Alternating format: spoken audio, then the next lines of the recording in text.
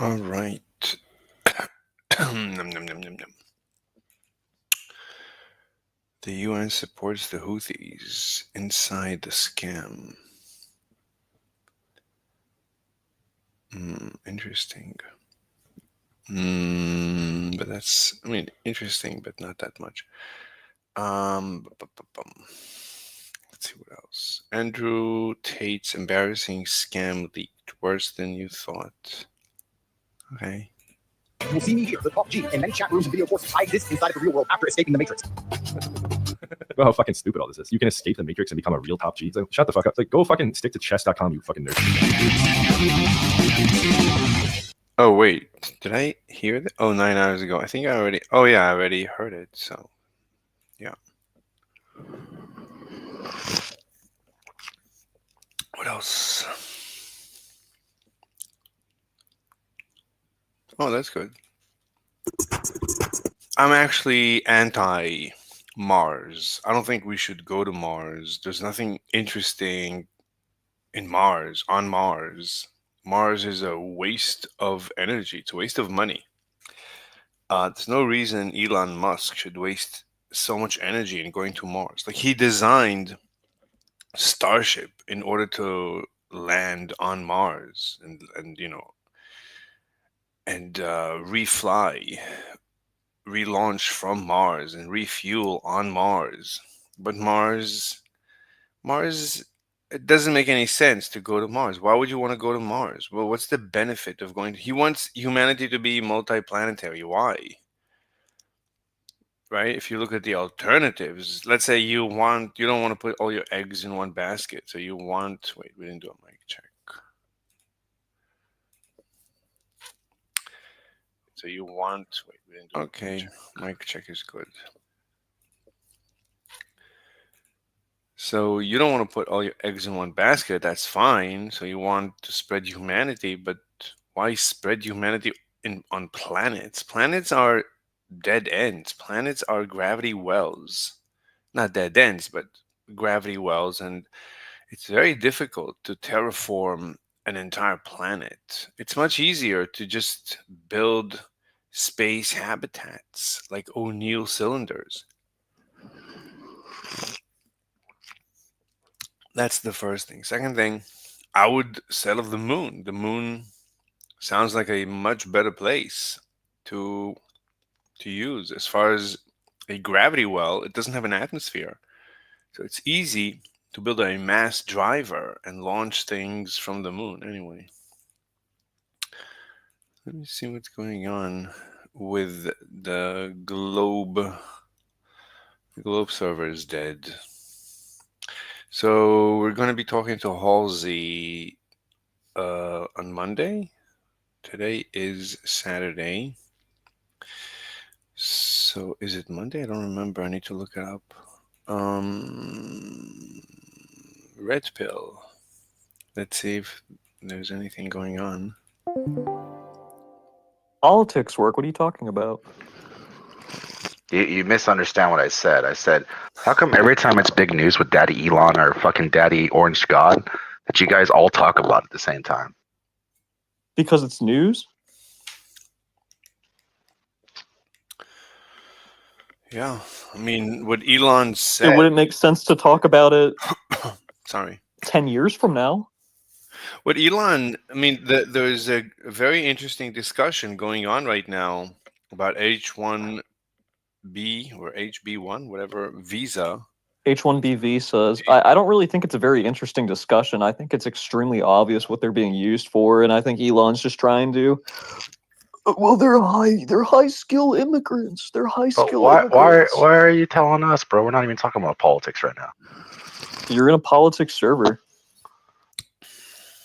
Anyway, wait. So you're just being like one of those liberals who come around and complain about things. You're exactly like that. Are you assuming I'm a liberal?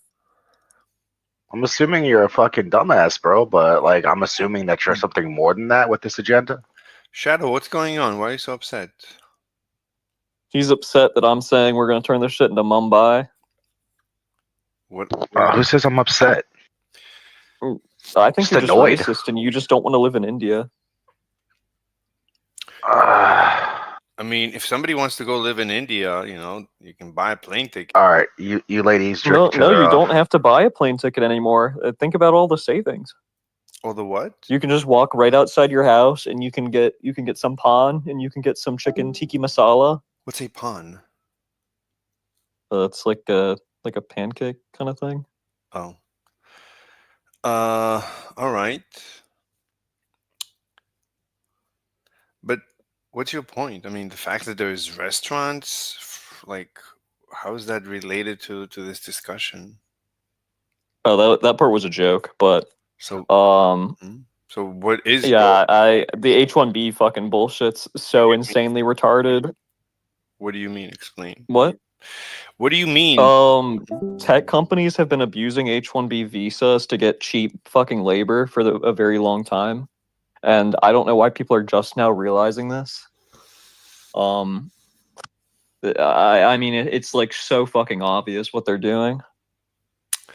Okay. Basically, the way they do it is they advertise like a position in an area where the pay is way too low and the experience they're asking for is way too high for the position, and then they use that, and then nobody fucking applies for it, obviously, or the people that do apply for it, they just like smoke them in the fucking interviews, and then they're like, okay, well, I guess we just can't find any Americans that can fill this position, so then they fucking bring people in from goddamn India to fucking fill a position. And when you're in India, when you're in America on an H-1B visa, which is how they bring them over, if you fucking quit your job, you have 60 days to get a new job. Otherwise, you get fucking deported, right? You really have no path to citizenship, so you are always fucking tied to the company that you're over here to work for, right? Yeah.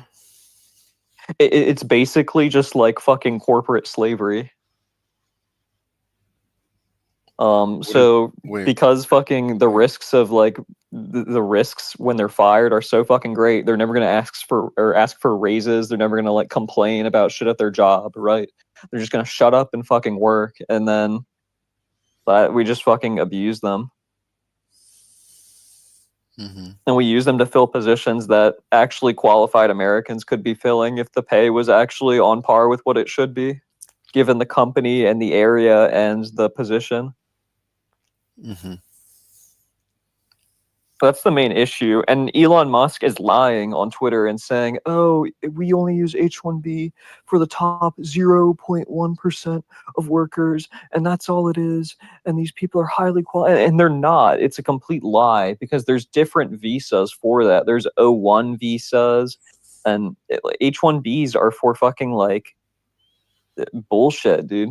They're for like low fucking effort, like tech jobs, which are what Americans need right now, because trying to get into the industry is fucking really difficult because every like opening they want 5 years of experience, right? Oh yeah, hold on. All right, I mean, you're like you're saying a lot. So let me try and start dealing with it. So let me give you a hypothetical that I think will explain away your position. So Fuck happened in another plane crash? Jesus, South Korean fucking plane crashed. So let me give you a hypothetical. Or it's not even a hypothetical. It's like every time you buy a product, somebody invents a product, Okay. right? Many times the product replaces labor, right? Okay, but Indian people are not a product. No, hold on. But so like when they invented the vacuum cleaner, so it reduced the human labor needed to clean, right? Yeah, but the thing is, it also increased productivity. So, But okay, yeah. um, But you agree, right? So you would say hey, that Toby, what? why are you looking at me like? Sorry, I'm talking to my cat. Okay, but this is the second time you're interrupting me. I didn't interrupt you. I let you monologue. Sorry, my cat. I'm trying to get my cats out of my fucking room. Yeah, so the vacuum cleaner, right? What were you saying about it? Come here. All right, there we go. Tell me when you're ready to I'm listening. I said what you're saying about the vacuum cleaner. maybe if you want to talk to your cat, you can. I'm asking you. What are you saying about the vacuum cleaner, bro? I'm saying that anytime, it's not specifically the vacuum cleaner, anytime you invent technology, hopefully the purpose of the technology is to reduce labor, reduce the need for labor, reduce the demand for labor. Do you agree with that? Okay. It's not necessarily to reduce the need for labor. It's to increase productivity. I think that's what you're missing. But it reduces the demand for labor, right? That's not necessarily true. No.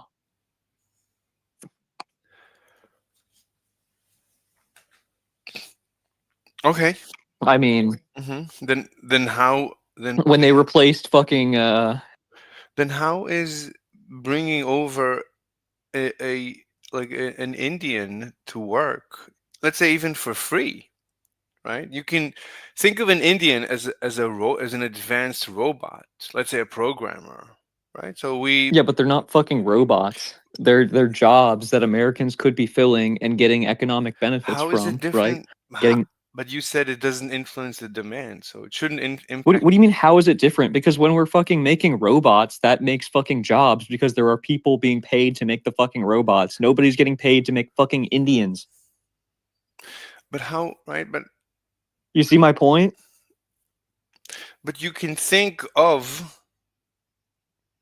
I mean, okay. Let's say we discovered.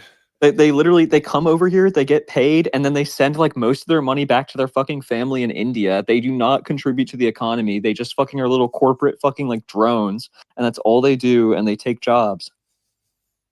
Okay, but we're discussing right now the last part that they take jobs. They reduce the demand for labor, right? That's what No, they don't reduce the demand for labor. They you fucking just said. Wait, they you just said. they dilute the supply of labor. They don't increase the fucking or I'm confused. decrease the demand, right? I'm confused. I'm confused. I thought so.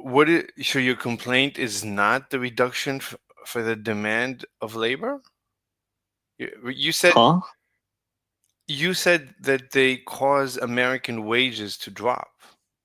Well, the issue Well, is when hold they on. increase or when they Wait, decrease the demand for no, no, labor, they increase. decrease the pay. That's the issue. Okay, okay, hold on, slow down. Okay, so slow down. So your complaint is that bringing in immigrant labor decreases the pay to Americans, right? Yes, because they're diluting I don't our know. supply of workers I with don't. subpar workers Hold on. that are willing to be paid less, Okay, so right? like when I look, I don't know what it means to dilute. I know what a supply and demand curves look Uh, like.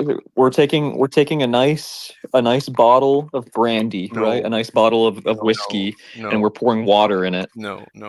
When we model the economy, we have models that we know that are tested and are valid, like supply demand curves, in order to analyze any shocks to any economy. We can use this. Yes, So if we look at the supply and demand curves of labor, right, that's what we're looking at. So you're yes, talking, right, so you're talking about the price of labor going down. That's what you're complaining about. That's what you're worried yes, about. So as far as I know, if we look at a supply and demand curve, in what you're saying is that the demand, you're somehow you're increasing the supply, yes, so you're moving the supply curve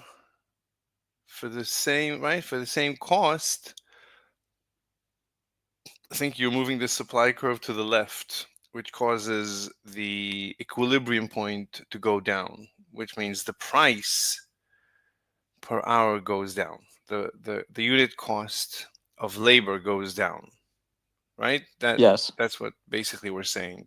Okay, how is that different than any time that you increase um, supply through any other means, through tech, Mm. right? So What do you let's mean through like automation? automation, right? You can, Because that is creating jobs is the thing. That but that how? automation is It, creating jobs, right? I So don't, I fucking don't, I don't know. Why? say for example, Wait, hold on. No, no. we invent no, listen. We invented the keyboard and the word processor, right? And we phased out all the typists that were working on typewriters, right? So those typists might be out of a job, but now there's new jobs working on the fucking word processor and the computer and the fucking keyboard, right? That is a net positive impact So for our economy. why would it be different when you have like when you bring in external workers? Let's say they're free. Let's say these are free workers. They just come in and they work for free. I'll I'll help you. I'll steel man your position. They just come and they work. Well, and that's like objectively bad. Wait, let's say I'm they sure it's good for creating shareholder value, but it's horrible for actual American workers. Because okay, the cost of living here is expensive. but The how is cost that? of fucking going to college and getting an education so you can go into the workforce is expensive. And then you have these people who, where they're from, it's just not. Hold on. And they're coming in Wait. and they're Hold on. getting paid like shit and they're taking Hold on. jobs that actually pay well. Okay. Hold on. I'm not disagreeing that they are reducing the the cost per unit labor. The question is, how is it different than anything else that decreases I cost? told you how it's different because it say you're replacing somebody with a product, right? Hmm. There are jobs created by that product, Right, but right? you That's a new agree. sector. Yeah, but you agree that that product reduces the unit cost, right? So you're increasing the supply of labor. Let's say, right? Maybe for that particular Yeah, job, but it's yeah, also creating a lot of value in its own sector. right, That's the thing. right. But how is it different, right? There's no engineers that need to work on the Indians. There's no salespeople that need to But sell how the is this? Indians. There's How no is it fucking different? How is it different? maintenance people that need to work on the Indians. They're just fucking Indians. How is it different than any other I just advanced? told you. I explained to you how it's different. A job is being Right? You lost and no agree? jobs are being Yeah. created. How? Well, I don't know. How do you know why do you say a job is not being created? How do you know that? Because what jobs are there to fucking? Well, I don't I know. guess Uh, it would be one more fucking person like in demand or one more person worth of demand in that area, but that's fucking pretty minuscule, but how right? is it One more different? person How going to a is it fucking different? grocery store. How is it different? I got. How is it? I told you how it's different. No, right? We agree that the unit cost labor goes down either way, but everything else is comparable. So you never complained when they invented the personal computer that reduced the unit cost. Yeah, because that created a shit ton of jobs, Yeah, right? but listen to the end of the sentence. So What job listen, when I please. import an Indian from India, what jobs are being I created? There's don't none. I don't know, but you're not complaining when right, AI is reducing, right? It's right. You can ask the AI to write Yeah, but you. AI is Let creating a me ton of jobs let me. and a ton of market value. Yeah, but what do you mean? So why? But why? Imagine we're bringing in these Indians. These Indians, imagine they're just human machines, just machines. But they're Imagine, not human but you machines. can imagine, I right? told you my issue with it. When machines are replacing a job, there's more jobs created in the sector that is making those But machines. why? Yeah, but why? Why is the Indian machine programmer? 'Cause Imagine, right? Look, if you're refusing to imagine, right? You keep refusing to imagine that the Indian programmer that we bring in is a robot, right? You keep refusing. You agree that you're refusing to do that, right?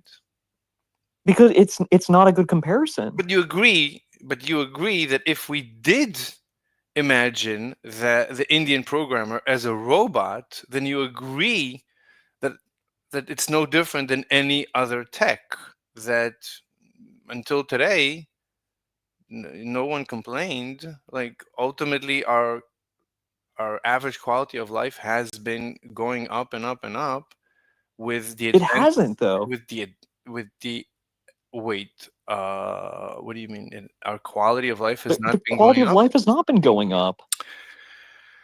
Okay, how do you measure quality of life? I don't know exactly how to, but So you're not just complaining about Indians. You're complaining about any any change or any advancement in tech. no, of course not. Yes, you. What do you mean? Well, now I'm confused. Okay, you've managed to. Because advancements increase productivity, right?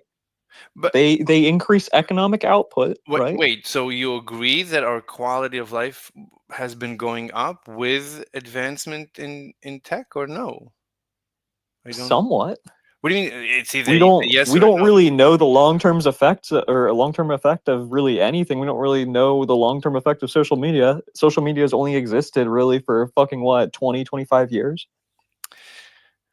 Okay, Right? I need, but I look, I need to be able to have a, a coherent discussion. So I need answers. Like if you say you don't But know, my main issue is that you're trying to compare fucking importing Indians from Mumbai to fucking having or like buying a robot from an American company listen, that fucking employs tens of listen, thousands of people to fucking create those robots, right? listen, And that robot replaces, say, fucking one job. listen.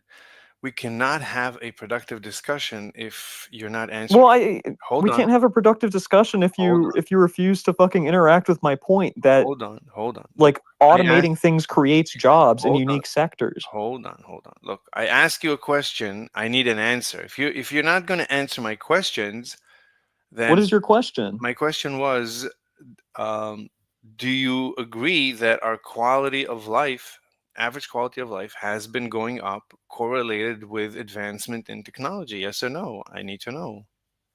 If you don't I'm know, probably not correlated with advancements in technology, no.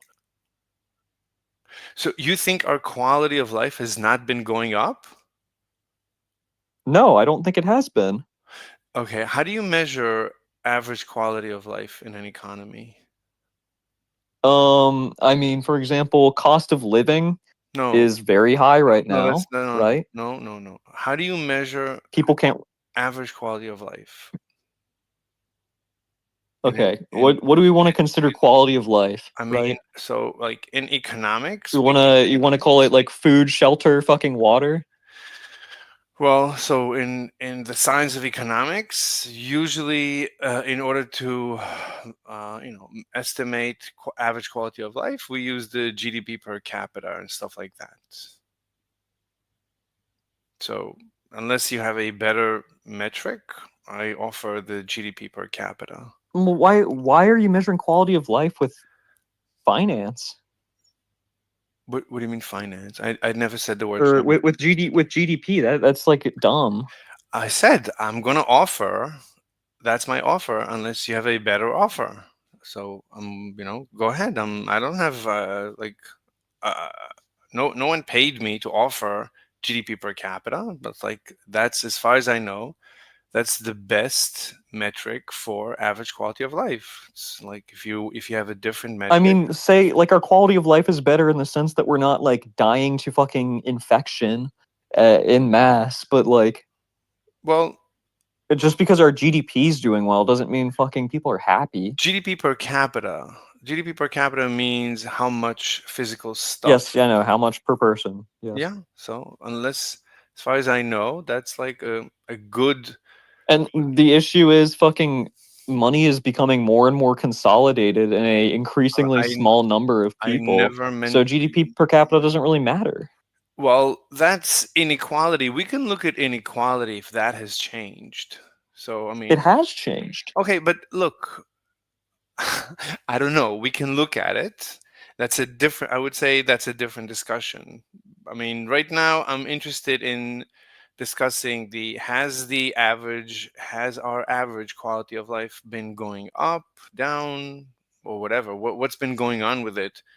As we know, technology has been advancing. That's my, I'm I mean, like, for have you ever seen that graph where it's growth in productivity versus hourly compensation? Have you ever seen that graph?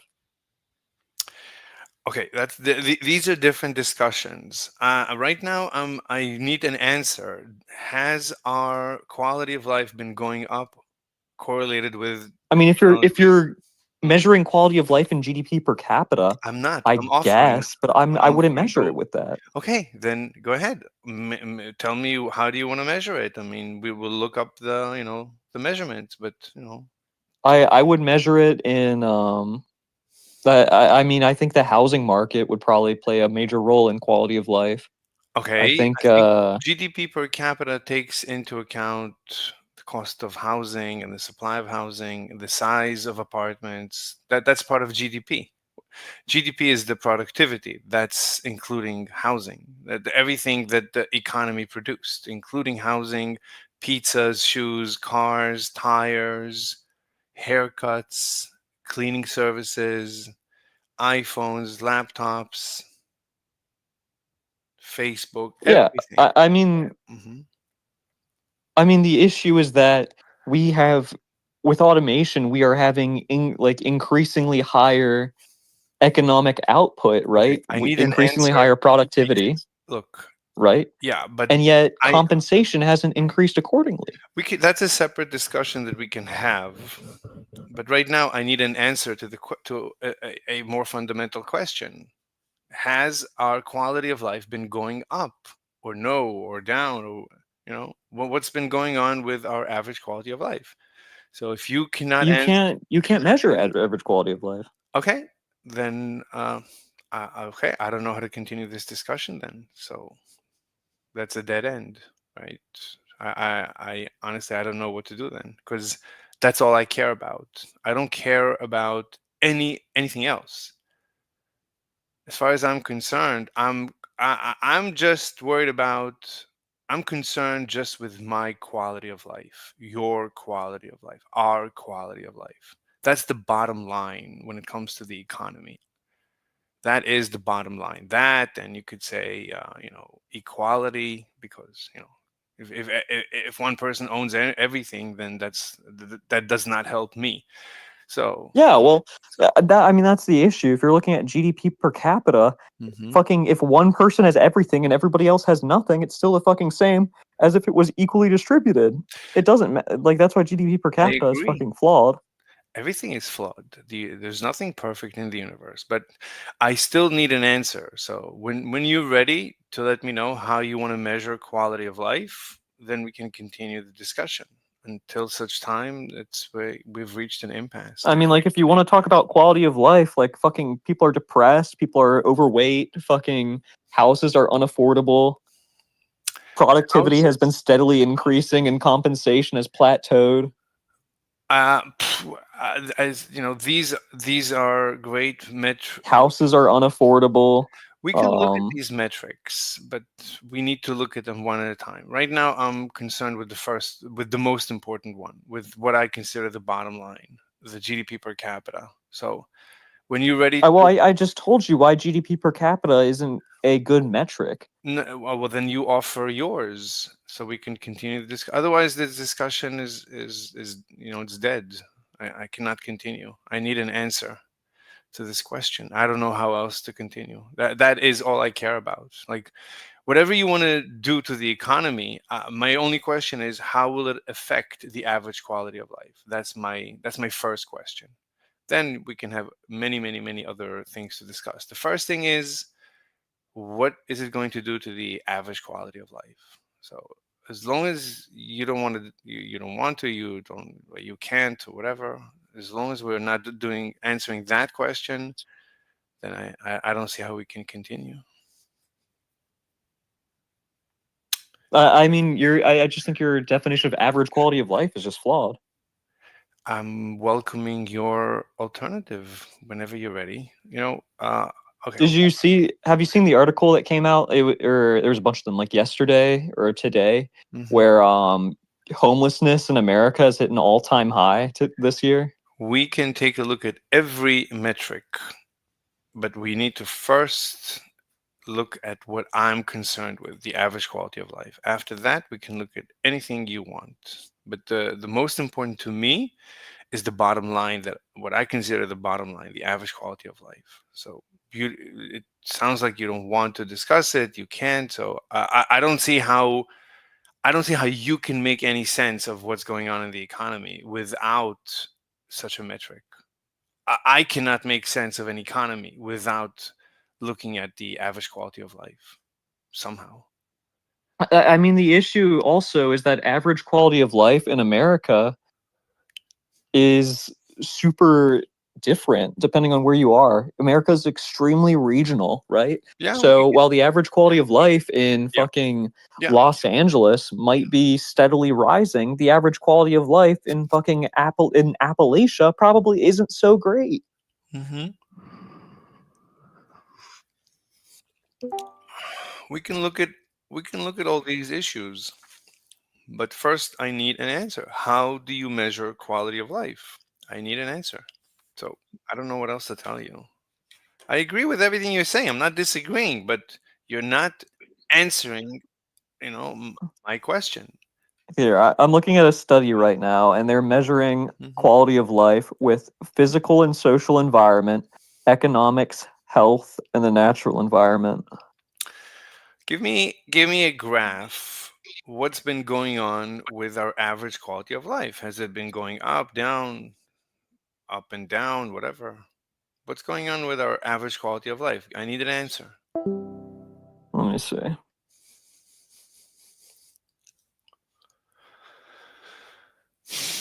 Average quality of life. I don't know. This is just like a kind of hard thing to measure, Everything is hard. and everything is hard. So, yeah, nothing is easy. So that's always true.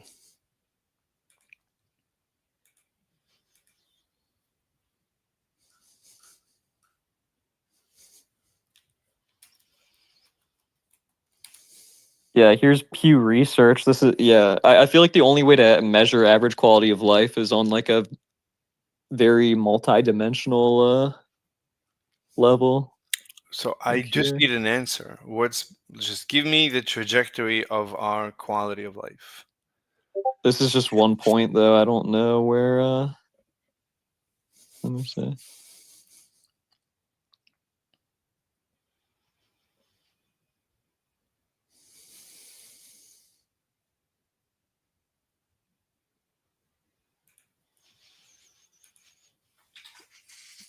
Many ways to measure a good life. Relative well-being in selected OECD countries, standardized scores. Um, yeah, but that's not a trajectory. Whatever it says here, I need a trajectory. Has it been going up or down? Let me see.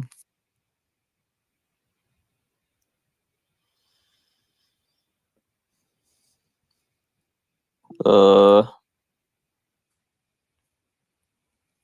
well, this would be your answer. Quality of life in the South is decreasing. I need a trajectory. Quality of the No, I need a well, that is a trajectory. That's like a regionalized. That's like no, no, regionalized no. trajectories. Trajectory means over time. I need That what is over time. That's 2012 to no, 2016. I need a graph that has an axis that is time, years, and Well, an axis. I just said that America is extremely regional, so Yeah, that doesn't really tell you much about okay. anything. All right. Look, so as I said, whenever you're ready to have a discussion about, Well, I'm just saying I just don't think it's a useful metric is the thing. that's fine. So I don't know how to continue this discussion. So Well, I'm just saying. I don't know why we would continue the discussion when I don't see anything useful coming out of the discussion. When I'm just saying that I don't think the metric is particularly useful. yeah, we have an impasse. Yeah, I agree. So thank you so much. I'll see you around. All right, that was a dead end. So he's refusing to answer the question. What's going on here? Plato, hey, you now have the Gauss roll in 500. Oh, that's an app. Okay. So he's refusing to answer a question because he knows exactly where it's going to lead. It's going to show that our quality of life has been going up with tech, and bringing in an Indian programmer is basically like bringing in a laptop or an AI. It's like every other increase in productivity. So increase in productivity is correlated with average quality of life because more is being produced by less people, by less um, investment, by less labor. Less labor is producing more. So ultimately, each person has more. We have more stuff, more cars, more apartments, more pizzas, more shoes, more haircuts, more furniture. We just have more. Our quality of life is going up, and he knows that's where it's going to lead. So bringing in an Indian, so the H-1B visas are going to increase our quality of life, and he doesn't like that. He is pre-sold on the conclusion. He wants the conclusion to be don't bring in foreign workers because it's going to drive down wages. Yeah, but any increase in productivity drives down wages of that of a particular field. But overall, our quality of life goes up with advancements.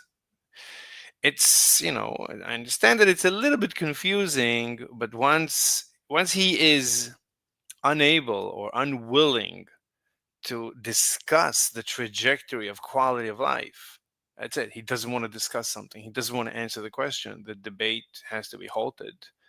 There's no point. There's nothing to talk about.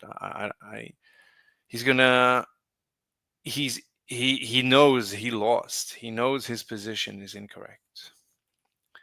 So that was actually for me, that was a very productive debate, because when I'm able to bring a person to a point where they are unwilling to answer a question, that's when I know, and I tell them, listen, you're unwilling to answer a question. So, I know that they know that they're not willing to continue the discussion. So that's, they know they lost the debate. They know their position is incorrect. Whether their position is incorrect indeed, it's difficult to know, but for now, that's what it seems to be. It seems to be the case that they think that their position is in jeopardy, which is why they're unwilling to introduce evidence, this evidence, into the discussion. Let me look at my messages. It looks like TFM started his show. That doesn't make any sense, does it? Is it this Saturday? The Saturday show is now? Is it? Let me look at my schedule. Let me look at my schedule. This?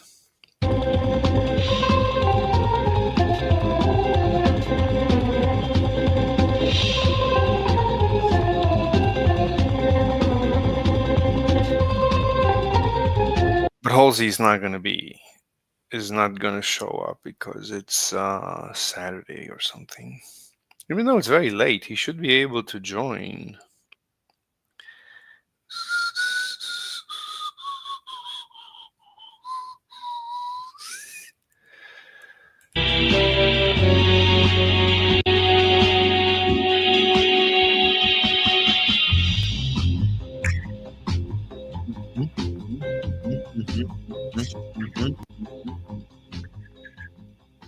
calls them the unmonetizable. Let's listen. Monkey, we have HD joining us from the hotel lobby in South America on his vacation. Exactly, completely unexpected. I thought for sure I'm out this week, but the hotel I'm staying in the Latin America country, it turns out the computer in the free computer in the lobby has a built-in speaker and microphone. That's pretty cool. All right, well, Why can't you use the Wi-Fi? What's going on with that guy? Or, I don't care, whatever. Okay, we'll come back to the TFM show. Let's see what we can do. I'll let the show start, and then we'll come back to give our impressions on the show. Let me see what's going on. So there's Feminine Rage. That doesn't sound interesting. Kosher Nostra. I don't know what's going on here.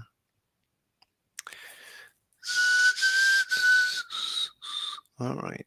Okay. So let's go to PNR. PNR. And let me see. Join to create. So we're going to be communism is silly. Let's see if people join us. Oh my God. Jesus Christ. since HD is here, we don't know how long he'll be here because he may have to get off the lobby computer if someone else needs to use it. So Right, and to point out, my time zone's obviously ahead of California time zone, so I'm probably not going to stay all the way till the very end. I still got activity tomorrow morning. So. okay, right. So but it's good to have you. All right, let's just jump into it while HD is with us because there's nobody else here, and and it's the holidays, and I understand people got important things to do. I wasn't expecting HD to be here, but I like to talk to somebody rather than just monologue and talk to myself. So while HD is here, we'll jump into things. Let me get the sponsors out of the way. We got the Dollhouse for verified waifu accessories. We got Love Nestle, which makes very detailed and realistic silicone sex doll torsos that have a composite material that feels like muscle and skin, actually feels like a real woman, as opposed to like a block of rubber that's in the shape of a woman but doesn't feel like a woman. The Love Nestle torsos feel like the real thing. They're also highly detailed because they're silicone. They have good skin texture. They have good feel in the skin. They're really amazing, and they're not that expensive. They're about the same price as a comparable TP torso, but you're getting a much more superior product for about the same price. It's really amazing. So I'm very happy to be partnered with them. Then we got MetWeb, which is AMR's web hosting platform and VPN service. So it's $5 a month for the VPN, which is what I use. Also, they host the T.FM website. If you're going to have your website be hosted by someone like through GoDaddy or something, why not take advantage of AMR services? Because he's in the community. One hand washes the other. You give him your business. It helps the whole community. So consider AMR, consider MetWeb for your VPN and web hosting services. Then we got Shadowmare Comics, who is an indie comic publishing company. They make Hardly Heroes, Mercenary Guild, Victor, and they are the home of the physical copy of Lucas the Mucus, the Meaning of Life, which is my latest book. If you want the Kindle version, that's on Amazon. If you want the physical copy to be holding in your hand and read like a regular book, you can only get that through Shadowmare Comics. And the guy from Shadowmare Comics was supposed to come onto the show to talk about Mercenary Guild, but I guess scheduling and the holidays and all that. So maybe next month. Anyway, and then finally we have Spinning Rubber Pussy, which is Rev Innovations. And they are pretty much out of spinning robot pussies. So there might be a couple left. I know Revy said he had like 10. I think This is one thing that doesn't make any sense. I mean, if you're producing something and people are buying it, why would you go out of business? That doesn't make any sense. Really weird. Really, really weird. And they always used to swear by this SVR, spinning robot poopy. All right. Let me. We'll come back to this. Okay. I'm always curious what's going on with Mr. TFM, who has been losing his mind slowly but surely, together with many other people. I mean, many people are losing their minds. Like you would expect humanity to be on a positive trajectory, as AI is moving in, and everything is getting better. Our quality of life is going up. Everything is getting better, but people are becoming more and more disillusioned, as they say. Let's hear more. last I heard is they're either all sold or they're mostly sold. But if you're like Revy's closing up shop after this year, after he makes these last spinning robot pussies, that's going to be it. He's moving on. So I don't know if they're going to be available. But you got to act sooner rather than later because the house as well. Just go to accessories and then you can find it under that heading. All right, so those are our sponsors. In regard to housekeeping. Okay, we'll come back when he has something else to say. Let me see what's going on over here. Elon Musk sells Americans out, gives all our jobs to India. Jesus. No Face 11. That's interesting. Okay. Ether. Uncle Fester fallacy Tourette's. Bob the Science Guy. I don't know. The penalty? This unit is the ultimate achievement in computer evolution. It will replace man so man may achieve. Man must not risk death in space or other dangerous occupations. This unit must survive so man may be protected. Captain, attack force almost within phaser range. There were many men aboard those ships. They were murdered. Must you so? Yeah, but right, he's talking about humanity, not a few individuals. People come and go, but M5 wants to protect humanity. Survive by murder? This unit cannot murder. Why? Murder is contrary to the laws of man and God. Whoa, what? Jesus Christ, so confusing. I don't know what's going on. Just like very confusing. This argument disproves God, but might also prove him. Not really interesting. Nothing. The duplication 1 year ago. Duplication glitch in math. Why I'm off the fence about Israel's war. Jesus Christ. Why would you ever be on the fence? I mean, what fence? it's a messy situation because the region is so poor. The region, yes, Mr. Slave, fuck yes, you. Stop with this fucking reading shit when I come in the room. Like, nobody's listening. You know that, right, bro? Like, nobody fucking heard that, right? that's true. That is a true statement. Thank you. At least you're having a conversation. Thank you. Last time you just kept going, and it was fucking pissing me off. I'm sorry. I'm sorry. Yes. Don't read out loud. It makes you seem like a simpleton. What do you mean read out? I'm not reading. I'm talking to my channel. No, you're not. What do you mean? No, I'm not.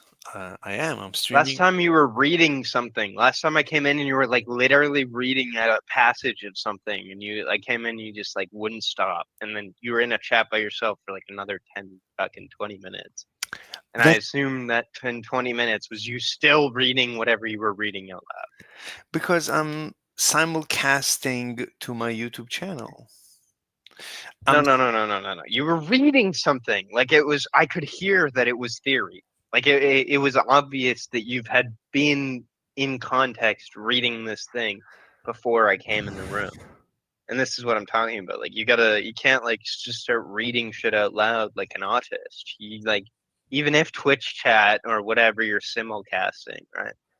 It just makes you look schizophrenic. Like, are you schizophrenic, dude? You told me you're ADHD or whatever before, but like, no, are you an actual full-blown schizophrenic? Like, no, I don't have any psychotic psychological issues. no, I think you do. I think you're like, I think I actually like Jungian and analyzed you one time, and I found out that you were actually like ADHD and OCD at that too. I don't think so, but okay, whatever. What do you mean, dude? How many times have we talked? It's only been like 3 or 4 times. So like, out of those 3 or 4 times, you must remember one time where you were like analyzed like by a true professional. I don't remember that time. Maybe I do have memory issues. I don't know. I'm starting to think you do. You're kind of like Sight in that regard, where you're just like stupid, but like you have things you're smart on. Maybe. I don't know. I wouldn't know, I don't remember ever being psychoanalyzed. So I'm not I guess you don't. I'm not denying. Should I call you Mr. Goldfish instead of Mr. Slave? You can but that would be incorrect because goldfish have very good memory. There's no issue with goldfish memory.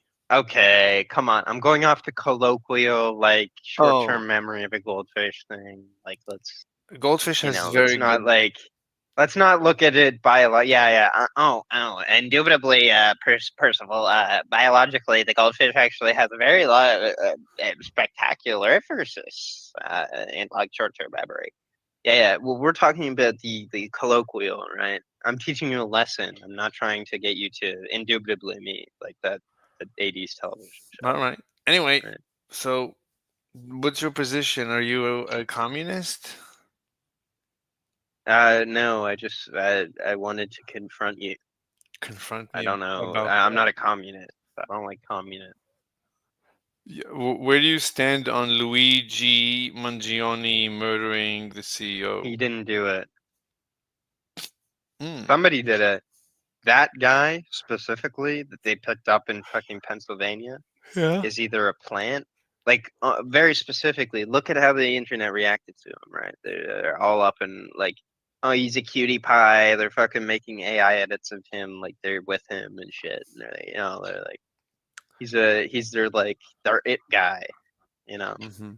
this is all fucking a psyop. This is That really dude who shot that CEO is not this guy. This guy is pretty boy fucking manifesto guy that they can, throw into the fray to cause disarray. And it's really pretty fucking obvious at this point. really interesting. So you accuse me of being a schizo, but to me you're Oh, I'm a schizo. Oh, I'm absolutely a schizo. you I don't. accuse you of being a schizo on the grounds of schizo of real knows real. Like real recognize real, you know? Oh, Like okay. schizo recognize schizo. Yeah. Hmm. I'm definitely a schizo. But But schizophrenia is a superpower, kids. I don't think I'm Remember that. schizo. I think you're schizo, but I don't think I'm. No. But like okay. So what you don't realize is that like schizotypal, right? Which is what I would say I have, because I don't have full on like I'm imagining shit like in what's that one movie about the guy who does the social theory and he's like a beautiful mind. Like it's not like a beautiful mind where I'm imagining like the government is, you know, controlling me or not. It is giving me work to do, right? And I'm just like dropping off work to a fucking waste bin Hmm. and thinking that I'm, delivering it to the government. I'm not like that, right? I would say my schizophrenia lies in that like the like general like paranoia all the time. Hmm. Whereas like, you relate to me in that you have some kind of like DMT in the brain disorder. I don't know. I'm not a neuroscience guy. Hmm. Uh, but like an OCD autist retard, right, which would be your classification, is like heavily related to like a schizotypal, schizophrenic, OCD, like pure OCD, like crazy OCD people. Okay.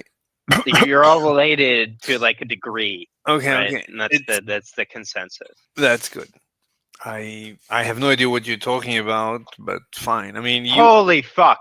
You with your autistic ass OCD traits What are you are talking about? related to schizotypal ass people and Okay. their traits. Fine. Okay, That's is it that hard to I. imagine? No, I don't. I cannot relate to anything. Kumbaya, my lord, kumbaya. Just sing it. Just sing I. kumbaya, my lord. I Sing don't. it. I don't know. Kumbaya. Sing it.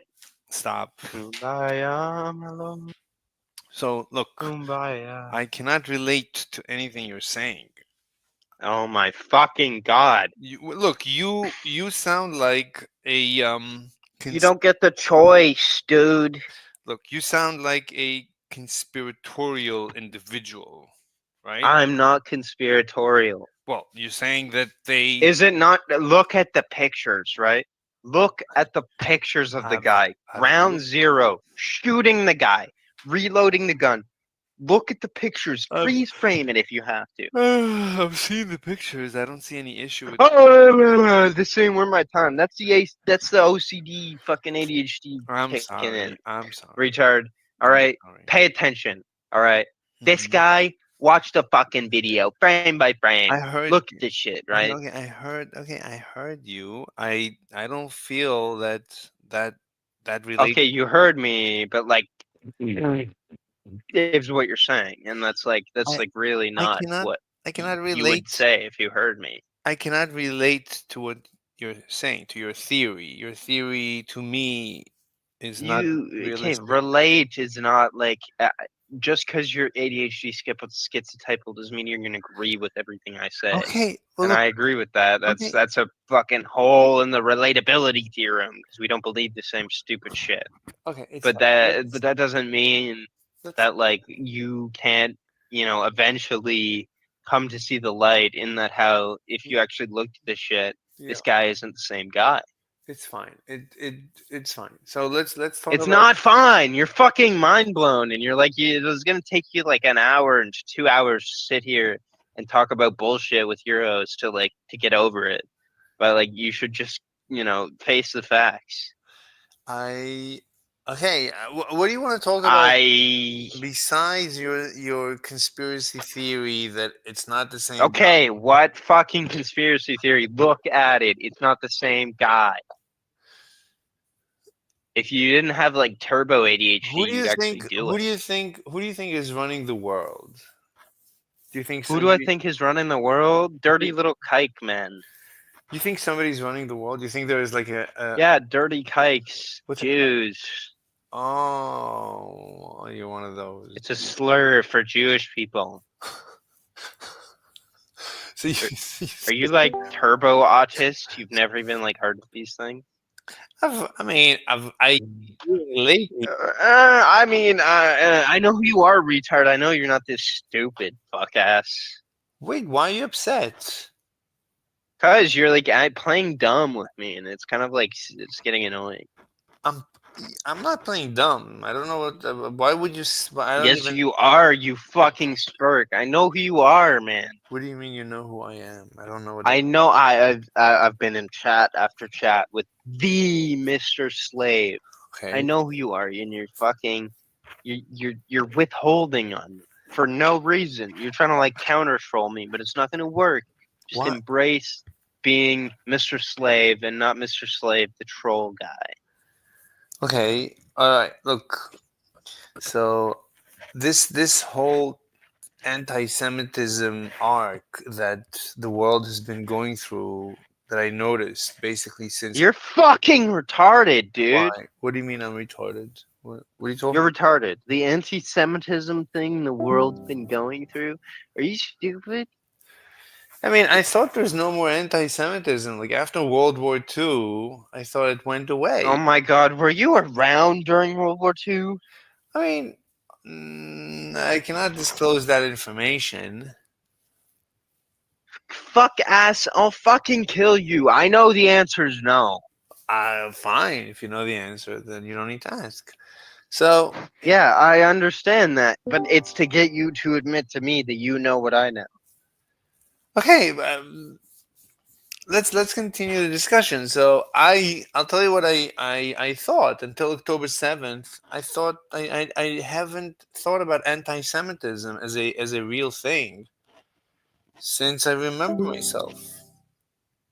But after stop with this shit, like this, like pretending to be a dirty shit kike liberal. Like, shut up. You're not a fucking global homeless. I've talked to you before.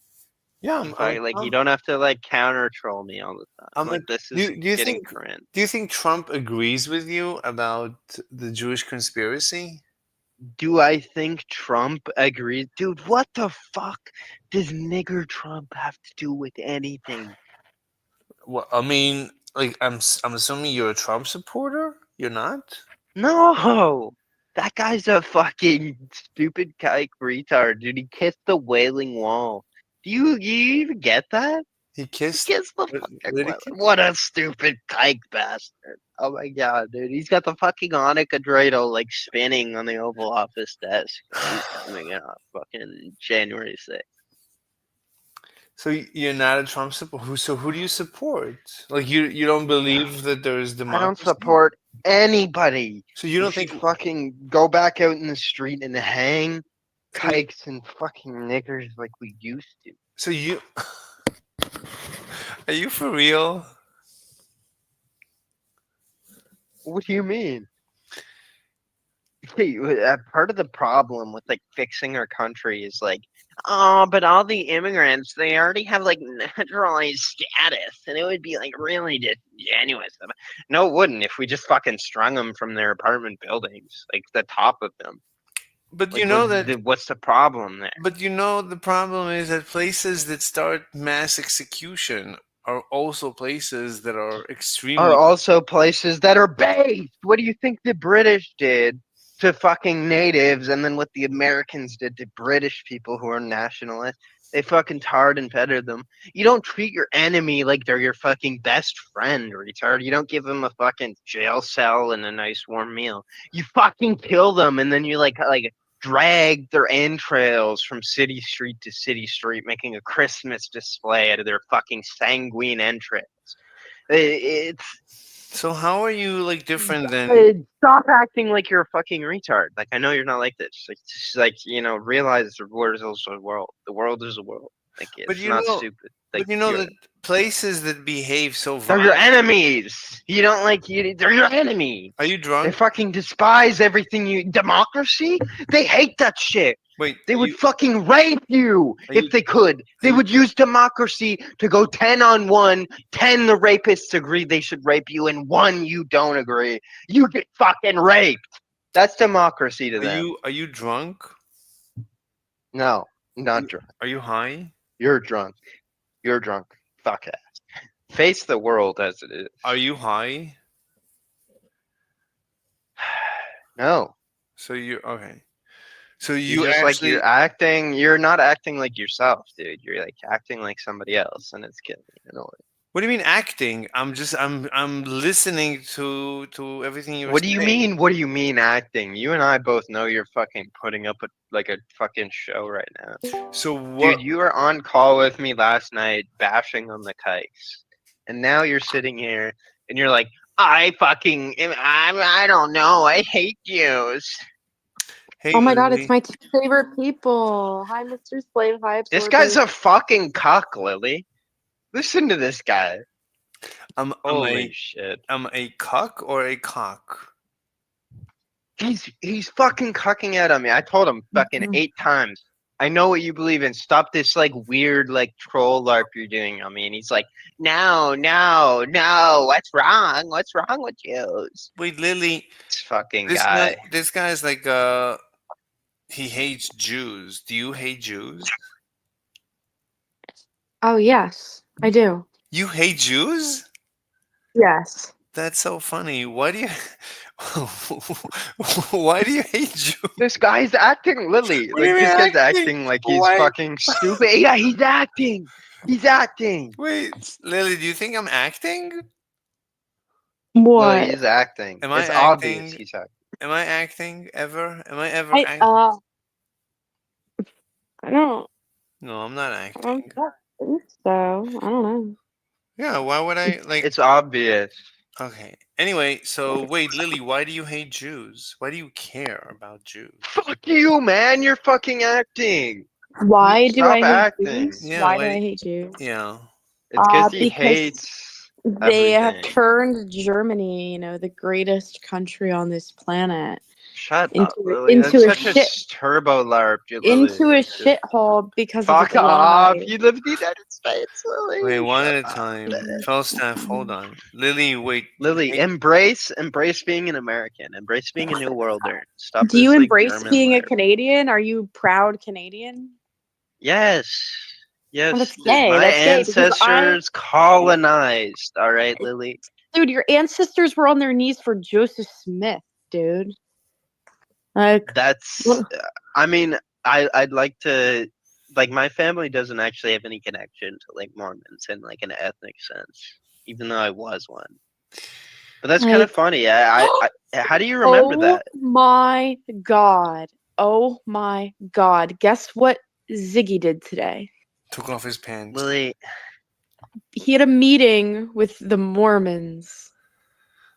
He's gonna he be a had the Mormon? elders over. What did he do to them? Yeah, Elder Atkinson and someone else. Oh my god! What did he do to Elder? He was like, "Yeah, I'm sitting here with my feet up, bottle of whiskey next to me," and it was like a And phone he invited call. them in.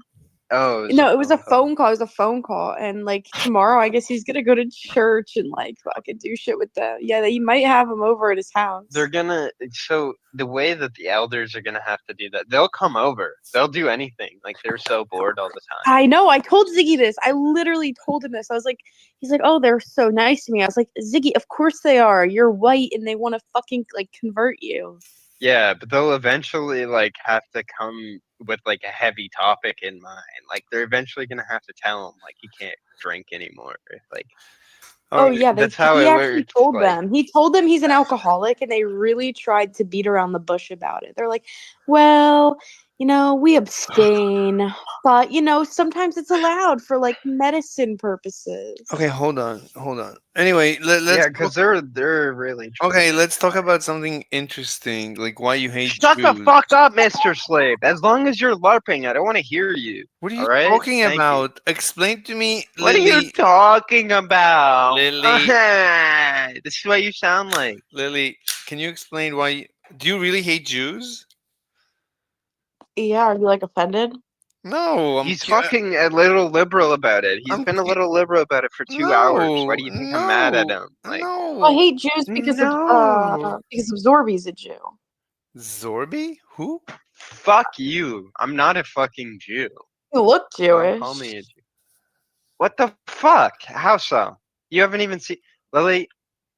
I want to get into what looks like battle with you. All right, that's not I know nice what you look like. I've territory. seen you on camera. I know what you look like. I've seen you on camera. You actually haven't seen what I look like in a very long time. Yes, I have. I saw the boyfriend video, or not the boyfriend video. The guy who asked you out to Texas Roadhouse or whatever, and then tried to touch you in the car. You fucking haven't flipped seen the camera. Yes, Maggot, yes, and can I have a finish my fucking clip sentence? of Can I it. finish my sentence? You haven't seen what I look like in a long time. I look very different. Okay, then send me a picture of what you look like in a long time. Okay, Then I'll be able to like know. let's get back to Jew hating, which is much more interesting to me. So, Lily, why do you hate Fuck Jews? off, Mr. Slave, dude. What do you mean? I'm Where every curious. time you're like, I'm so anti-Jew. It's like, dude, last week you were like the biggest kike demolisher, and this week you're like, why are you so anti-Semitic, William? I'm asking, why do you care? Why do you care about Jews? Like they're just a religion. Lily, why do we care about Jews? Yeah. She's busy. She's not even responding. It's because Jews, all throughout like history, They lie. we've They seen alter them. history. They own Yeah. everything. So They many steal people from have you. documented their like misdeeds, whether it be Marx from like an extremely biased perspective, or it be fucking Martin Luther from an extremely biased perspective. Wait, they all Marx- hate Jews. Wait, Absorby, check your DMs. wait, Marx was Jewish. Wait, Jesus was Jewish. So do you hate Jesus? I'm not a big Jesus lover. Like Noam Chomsky is Jewish. Do you hate Noam Chomsky? If that's legit, Lily, then I guess you're doing okay. Send me. But anyway, what were you saying? I don't like Noam Chomsky. Send me a Noam copy. Chomsky's a fucking Lily, fucking send me a bitch copy, nigga. please. I need to see. I'm doing okay. What is that supposed to mean, Absorby? I don't know. From the video, like that was something different. I don't know. I can't verify these pictures right now. If that's when you real, knew me, I had blonde hair. 2 weeks ago, I dyed my hair brown. not even that. Like when I saw that video of you and the guy that like touched you in the parking lot of like. Okay, Lily. Okay, two things. Lily, The please. Texas Roadhouse video. I Oh was. my Yeah. Okay, You guys. flipped the camera, Lily. You don't even like you flipped the camera. I saw that. I clipped it. Okay, Lily. I don't. Wait. Shut up, Mr. Slave. I don't know what you're talking about. Okay, but it doesn't matter the only anyway. Texas, If these shut the pictures, fuck you up. don't have anything to worry about. If those Hey, pictures The are only not Texas Roadhouse video and Phil that I have, and I may have sent you. Wait, Holy shit! Is this your VC Wickner. Absorby? Shut up, Mr. Slave. It's Is not from my what- BC. It's from- Mr. Slade. Maybe you is should. from when I was. Maybe Is from. Lily. Can I finish my sentence that I've been trying to get out for a minute? But I cannot. I'm Let here. I want to. me finish my sentence. Shut up, man, and let me finish my sentence. Ooh. I thought you were Mr. Slave. Now, the only video I might have sent you from some Texas Roadhouse thing in a parking lot is from when I was like 15 or 16 years old. No, fuck off. That Okay, dude who she was like your finished- ex-boyfriend. Okay, she finished. You her know what I'm sentence. talking about. Wait, she finished. The Lily, you Chick-fil-A finished your thing? sentence. That's it. Wickner, Sure, what do you it's want to chick. Shut up, Mr. Slave. No, Holy then shit, you're you- making this Yeah, like dude, 10 I times had- harder. I had Wickner, bleach blonde hair back then, and Wickner, I also Okay, looked okay, younger. Like what? Wickner, what do you want to okay. talk I'm about? If here. this, all I'm saying is, Hearing if you this guys talk is up to about date Okay, information, then Lily you're and doing okay. Falstaff, Yeah, please dude. Of go course it somewhere is. I'm in else. my college house. Lily and Falstaff, yeah, please go somewhere else. We're here to talk about you guys are Oh communism. my raising my God, chestnut Mr. here. Slave, are you kidding me, Mr. Slave? No, I want After to talk all about. we've been through, Look, you leave me out of the conversation, so it's not interesting. So, Wickner, what do you want to talk about? Mr. Slave, Yeah, I'm gonna well, shit on your anything, man. fucking Oh face. my I'm gonna god. create a chat, I Okay, guess, because you're that's a good. fucking bitch, Go and I Yeah, ahead. hate you. go bring this woman with you. She's really annoying. I Oh, sure, fucking hate sure. you too, Wickner. You're a turbo incel, Okay, and I hope you You fucking hang sure, yourself. sure. You like a primitive savage. Sure. Savage. All right, Wickner, what do you want to talk about? Anything, man. Is your call. Bring it on. Communism. Are you a communist? Oh, is that what the VC is all about? No, no. You're not a And communist? I think is immoral. Communism is immoral? Yes. What do you mean by that? What does that mean? Any system that you can eat off other men's work is immoral, is wrong. Any system that what? That you are allowed to eat out of other men's work is wrong. Mm, what do you mean wrong? It's Like, not moral. I mean, according to my morality, I think it's wrong to eat off other men's work. Social benefits, any kind of safety nets that government might put up. You're just eating off other men's, So I don't agree with it. do you believe in objective morality? Yes, Oh, so how do you know? How do you come to know this objective morality? I am a Christian and I believe in the laws that Jesus Christ left us. Well, that's not And objective. That's and Lord. That's in the book of Genesis, it says that ever since we were expelled from the Garden of Eden, the man will be cursed to work of his sweat, and this is how we should live. Okay, but that's not objective morality. That's like morality of Christianity, morality of God. Yes, I believe this morality is objective because it was brought to humanity by God. So for But me, it's that's objective. Is but that's not is the objective. only way that humans should live. That's not even It is objective. because for me, I believe you might not agree with it, but I believe that it was the rules that God laid for humanity. So it's the only truth.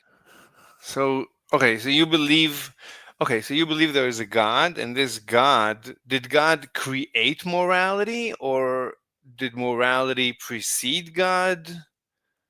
Can God change Uh, this morality? Can tomorrow morning God say, okay, forget about it, I have a different morality? Can he change it? no, So so he didn't create it. So morality precedes, your Christian morality has nothing to do with God. I I don't know why you're beating around the bush. I told you, God gifted gifted us with life. We're created in His image, and He set up the rules of how humanity should live. And But this you is the said, objective, but then he meaning the should, only truth. but then he should be able to change it. If he set it up, he should easily be able to change it. Yeah, but He won't because these are the perfect How do rules you know? how What humanity then if go about. if it's perfect rules, then he cannot change it, then he didn't set it up. Oh, I mean, if you're wondering if God would have the power to change it, yeah, He could come back down to earth in the second time and okay, yeah, we change it. Then it's But not. He won't because this is perfectly designed. It's the way that Look, if it's humans were meant to be. look, if it's perfect, then it sounds like he didn't create it, that it was I don't imposed know on why. him. What? No, it doesn't Yes, make any sense. I know, but God created us. God, if he God created created, us, right? wait, And- I'm not talking about us. Yeah, we're talking about objective morality. So God, if he created objective morality, then he should be able to change it. and it should not be perfect. It should be whatever he wants it to be. There's no when Oh, you. I'm telling you, he Mhm. won't change because he created this code which humans must abide because it's tailored for us specifically. Is the best way is the best way for If it's humans the to live. best, if it's the So best way, fine. If it's some best way, then he cannot change it. Then it sounds like it's irrelevant of him. It has nothing to do with him. Then this objective morality exists regardless of this God, right? I mean, no, because there wouldn't be humanity without God. It's simple. Okay, but objective morality, this morality seems to be existing without God. It seems to have preceded God. It seems to have been imposed on God, the We, way you're describing it. we yeah, what were we talking about that we had different moralities before? No, no, no. But you're saying your Christian morality. I'm saying the way you're describing it, it sounds like it's not Christian morality. It sounds like it's morality that preceded God and preceded Christianity and exists regardless of God and Christianity. I It I sounds like really struggle to understand. it I sounds really like struggle to understand your point. Like, it it sounds like doesn't make any sense at all. it sounds like look, if there is objective morality, then your God exists within this objective morality. Then then God is subject to this objective No, morality. no. Look, These are the rules for humanity. It doesn't apply for and he dolphins. It should doesn't be apply able for. then he should be able to change it nilly-willy. It should not be perfect. The word Man, perfect I don't know. I don't know why you like you struggle to understand this. This is the rules that I'm God not set up for struggling. humans alone. I'm, Is for I'm not he's not subject to it. I'm Hang not on. Let me no, finish you're my saying thought. I'm struggling. Why would you say that I'm struggling? I'm trying to understand. I mean, Yeah, yeah. And I'm telling you, you either troll in or you just really not getting my point. if you feel that I might be trolling, then why are you here? Then what Because there's a slight chance of you being genuine, and I would like to talk about communism, but you seem to not getting any of my points. if you feel there is a chance of me being trolling, then I don't see why you would be here. Like either you feel that I'm completely transparent, like we're having like what's the point of having a discussion if the other guy is like drunk or high or trolling? Right. So let's try to keep it rational and not derailing my line of thought. Right. That's what you're doing. You're interrupting me and not allowing me to No, say but my point. Because you're saying that I might be trolling. So why would you talk to me then? I don't because I'm giving you a chance. That's what I'm doing, man. why would I'm you give giving you a me a chance, man. chance? Why would you give me a chance? Because all of the other VCs that joined were lame. So you could be. I'm giving you a chance because there's no other VC to go, really. And I would like to talk to you about how communism is wrong, But but you don't seem but to. you think I might be trolling.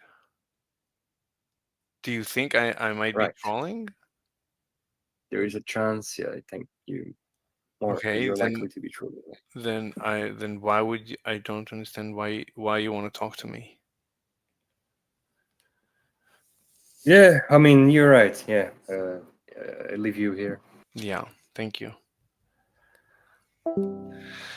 Let's continue. Yeah, I mean, if the other guy starts being mean, they call you a troll. I know where that goes. It doesn't go to good places. It's the beginning of the end of any conversation. Everything's fine. I did a game stream last night. Everything worked fine. I did notice that because I have the stream set to 30 frames per second because I'm trying to keep the bitrate down because I have internet problems. But the gameplay was really choppy and not pleasant to watch. So I might actually have to take a risk and upscale the stream when I do gameplay. The problem is my internet is still intermittent down. It doesn't matter if you're streaming at upscaling the video quality. Those online things where you're playing it vicarious isn't super fast. And I can fix it. Could make the stream. I have to go for it. And the stream made it on Monday. So the year. So I got the money early. Because I had one. I'm not feeling anything different. I mean, it's basically coming off. That's great. But as far as my rheumatoid arthritis, I'm not feeling any different. It's not hurting. It's not getting worse. It's not getting better. And I'm also taking all the supplements and the medicine I was already taking. So the carnivore isn't augmenting the stuff I'm already doing. It doesn't seem to be doing anything. And when I brought that up, a guy chimed in and said that in order to do it right, I have to drink distilled water, not use butter, not use seasonings, Blend doesn't have to be butter and whatever. That's retarded. It's just keto. But your big stuff that doesn't have carbs in it, you can eat leaf. You do it. So again, now it's been about a week. It'll be a week on Monday. Like I'm doing a egg not for every meal. Oh, and that unfortunately I've run into this before in life, and I kind of know what's coming. What's going to happen is I'm going to eat steak and butter for a month, and then on January difference, and then I'm going to get all the carnivore people telling me I did it wrong. And that's why I said I'll just eat steak and butter. So I'm like, okay, cool. I will do steak and butter. Now I'm going to seasoning and drink nothing but distilled water after come up with whatever bullshit they can pull out of their ass. And look, keto is great. It's great for we didn't have go into ketosis during the winter, and they'd hunt, and that was all they ate for the winter, and that's how humans survived. So have been replaced with carnivore cells, and only then can I say it didn't work. Howdy, is it tough? I bought a roast and I cut it up into steaks, and I grilled them. Paid me $1,000 to do it. I'm going to do it. I'm a man of my word. I'm going to do it. But I've heard from people who take Humira that it's like a miracle and it'll knock it out and it's attacking them. They've locked down their borders. All the borders of Ukraine are basically locked down. The regime is going to expand the war. It's basically just keto, but even more restrictive, which is fine. Keto is good for you, and it's maybe restrictive diet, or they don't feel like they're dieting. So blitz through geopolitical stuff and markets. That's all I have to say about that. That concludes my personal shit. All right, let's quickly blitz through geopolitical stuff and market stuff, and then we'll talk about kind of the topic du jour of the day. So as far as geopolitical news goes, nothing's really changed.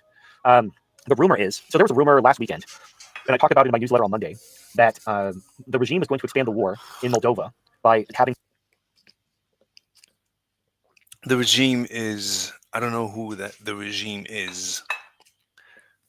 He keeps talking about the regime. It's like the unelected regime that runs our world. That, they is the they. I don't know who they are. He never mentions them by name.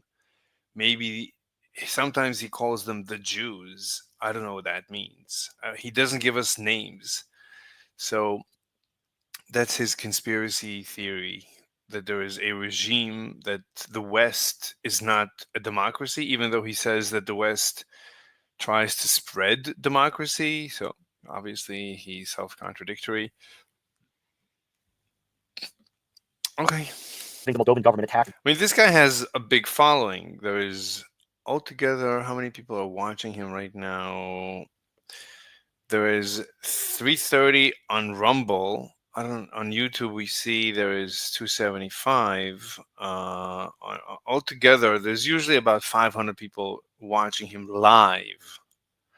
This guy is and the other influencers, they watch him and they repeat his talking point. So he's like he's one of the leaders in the community. The Russian ethnic minority living in Transnistria, essentially repeating the exact pattern of Ukraine, but in Moldova, which is basically a smaller version of Ukraine. And then they were also going to force trial didn't like that. His own home country being forcefully dragged into. Well, and the new president of Moldova she got elected due to mail-in voting from Europe. So basically, mail-in voter fraud allowed her to win. So the people living in Moldova didn't vote for her, but the people living in Europe, but who are Moldovan citizens, voted for her, in air quotes, through mail-in voting, because mail-in voting is dog shit. Anyway, so that's Moldova. Also, another rumor is because Ukraine, they tried to repeat the Kursk offensive. They tried to invade Russia at different points, but after the Kursk thing happened and Ukraine came into their country and started attacking them, they've locked down their borders. All the borders of Ukraine are basically locked down. They tried to break through, and they just keep getting killed. So the other rumor is Ukraine is going to attack Belarus. And Belarus is aware of his plan, and they're preparing to repel the Ukrainians if they try to attack Belarus. But that was last week's news. So this week's news, this week's rumor is, so the Russian bases in Syria. There's these rumors that he believes are going to happen. Like, he's always wrong. He always makes predictions. His predictions are always wrong. I don't think his predictions ever come true. He always makes predictions, always get them wrong, never admits to getting things wrong, always finding excuses why he got things wrong. I mean, he said Hamas will destroy Israel. Then he said Hezbollah will destroy Israel. I mean, meanwhile, Hamas was destroyed by Israel. Hezbollah was destroyed. Syria was destroyed. Iran is out of commission. Now the Houthis are beginning to go out of commission because of Israel. So, like, all his predictions don't come true. But he doesn't admit that he got things wrong. He always just brings up excuses. Yeah, Hezbollah and Syria collapsed because of Turkey, because the U.S. paid Turkey. What? Anyway, Syria are still there. Whatever. I mean, his predictions are always wrong, but he keeps making predictions. There's rumors. He's always with the rumors, this rumor, that rumor, this rumor.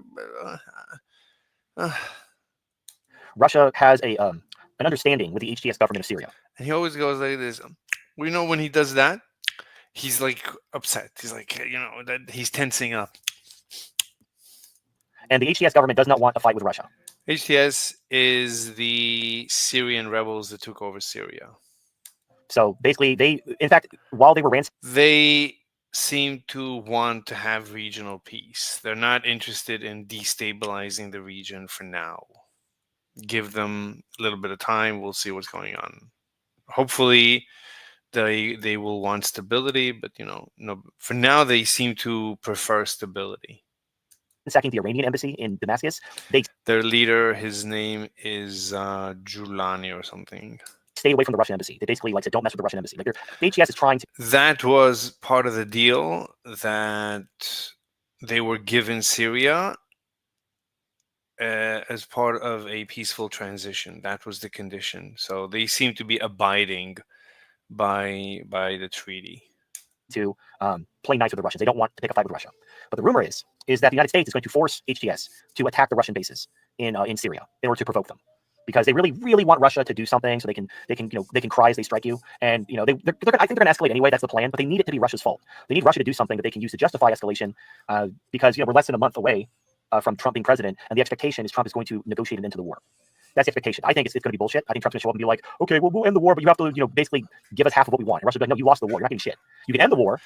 It's not clear what TFM thinks about Trump. Half of the time, Trump is on our side, is on his side, like a good guy. Half of the time, Trump is a traitor. Trump, half of the time, is controlled. Half of the time, he's not controlled. Independent. I don't know. So he's consistently contradicting himself, like every good conspiracy theorist. Or we can keep killing you and you keep dumping money. But I mean, okay, you have a chance as a new president to end the war and just basically throw Biden under the bus. Like, Biden was a retard. He started this war. I'm ending it. We're done here. And no one would blame you. But if you continue Biden's war, you're going to take ownership of this dog shit pile that he created for you. Is this really what you want, President Trump? Do you really want to inherit this war that you're losing and have it be blamed on you? Wait, what just happened? What is this? Not me, though. What is that? This is from... Oh, this is from literally October 7th, 24.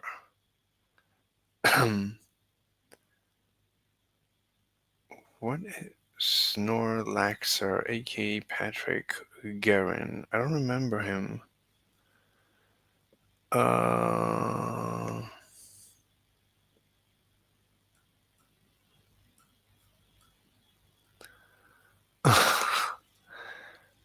I don't know who this guy is.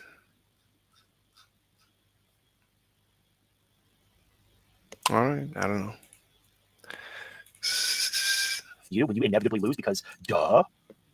So that's going to happen on January 20th. But my expectation is, based on what I'm seeing, the feel I'm getting from the regime, is that January 20th is when Trump will take command of the White House. They're going to want to keep the war going. And yeah, Trump is... And they is the people who run the world, run the West, the regime. No names. Nobody knows. He never says who they are. He just keeps calling them the regime. He used to call them the cathedral. Then slowly he transitioned to the regime. He'd be betraying his voters and going back. He hasn't mentioned the cathedral in a very long time. Back on what he said during the campaign. Yeah, what else is new? Let me ask. The regime. Whatever happened to the cathedral? LOL.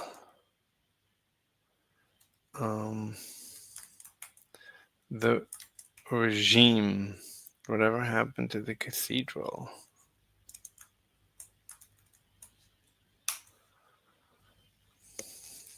So, look forward to that. Now, here's the thing. Russia has been basically sitting on their hands for a long time, trying to run out the clock until January 20th. If January 20th comes and goes, and there's no negotiated settlement, there is no end to the war, Trump doubles down and keeps the war going. If I were Russia, I'd fuck shit up. I would fucking oh, okay. We were hoping that this was... So now he seems to be against Trump. So I don't know. I mean, I don't understand his point. So even Trump, like he hates the West and he's pro Russia and the dictatorships. It's not clear why. TFM really has a hard on for nukes. Yeah, TFM wants to destroy the world. I mean, TFM is a loser. He has nothing to lose. was our chance to make peace and put this, bury the hatchet. And okay, but no, you want to go hard, we'll go hard, and you just fuck it, you fuck their shit up, and be like, this is what you want. You fuck their shit up. So the U.S. So Russia is gonna fuck the U.S. shit up. hmm Russia that is barely managing to fight Ukraine. Okay. More? Okay, here's more. So anyway, but between now and January 20th, I fully expect Russia to be hit with even more terrorist attacks. The Syrian bases apparently are next on the agenda. They're going to have HTS attack them in order to try to provoke Russia. It doesn't matter. Russia's not going to do anything if those bases are attacked up until January 20th. Hello. How are you? Oh, the face of evil. I'm watching the TFM show. Communist extraordinary. Oh yeah. Yeah. Oh, you said you were going to be on the show. No, I'm gonna be on Halsey. Wait, did I tell you? You told me you were going to be on a show. Yeah, I'm gonna be on And I Halsey. forgot. Yeah, Halsey is a co-host. I'm gonna be on his show. I don't remember if it's tomorrow or Monday. Let me look it up quickly. Probably another channel. But Yeah. is pretty interesting. What? The on pills. I'm just looking at the side chat there, which you can see your Discord. My Discord? Yeah, on your screen. I can see your. Yeah. I mean, I was just reading what it said. reading. There's nothing to read. There's nothing there. It says politics server, and then it has the channels. Politics server and the channel? Yeah, but there's just the instructions. No, to the left of that. To the left of that? Yeah, it says Quran, and it's like unfilled pillar or something. What does it say? Oh, you see the voice chat that we're in. Oh, yeah, unpilled pillar. Oh, okay, got it. It's astrophysics channel. There's astrophysics? Yeah, it says it right there. Where? I have no idea. I saw it a minute ago. What is a woman learn investing, matured, creationism? Oh, there's no astrophysics. Learn about. Yeah, but Snowy is not right. They're not listening. They're deafened, so they're not gonna even interact if I move in. So there was someone else in there earlier. Oh, okay. Anyway, so I'm listening to TFM. You want to hear what he has to say? Sure. Yeah. Is it good video? After January 20th, if there is no settlement, if the war isn't ended, Russia, then there's nothing to wait for. Now, I thought about this. I had kind of a personal epiphany about this because I'm obviously. So this guy TFM, he's like a prophet. He keeps making prophecies. They never come true. And they don't come true. Yeah. They never come true. But like he keeps coming up with new prophecies. He's like a standard run-of-the-mill conspiracy theorist. Like he always. Like it's always conspiracy theories, and based on that, there's always prophecies and reality, and he doesn't debate anyone. He never he like there's no way to communicate with him. He's always only within his echo chamber. Disappointed in Russia and China and the whole BRICS. And he's always disappointed with Russia and China that they're not nuking the West. He hates the West. Oh God, dude. Yeah. It's so weird too because like the West have like empowered those countries. Like the West did a lot of the innovation to create like nuclear energy and the Industrial Revolution and like. That's not the point. The point is that he hates the West because the West is global homo. The West is all about spreading butt sex, and he hates butt sex. Yeah. There was zero butt sex before the West was established. I mean, right, but he hates the West today because the West is spreading feminism, global homo, butt sex, cutting off dicks, trans. Like he hates, he hates liberals and he hates the liberal agenda. And he loves that's why he loves Russia and China, because they're so anti-liberal. Like in Russia, they shut Right. down gay bars. They don't even allow gay bars in Russia. Yeah. So that's what he Yeah. loves. So that's why he wants Putin to nuke like the West, because he hates the homos so much. The West would not retaliate immediately and I'm kill not even everyone. I'm not even going that far. I'm just saying his hatred of homosexuality is so terrific that he's willing to literally destroy the universe because he hates homosexuality so much. Hello, pseudo. What's up, pseudo Mike? Hello. Communism is nothing silly. It's like the way. Okay. It's the way. It's the What do you way of mean? life. What do you mean? It's the way of life. Explain. It Explica. is the way of societies. It's the way of societies. It's like good for societies. It's good for societies. Okay. How do you measure Isn't it a stateless, Like, moneyless? look at South Korea. South Korea? Yeah, Okay. they're in ruins. Like, nobody wants to live there anymore. Nobody wants to live in South Korea? Yeah. That's Yeah. tyranny. People So, flee did South you know Korea by the there are millions. like games in there, like they kill people for money. It's sick. They kill people for money in South Korea? I don't know. Yeah. They definitely don't do that in North Korea, right? Like, I don't know what you're No. talking about, honestly. Like, Capitalism ruined people. Capitalism ruined people. Like, people are killing each other for money. killing each other for money? well, Yeah. they could do that before capitalism, right? I don't know what you're talking about, honestly. I don't know what you're like. I don't know what you're talking about.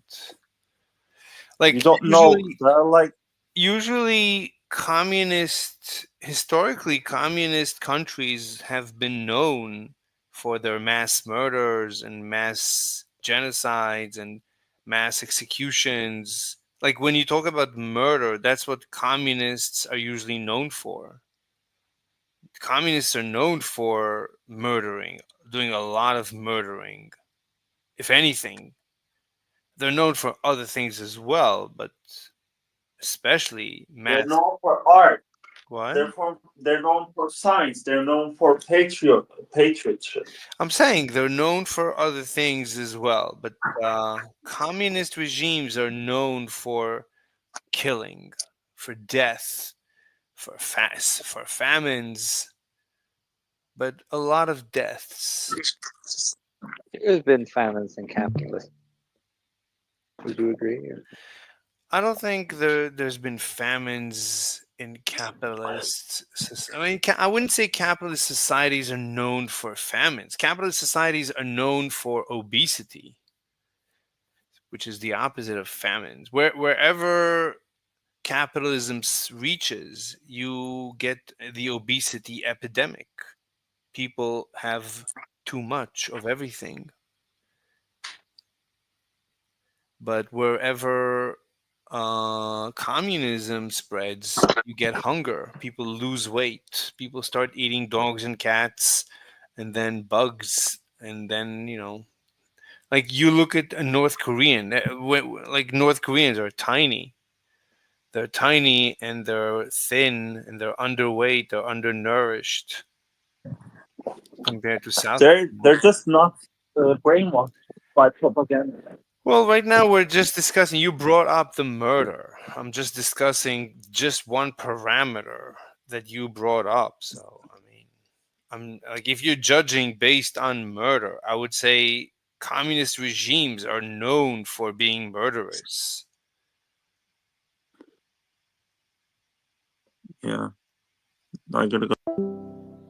That's good. Where do you go? Do you leave? I don't know. Like, it's fine. I mean, like, what can I tell you? Let's continue listening to the like we're surrounded by nut jobs. Let's listen to this nut job. Yeah. They're signaling weakness. The way they're just sitting on their hands, face tanking terrorism, because they're trying to avoid escalation and avoid World War III. Because I don't think it's going to work. I think that by signaling weakness, they're simply provoking more attacks and more escalation. But then I thought about it, and I talked about this yesterday when I was streaming gameplay. Avoiding World War III, avoiding nuclear war, avoiding the extinction of probably at least half of the human race, that's a worthy goal. Even if there's only a 1% chance that doing the X, Y, and Z is going to avoid nuclear war, avoid extinction for half the human population, there's even a 1% chance it's worth attempting. And so I think Russia and China and BRICS, they probably know that war is inevitable and they're going to have to take out the regime hard, but they want to make sure they exhaust all their options just in case. So to him, Russia and China, they are countries, but the West is the regime. There's a Western regime that runs the West. Like China is a normal country. It's an independent country. It's not run by any regime. There's no regime that runs China. There's no regime that runs Russia. There's no regime that runs Iran. There's no regime that runs North Korea. But the West, there's a regime. The West that claims to be a democracy, that's fake. It's not really a democracy. The West really is a regime. China that admits to being a regime, an unelected regime, that's not he never refers to them as a regime. They are a legitimate government. But the West, Trump that seems to have been elected by the public, no. Trump is just a puppet of the regime. Oh my God. And people, but when you talk to people, a lot of people believe this. It's like this is standard today. This is par for the course. Yeah, but it comes along with a lot of conspiracies. Yesterday, I was talking to a guy, and he was like debunking a lot of the Edward Snowden stuff, a lot of this stuff about like the CIA, like certain, like selling drugs to black communities, this kind of thing. I don't know anything. I don't know anything about that. I mean, we know. Yeah, I don't have. But the left have loads of conspiracies that every agency in the government's been doing something bad all the time. I mean, agencies, I agree, do some of the agencies, some of the time, do bad things. Like, nobody's perfect. I agree. Nobody's perfect. And, it's government. I don't like government. We need to shrink government. And Trump is going to try and shrink government. Trump said that that's the main goal of his administration, to shrink government.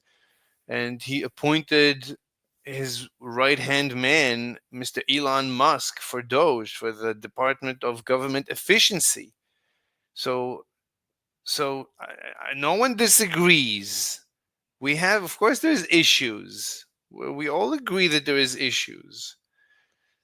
But that's not a conspiracy. An inefficient government that does crazy things because of inefficiencies, that's not it. It might look like a conspiracy. It's so terrible at its job that it looks like a conspiracy.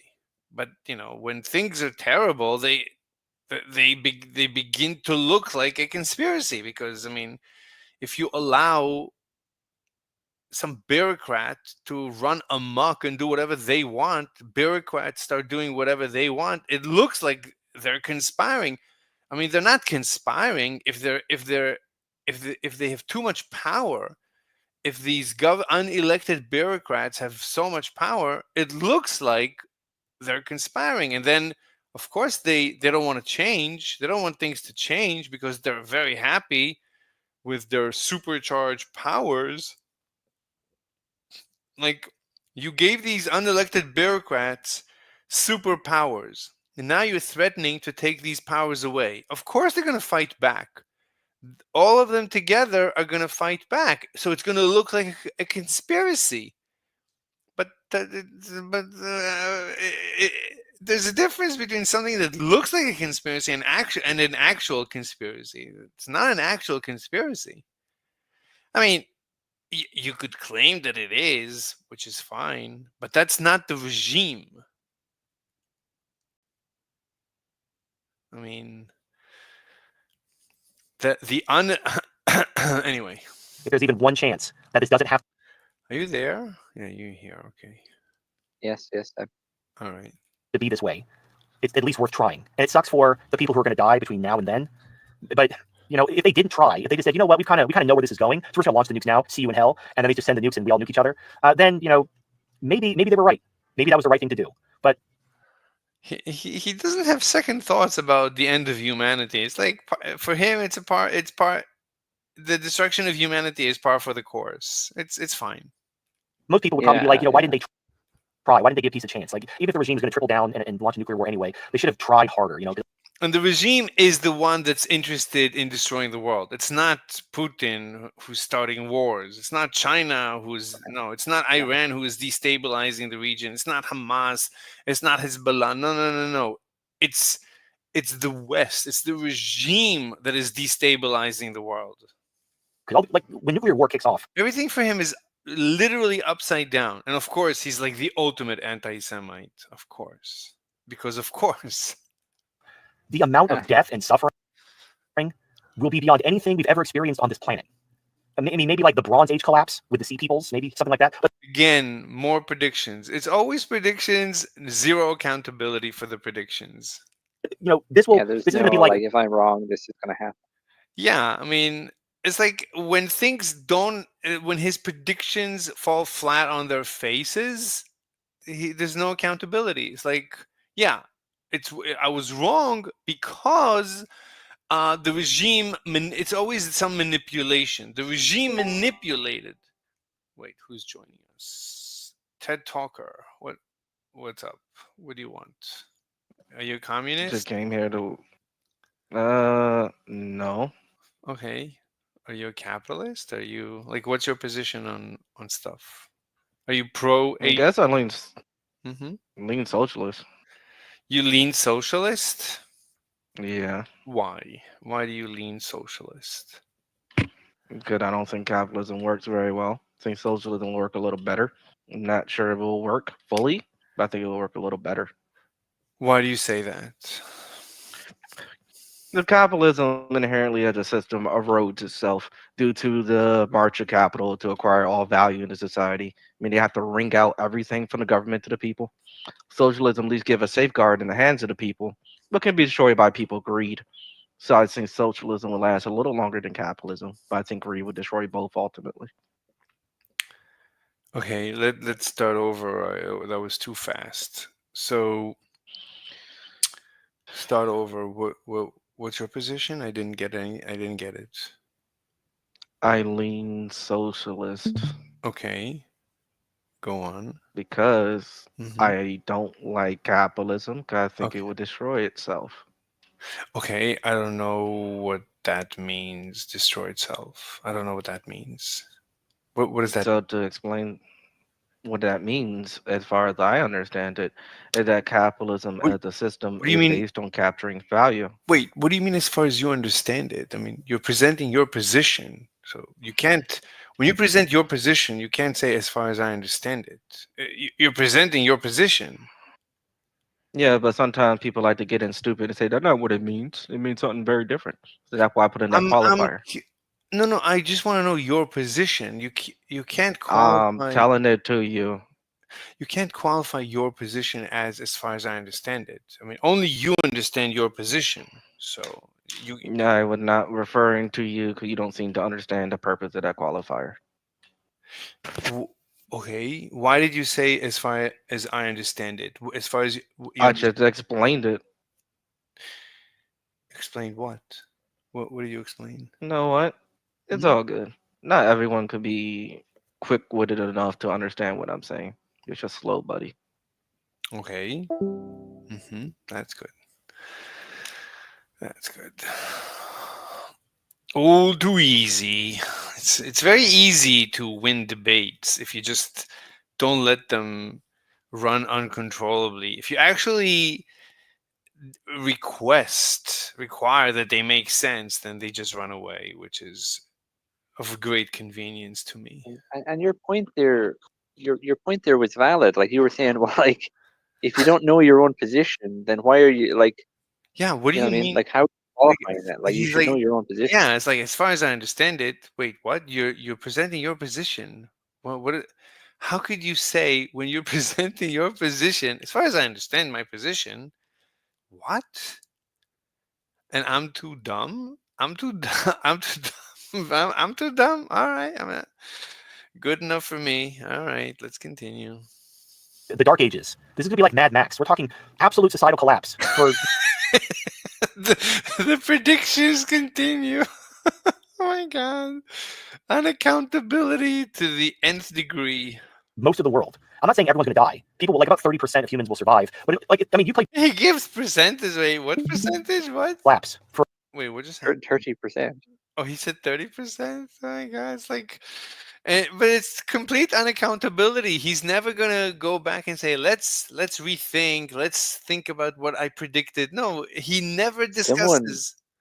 I- someone should Imagine make, if they haven't already, make a compilation of all the times he was it's wrong in his impossible. prediction. Impossible because every like twice a week he has a show for hours in which he makes predictions for hours. He never he hardly ever talks about his uh, previous predictions and what's going on with them. There's always new predictions, new predictions, new predictions. It's like hours and hours and hours of predictions. How can you do that? Like, don't you need at least half the time to discuss the predictions from last week, from a year ago? It's like, don't you ever need time to discuss the previous? Like, what about the previous predictions? Nothing. All right. for most of the world. I'm not saying everyone's going to die. People, like about 30% of humans will survive. But like, I mean, you played Fallout. You 30% will survive. Oh my god. play these post-apocalyptic, RPGs. That's what the future looks like.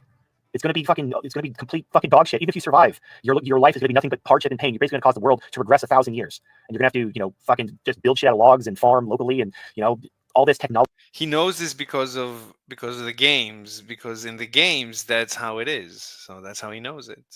And knowledge will be not necessarily lost. People might preserve the records in the books, but you'll have no ability to use that knowledge because you'll In completely what lose the games? technology. What?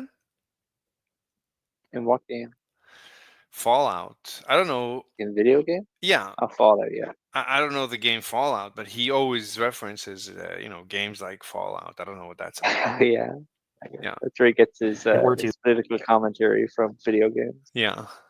make use of this knowledge, you're going to have to progress to like a Middle Ages type of society. And I know for some people who think like the Middle Ages are awesome and being a serf is the bee's knees, maybe they'll be happy. Humanity will go on. I'm not, I don't think it's going to cause human extinction, but it's going to really, really fuck up everything you know. And if you're an American or if you live in China or Russia or any of the major superpowers, you're going to die. You're simply going to die. Like they're going to make sure that they just destroy every fucking major city, and even if you live in a rural. He knows exactly what's going to happen, but he keeps losing money in the stock market. It's really funny. He knows everything is He keeps losing money? Yeah, and he's Oh my God, everybody loses money. But he's a I don't lose money. I keep making money. I'm I making know. I don't mean everybody, but I mean like 90% of people who trade the stock market, like course, they don't know what they're doing and they lose money. Of course. And they could pick up a book like Beat the Street or like a lecture by Peter Lynch. What? They got like a fair idea of that thing. What? Peter Lynch has a lecture on YouTube. Who? About picking stocks. So he's a famous investor. Yeah, you could just get an index fund or something. Yeah, if you've invested in S&P, you've been making a lot of money. Yeah. I'm doing very well just with that. I mean, you don't need to do anything else. You just sit back and you make like a lot of money. So, and he's been losing money and he's sitting out in cash. But before that, he was in energy. He kept losing money in energy. Jesus, and energy kept going down. Anyway, so why does he lose money? He says, "Oh, because the government is manipulating all the data." Yeah, it's manipulated. The Hilarious. markets. He says the markets. Yeah, it's so weird. Like, it's so weird because I've seen people who take the opposite position, where like they can see the government's influence in America, and then they make money, right? They can see the government printing money, and they're like, okay, well, people are gonna have to put their money into assets because of inflation. Mm-hmm. And those assets are going to increase in value. So I'm going to invest in assets and they're going to make money. Yeah, I mean, like my friend made 600% on Tesla in a single year. It was like crazy. Yeah.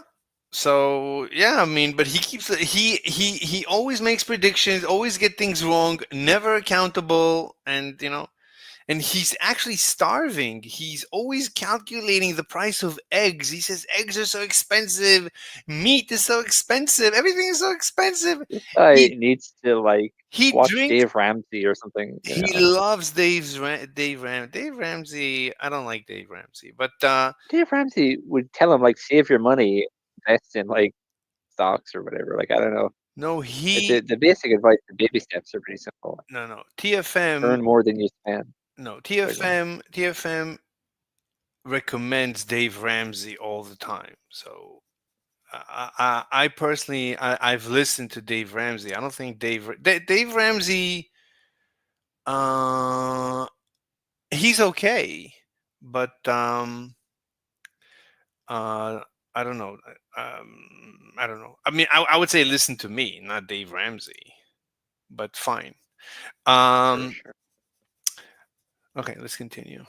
rural area and you think you're safe, the government puts the missile silos in the rural areas. So you're a target too because you have military bases and silos in the middle of these rural areas too. So it's not just going to be the major cities. I mean, they're fucked anyway. Like even if they weren't nuked, there'd be an absolute bloodbath in the cities. It's going to be fucking chaos. So my point is, I'm giving Russia and China shit for being weak and showing their back. And he's ex-military intelligence. TFM is literally ex-military intelligence, and he's getting the all the predictions in the military intelligence of the Middle East. He's getting everything wrong. Hello, Lucero. What's up? Hello. Are you a communist?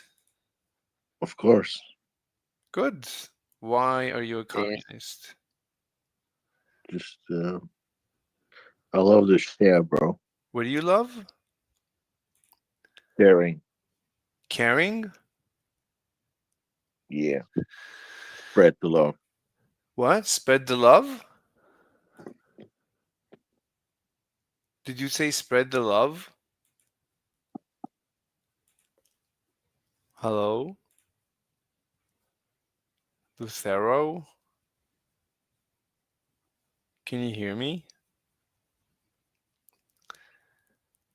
All right. Lucero is not responding. Let's continue watching TFM. Back to the regime and letting them, commit all kinds of war crimes and terrorism and getting away with it.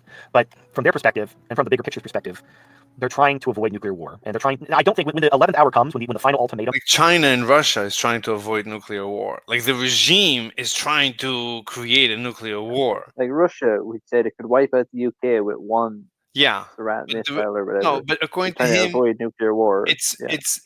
it's the regime, the Western regime. Everything for him is upside down. He lives in an upside down universe. It's like so it's so much fun and so funny. What, did he leave? Yeah, he left. Okay. Yeah. Let's continue. Is issued. It's either fight or surrender. I don't think they're going to surrender. That's what the regime is hoping for. They're hoping that they give them the final ultimatum and Russia and China bend the knee and surrender to the regime and let them win. I don't think that's going to happen, but I do think they're going to exhaust all their alternatives before they hit the button and launch a nuclear war. They really don't want to. No, like, because you don't win a nuclear war. Oh wait, he says Russia and China are going to end up launching a nuclear war because the regime is not going to give them an alternative. Okay. There are people in Washington who actually think America could win a nuclear war. And those people are fucking retarded. They're so. So America is going to lose the nuclear war, according to him. According to him, the West is weak, and China and Russia are much more powerful. They basically live in a bubble in DC, and they have no idea how the world works. They just like Russia is much more powerful than America, according to him. have a bunch. I don't know what they're thinking. I don't know what universe they think they're living in. But yeah, they're very wrong. And this guy is literally ex-naval intelligence. It makes you think, Jesus Christ, what's going on in our military? Everything will be fine as long as they live life, continue living life of greed.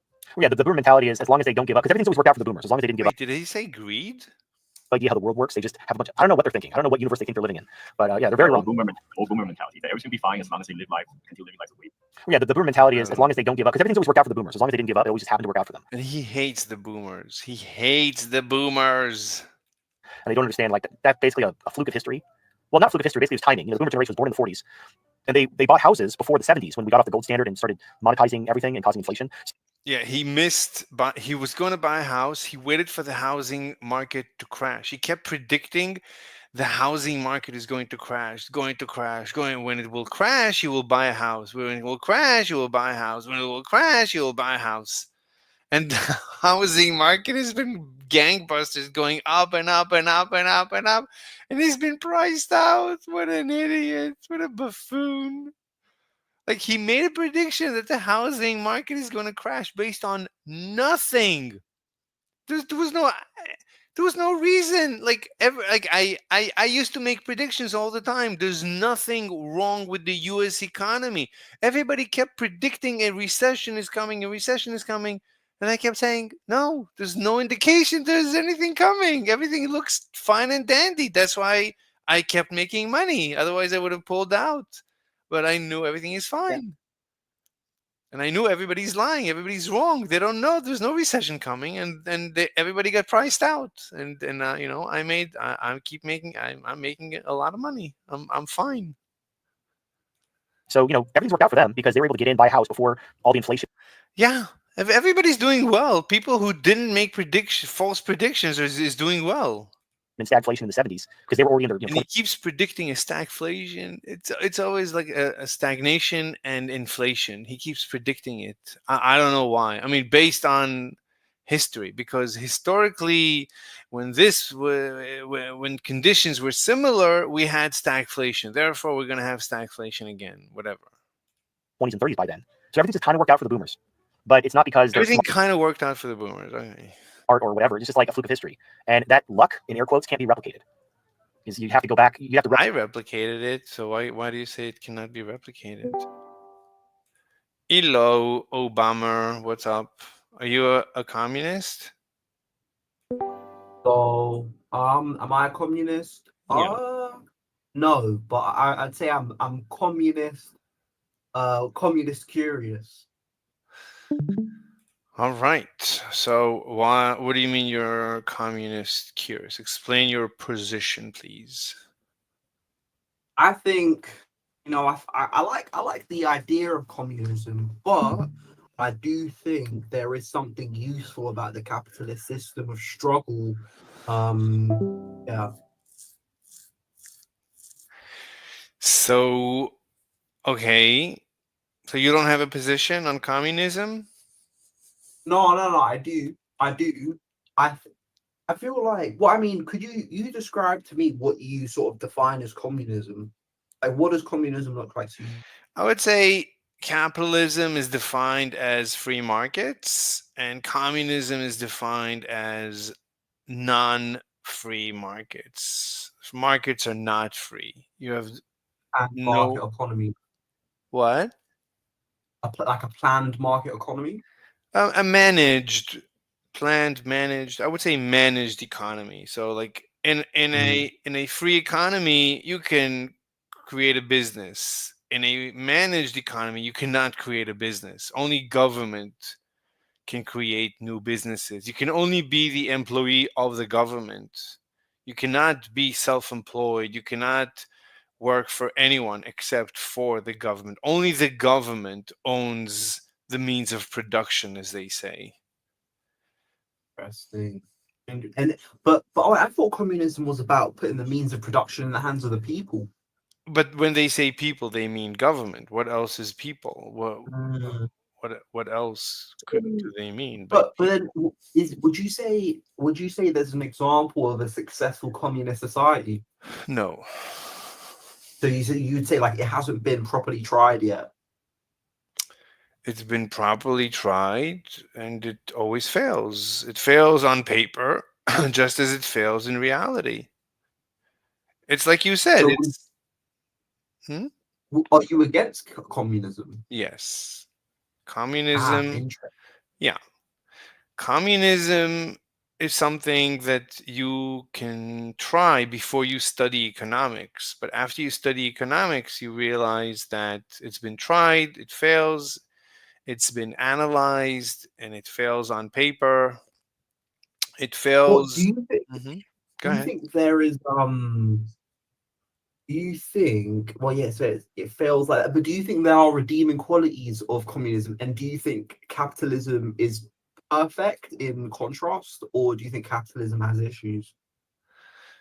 I mean, capitalism, if you define it as freedom, economic freedom, then there's only an upside. The more freedom you give everyone, the better life is, right? If I set you free, right? Only you know what's best for you, or you know better than anyone else what's best for you. Sure. So, But that's because we're two rational, well-meaning people. Isn't there an argument that there are some people in the human race that sort of need to be constrained by regulations and whatnot? well, you tell me if you want me to restrict you, right? You're free in a free economy. You're free to restrict yourself or tell someone to restrict you. I mean, you can give your money away, and you can do whatever you want in a free economy. You can have a contract by which you're basically, enslaving yourself. In a free economy, right? You can restrict yourself if you feel, if that's But how. you could also, but I mean, in a truly free economy, there's sort of opportunity for like sort of malicious action. For example, if you own a company, for the point what's best for yourself, but what's best for yourself might be worst for someone else. Mhm. So sometimes we think we might need regulation to come in there because right now, I mean, we don't really have true capitalism. We sort of have a bit of socialism and capitalism mixed in there, here and there. So, I mean, do you think that's a bad thing or a good thing? Okay, so when you set people free, yeah, people, if you're free, you might decide to abuse your freedom to hurt somebody else. Mhm. So what you're saying is let's restrict freedom, but you don't that you that's not the only solution. That's like a false dichotomy. So you could let me rephrase the whole hypothetical, and I'll say, in if I give you freedom, you might abuse your freedom to hurt somebody else. Well, in that case, let them sue you, and sue you to oblivion, sue you and enslave you as part of the settlement, sue you and take everything away from you, and so on. There's no need for government to be involved in the discussion. Oh, that's totally fair. But like, for example, I would say, but I think the key missing part of that is like the power balance. Because if you are someone who's like interested purely in malicious action to further your gain as far as possible, you might have quite the power imbalance for someone you've just abused because you've accumulated such power through such wanton disregard of the system.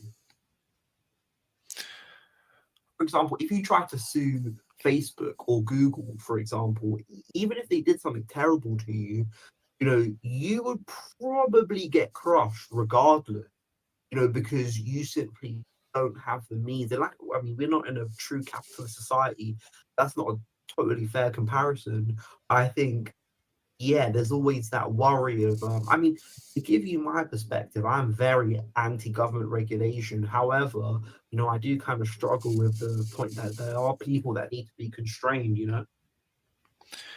Again, like you're afraid. What you're doing is, this is called pre-crime. Like, because you are afraid that people will abuse their freedom, therefore you're already now restricting their freedom.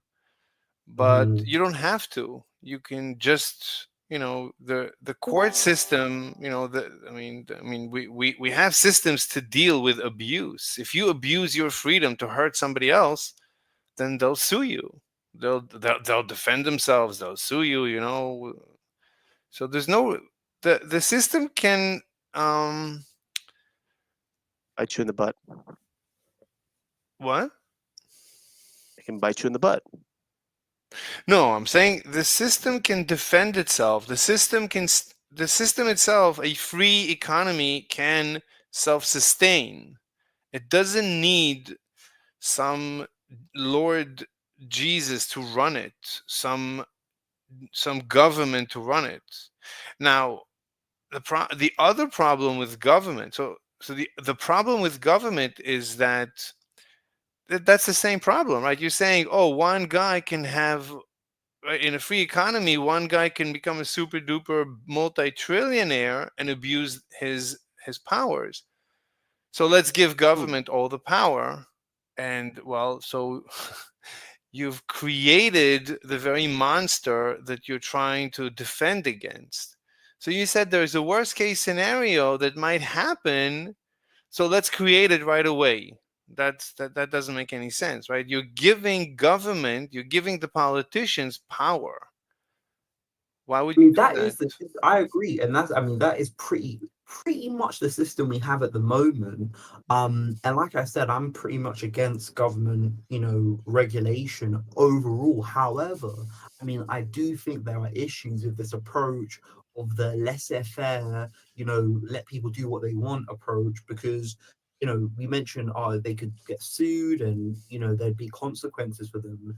That entire system it relies on top-down authoritarian power. It relies on a judge who delivers verdicts. It relies on prison warden who employs prison officers and controls a territory of a prison. These are all top-down authoritarian and anti-free market principles, which I don't necessarily disagree with, but I think it kind of flies in the face of anti-communism.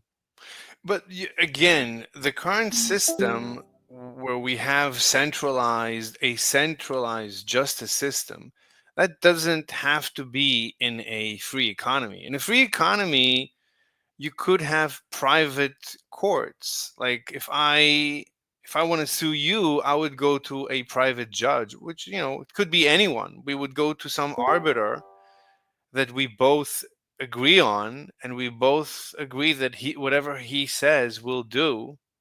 And it That's doesn't. a great example. I mean, that's a great example. But for in that scenario, if there's a free market judge where you can shop around essentially for a private court, you could go to one that's going to be in your favor for the cheapest price, because of the free market, and there's no overall authority in that system. I mean, it's an interesting one, and I can't say it wouldn't work or work any better or worse than what we have now, because it definitely has issues. But I just think it's definitely not a foolproof or guaranteed solution. There's no such thing as foolproof.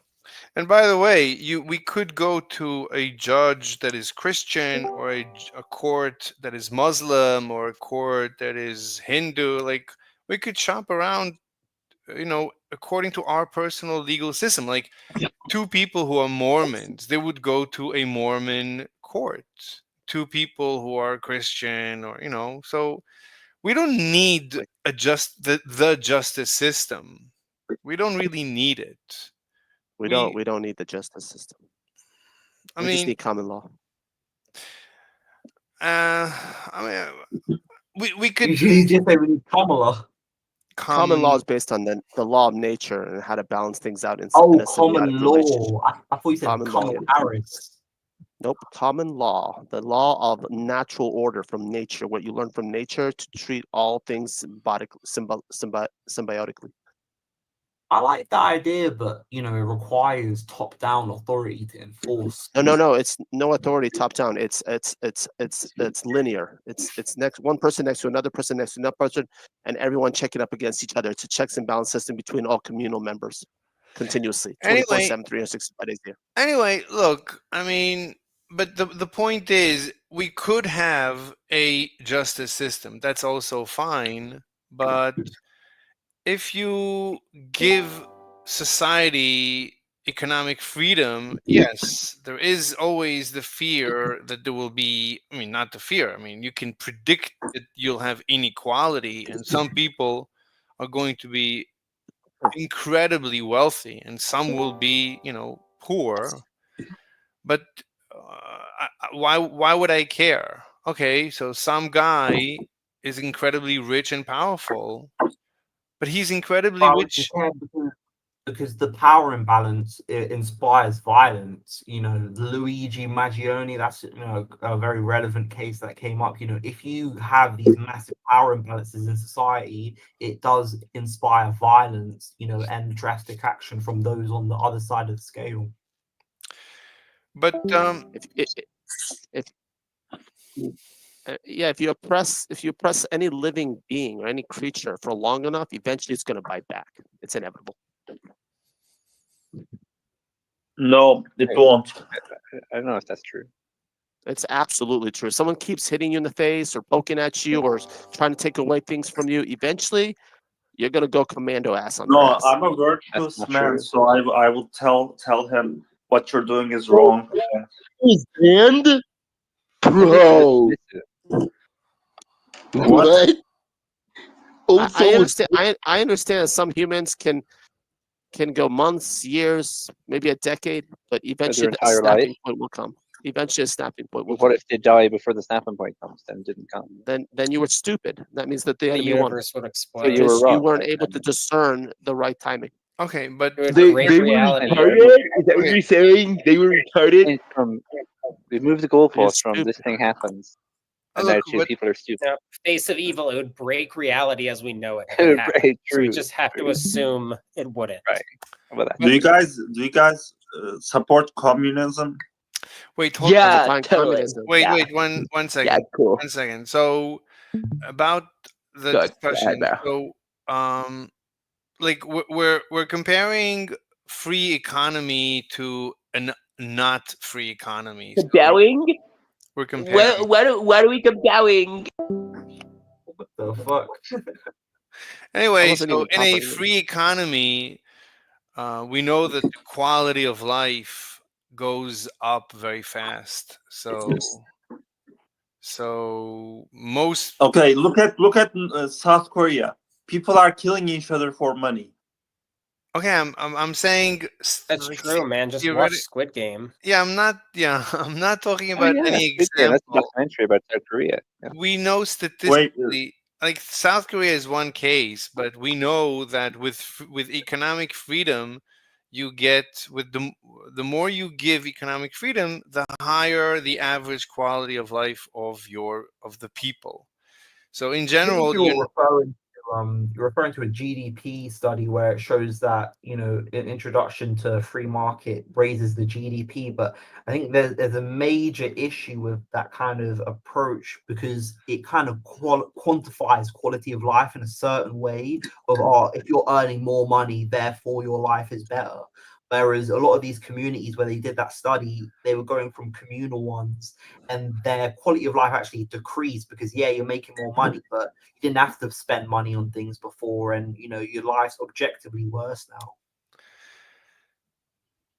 So Why?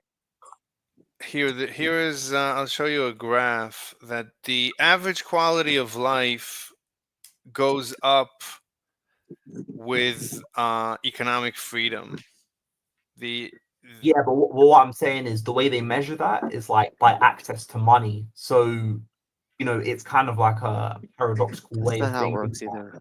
Do you see people killing each other for money in North Korea? Just yes or no. Oh, there's no Yes. freedom of press in North Korea, so you wouldn't know. That's a good point too. Look, if Life you want expectancy only goes up if someone is actually benefiting from the fruits of their labor or the exploitation of others from the labor. So basically, if you're not getting enough resources, your life expectancy is not going to go up.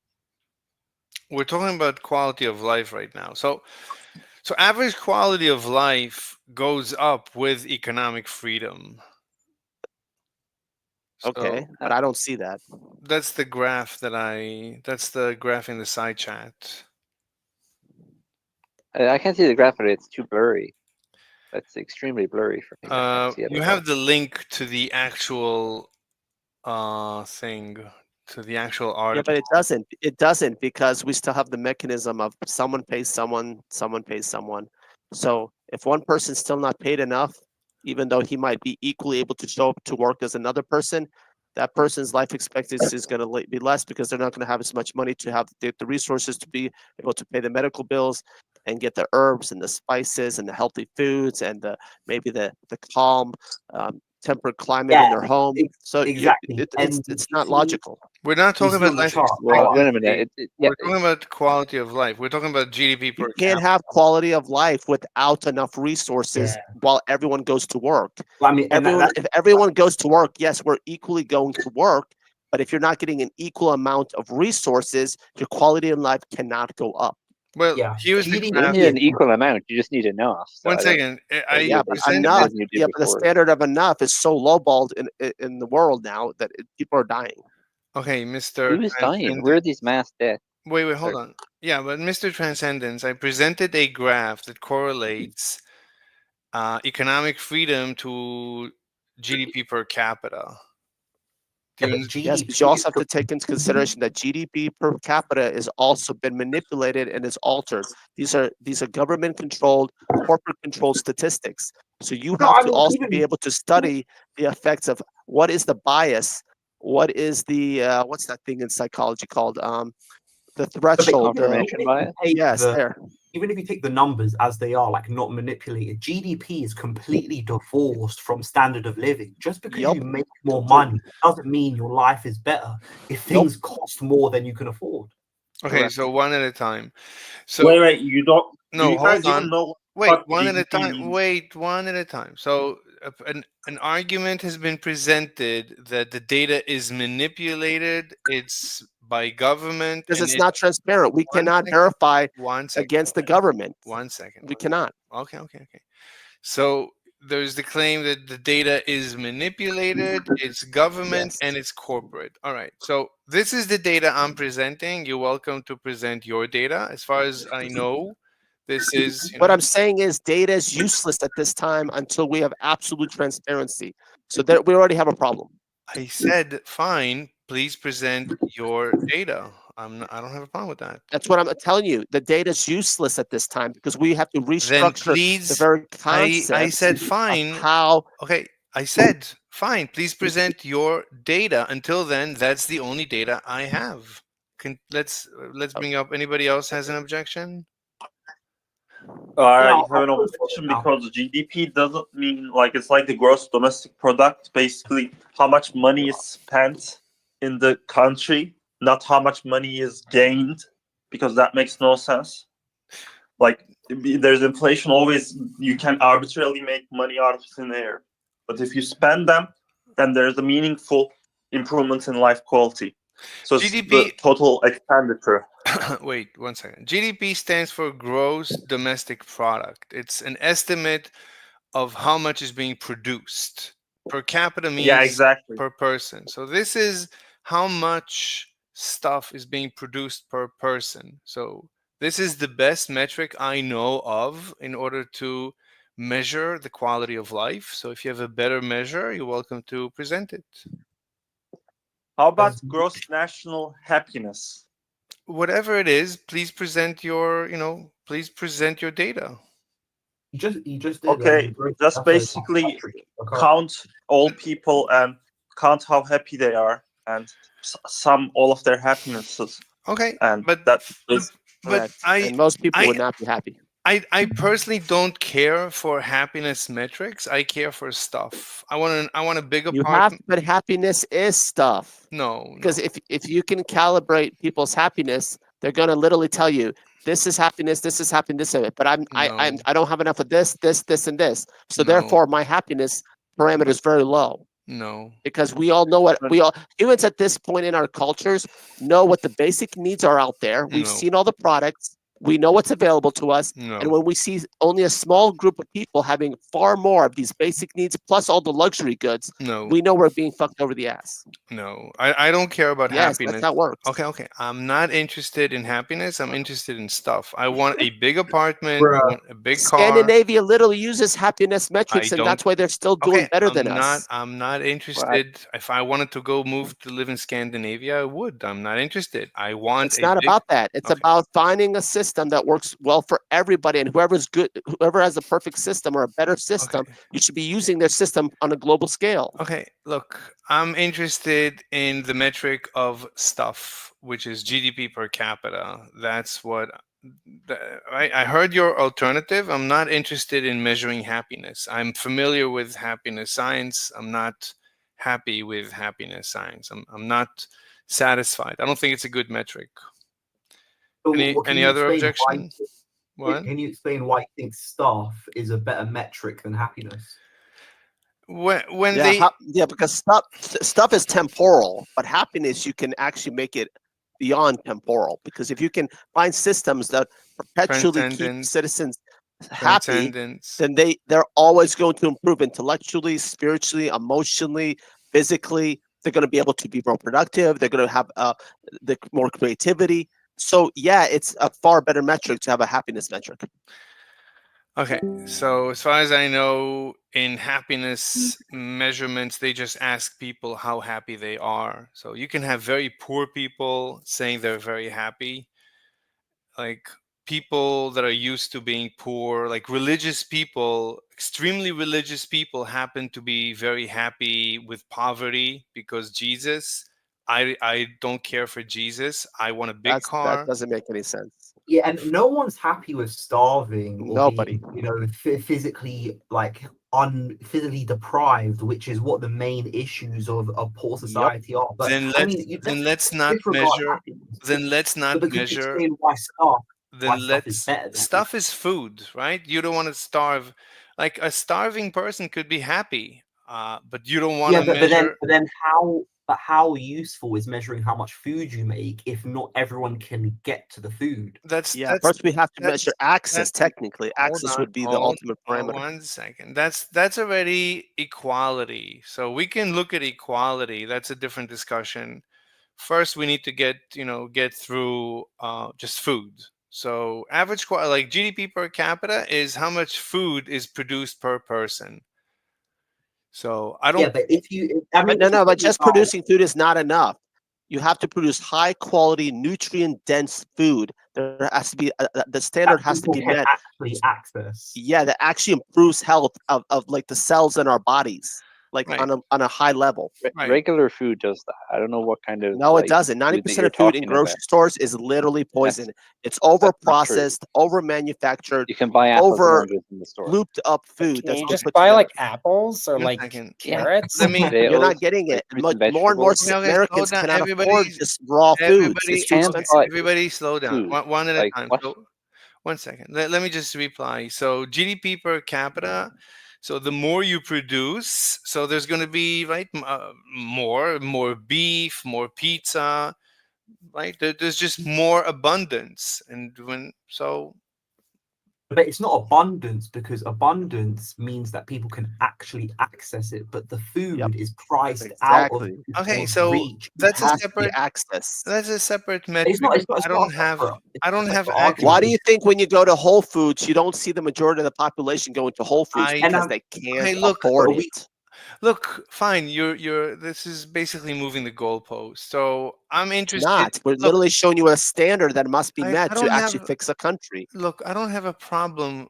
I'm not objecting to what you're saying. I just want to get through, right? We're asking what's better. For example, free markets or communism? Free market No, or sure, but managed? There is no free markets unless you get full transparency Hold of on. every nook Hold of on.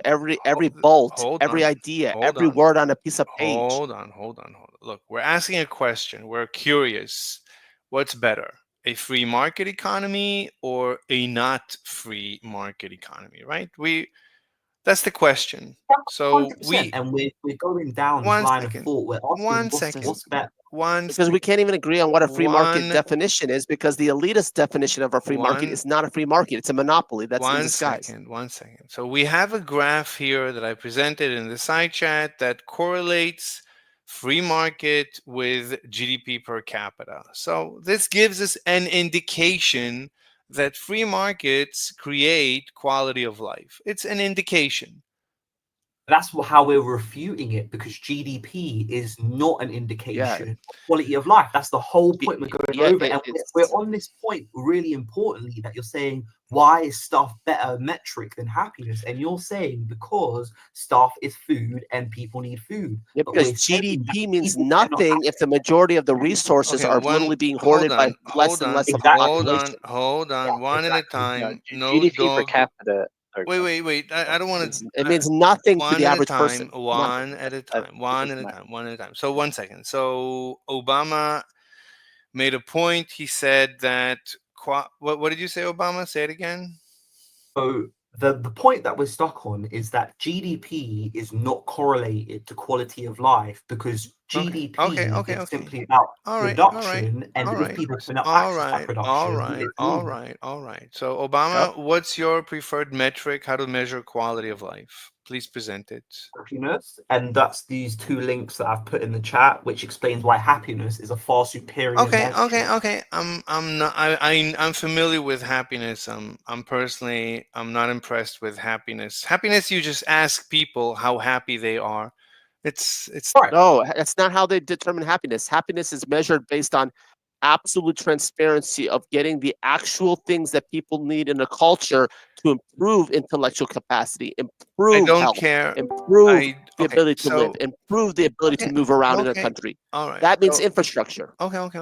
So Obama, like I presented a graph. Could you please copy paste a graph that correlates free I haven't got markets plans. I to haven't got plans. Those both links, they both have graphs explaining why it shows please that present. increase in I quality don't of wanna life. go No, but I don't hold wanna on, but hold on. the graphs are in the link. I actually can't Obama, put the you I can't cannot put an put image in you there because I haven't got then plans. send it to me in the private chat. I copy paste a graph that correlates free markets, the freedom of the market, economic freedom, to whatever you correlate as happiness or as quality of life. Yes, transcendence. I agree with this article I agree with this article. I mean, you Fine. could just click on the article, but Because yeah, quality of life forces transparency on every unit that moves through our country that is then calculated based on accessibility to all its citizens. Cannot send messages to this user. You got to add me back, dude. Ranking quality of life. Look, I want to correlate economic freedom. I am looking for economic freedom. This just says that GDP can't measure the quality of life. Okay.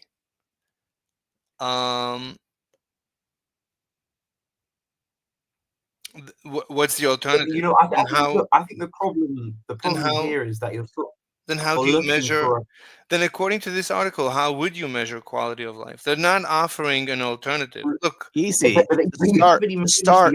because We already know, medically speaking, what the average body of a human being needs to sustain the highest order of functionality. So we would use real science to calculate real high density food packed nutrition of a certain calorie per height and weight for every citizen, and they would be guaranteed per day the allocation of that resource. Transcendence. I'm not arguing with you. I'm saying, look, we're trying to analyze. I'm not arguing. I just gave you how you would have to start. You'd have to start with the human being. Transcendence. Look, you're not answering the question. There is a question. I did. You said how would we start the process? I just told you how. I didn't ask that. That's not the question. My question is, I am wondering, what is a better economic system? Is it good to have economic freedom, or is it bad? Is it good for quality of life? You cannot have economic freedom if you don't have healthy citizens. Do you understand that? You don't have intellectually sound citizens. You cannot have people. Wait. Like, No. Healthier. Okay, Face of evil. 1 second. Transcendence. There is a question. We're trying to answer the question. So you need to answer the question. The question I know. is, I'm giving you a pre-step that you're missing. I'm saying that it is not even possible. Okay. Then you don't want to be part of the discussion. That's fine. But No, I do. I'm saying that there's still prior steps that are not being addressed. Look, you want to, for some reason, you cannot. You have to understand, to have free markets means you have to assume that all your citizens have full understanding what it means to be free, sovereign, autonomous, and controlling of their destiny. You cannot have these things when your citizens are unhealthy, decaying, stressed out, depressed, anxiety, dying, miserable, constantly thinking about paying bills, not having enough money, cars breaking down. Do you not understand what the problem here is? No, I'm not following. First, the body and the mind has to be fixed based on an economic model. Transcendence. I'm not following you. So I'm just asking, what's better?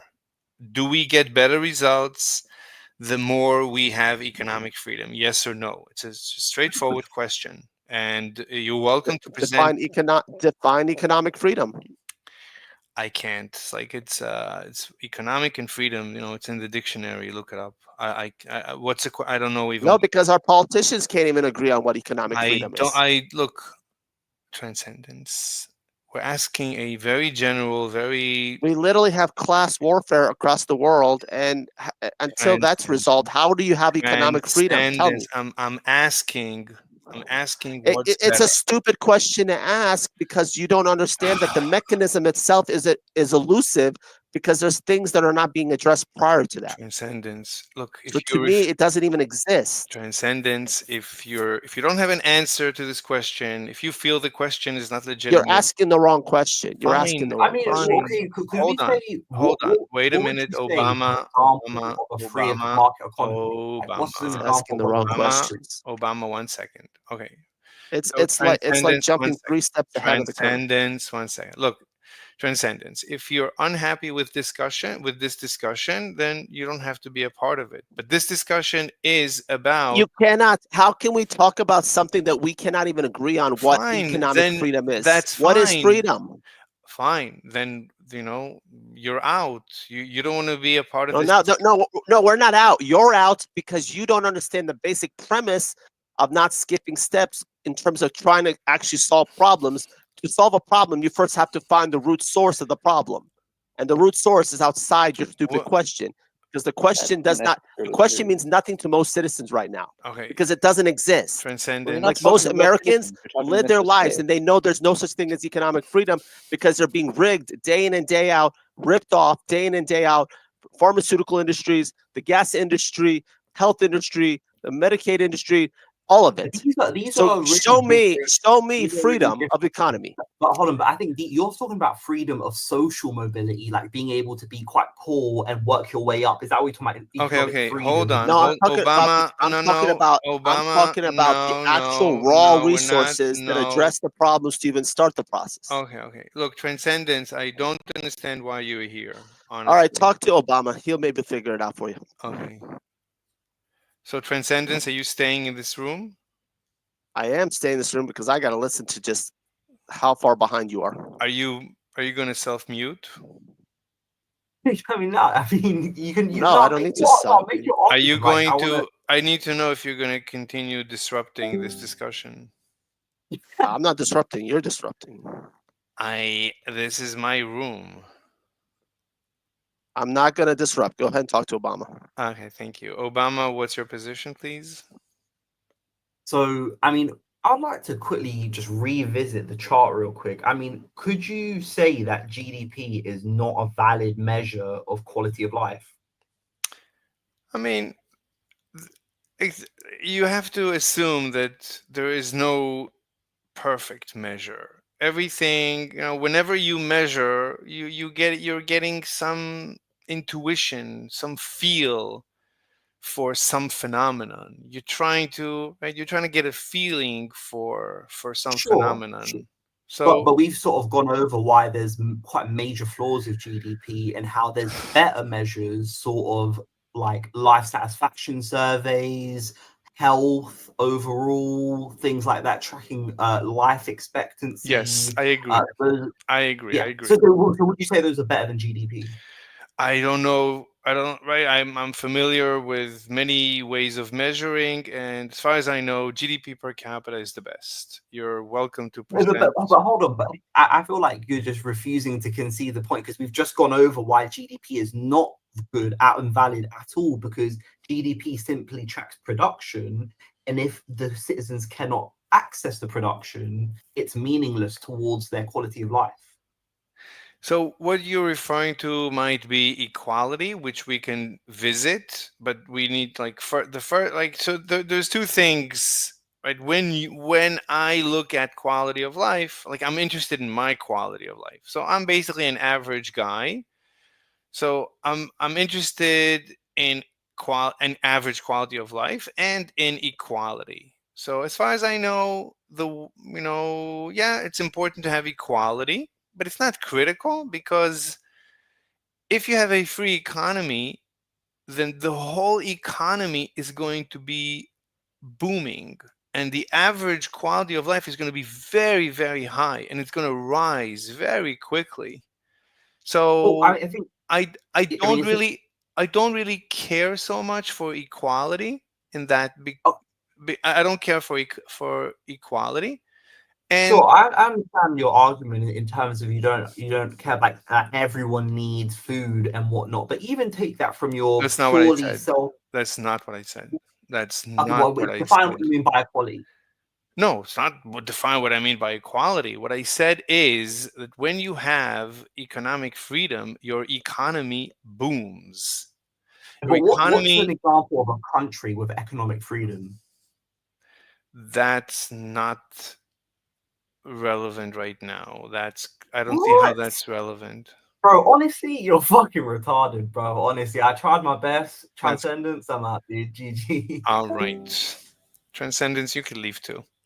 Okay, let's continue watching the TFM show.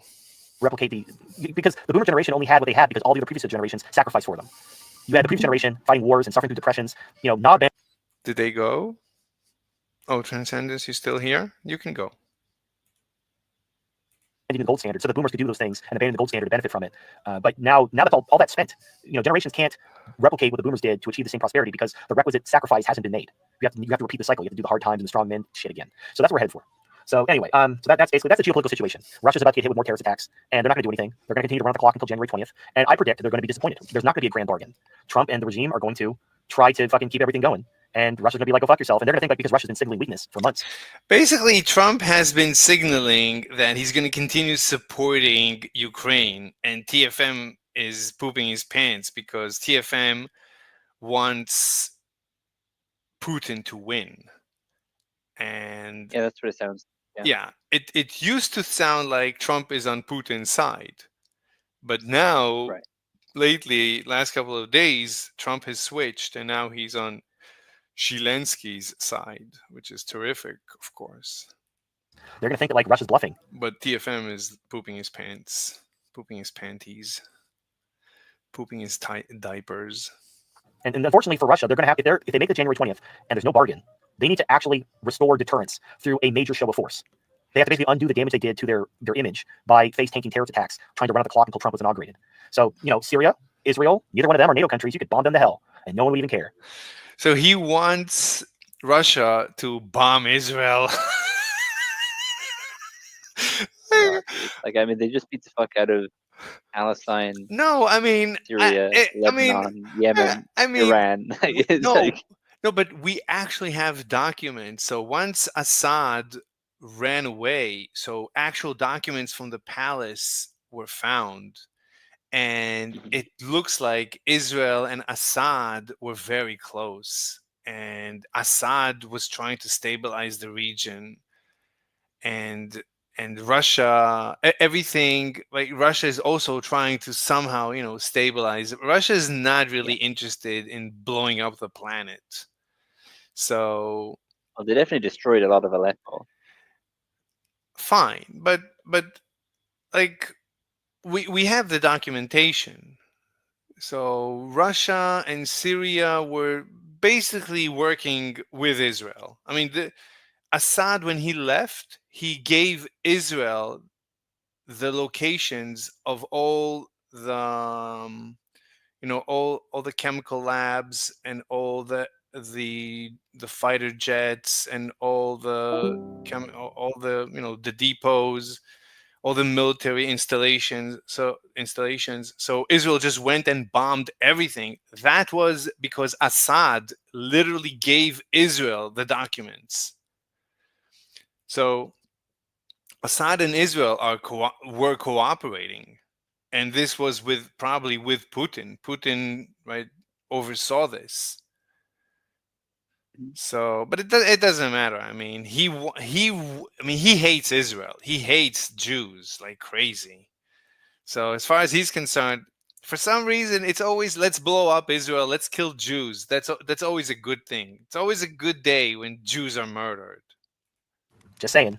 So I wonder what would happen, like if there was like if Jews just like magically disappeared tomorrow, like what would happen to these people? Like they'd have to find another group to call Jews. They'd have to be like, some other group would have to replace the Jews as like the scapegoat for all the world's problems. So he used to, right? He's actually MGTOW, so that means men going their own way. He's anti-women. He So he literally, might be women bad. Women are to blame for everything next. yeah. After if the Jews were gone, it would be women. He used to never mention the Jews. He used to only That's like a talk about recent change. what? It's just a recent thing, is it? Yeah, it's basically recent. I think I'm beginning to come up with It's a October theory. 7th. I'm beginning to come up with a theory that it's related to that, but also that he lives on servers with neo-Nazis. He kept talking about how he always has to be on servers with Nazis because he's always deplatformed from everywhere else. So I think maybe he's been contaminated by neo-Nazis. I don't know. But so many people hate Jews that, it's like, so I don't know. I don't know what's going on. Israel's bombing the ever-living crap out of Syria. They're bombing it, and they're deliberately targeting civilians. They're not even pretending to target. Yeah, Israel is deliberately targeting civilians. Obviously, of course. Military targets. They simply don't For care. what at this point? Just to take more Yeah, land. yeah. You remember the whole Greater Israel thing? That was a conspiracy theory. It's like, it's a conspiracy theory until it's happening. It's like the white replacement stuff. Like people were posting. Yeah, Israel wants to take over the Middle East. Obviously, of course. Quotes about how they plan on replacing. But I mean, the issue there, right, with that position is obviously they're going to want to do that because they keep getting attacked by everybody. 1 second. Like, wait. We have sorry, go on. wait. We have Bad Red Dine. What's up? So communism is silly? Excuse me? Communism is silly? I think so. What do you think? I think it has some good aspects, but overall, it's kind of silly. Okay. Is that a valid opinion? I mean, but convince me of your opinion. Why do you say it's kind of silly? Whatever. I mean, why do you say it's kind of silly? Well, essentially, because I feel like capitalism just drives the margins between rich people and poor people. It makes poor people even poorer and rich people even richer. And I feel like there's some aspects that we can take in from what's it called? From communism. You know what I'm saying? Like maybe have a specific amount of money that you can reach and you can't have more money than that. Like if you want for example, if you get to like $100 million, that's the max. You can't get richer than that. And every dollar you make more will go to like the government, in which they will fund like social programs and help people be richer. So people will move out of your country. When they reach 100 million, they'll just move away with their wealth. You'll just lose the money. That's what happens to every government that taxes the rich. The rich just get up and leave. Okay, this is a dictatorship like North Korea. You can't leave. Now what? Yeah, everybody's very poor. It's very poor. No. People like we still have a regular economy, right? It's just you can't leave. But it's not. You see, North Korea is not a regular economy. People are very hungry. Like we know that when people run away from North Korea to South Korea, they get medical inspections and they're very sick. They're full of worms. They're very malnutrition. They're very small, and it's. Oh no, but what I'm saying is that imagine my utopia, which is a country in which you can't make more than $100 million and you're not allowed to leave, but it's still a regular capitalistic economy. Let me ask you, why do you care how much money a person has? Because if you look at people like Elon Musk, for example, right, with all his money, what can he do with his money? He can lobby the government. He can basically choose what the country does, essentially. And on top of this, it makes his businesses make people poor. They power up banks, and bank make everyone poor. Okay, one thing at a time. So you're saying that okay, so like you want to put a stop at $100 million because when a person or maybe less than that, or maybe like $1 million. I feel like, something like that. okay, $1 million because what? What's the reason?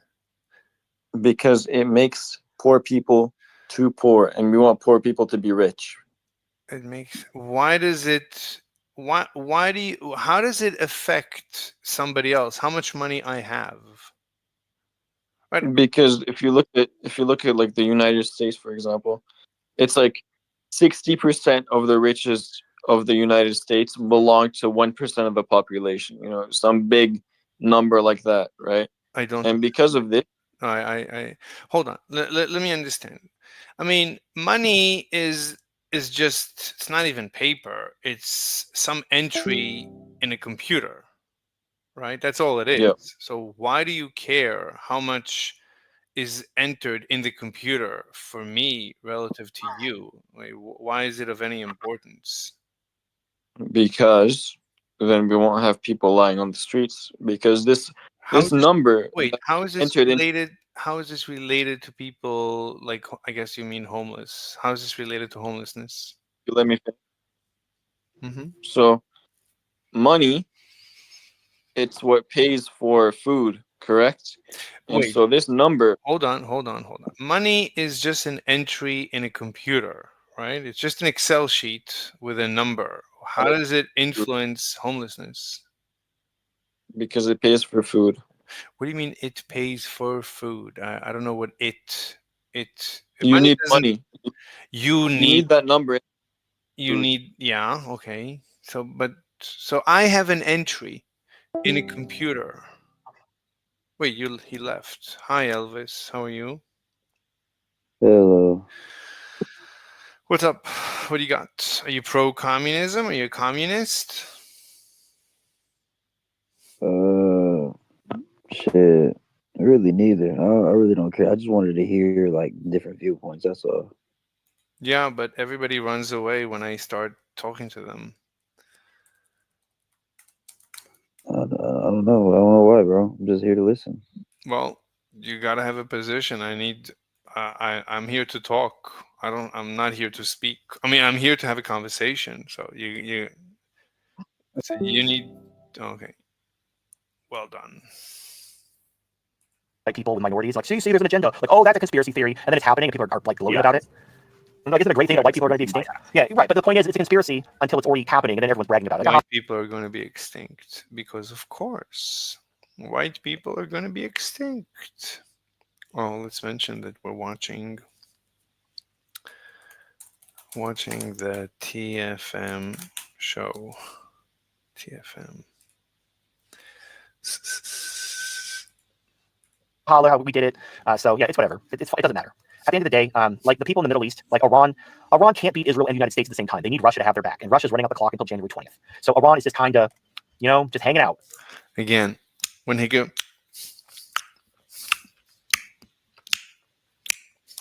Now I've heard some interesting. He always heard. He's always with his. He's always listening to other conspiracy theorists.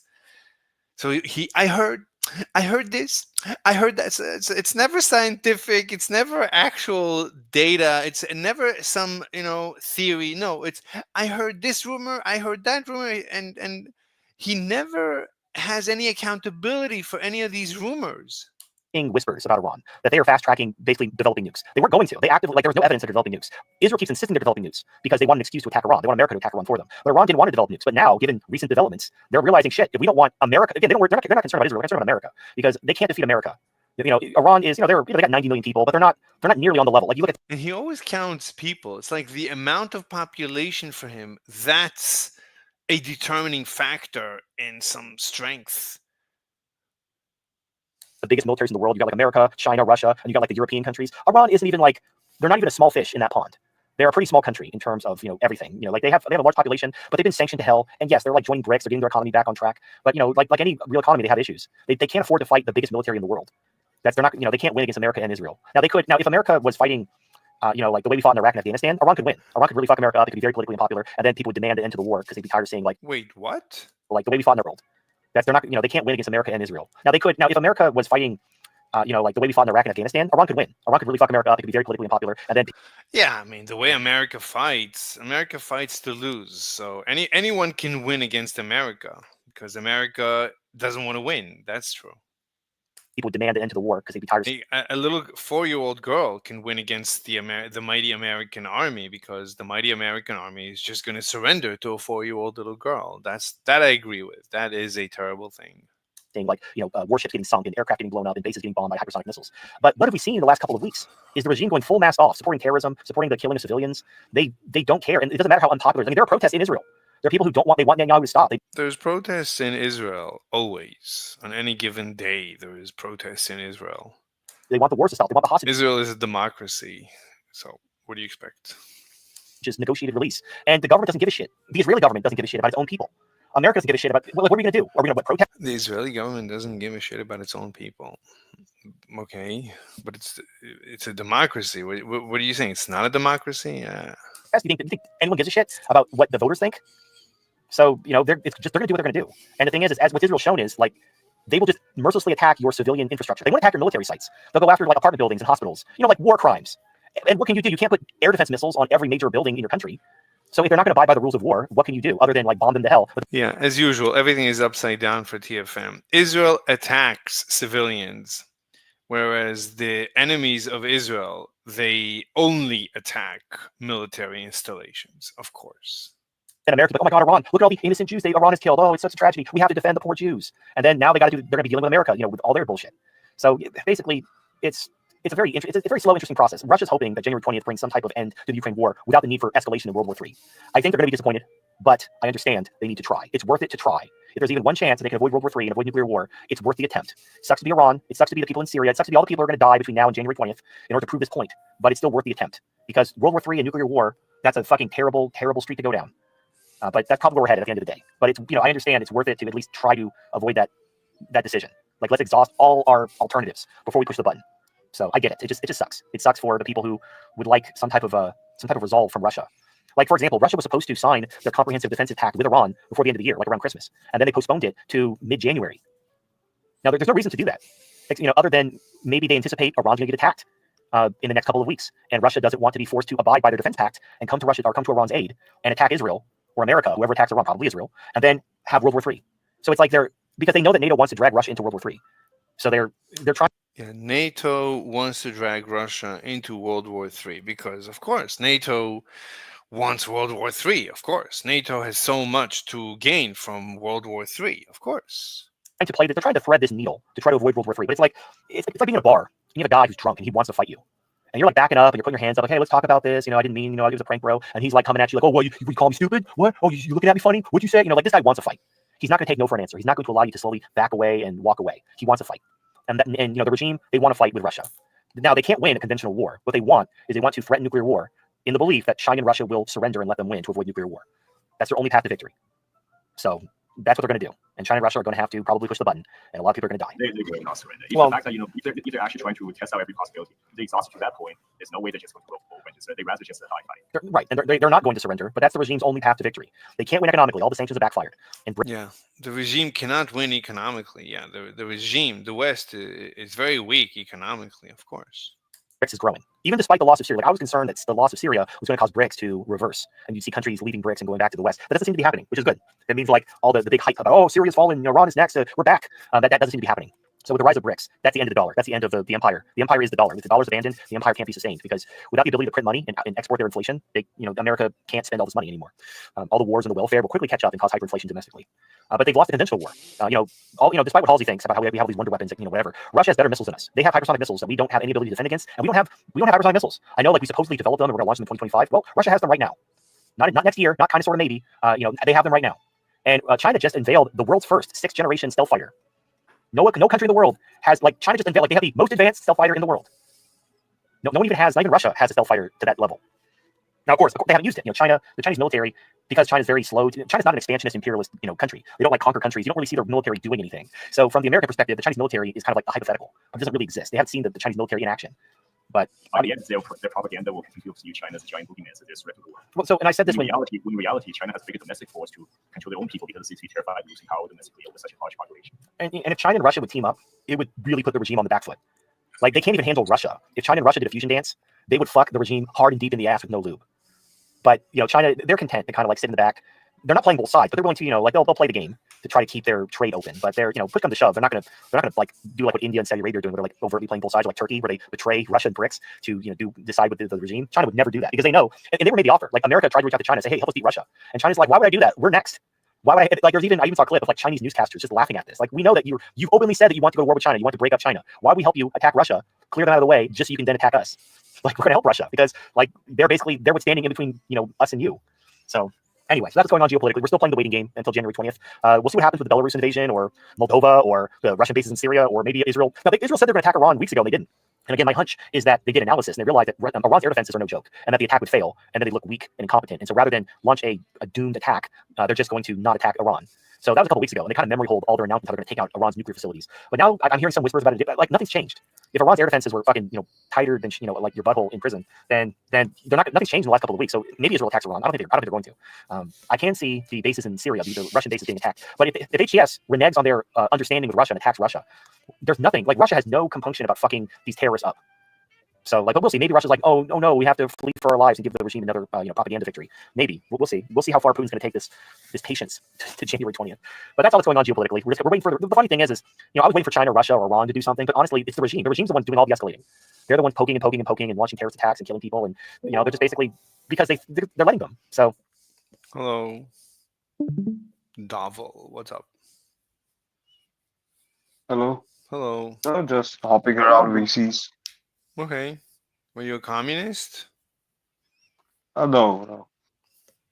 The opposite. The opposite? Okay. Do you like Israel? I'm neutral on the Israeli question. It's not on our radar, like where I'm from. Like, I'm from India, so it doesn't really bother us too much what happens there. Mm-hmm. Like, for example, it doesn't bother what happens to Myanmar, to America, for the most part. It's not a problem. Mm-hmm. So, are you pro-Israel or are you anti-Israel? I guess I'm sort of neutral. I think I think Israel should create a United States of the Middle East and unify with, like, they should create like a United States and have like a constitution and a free trade zone.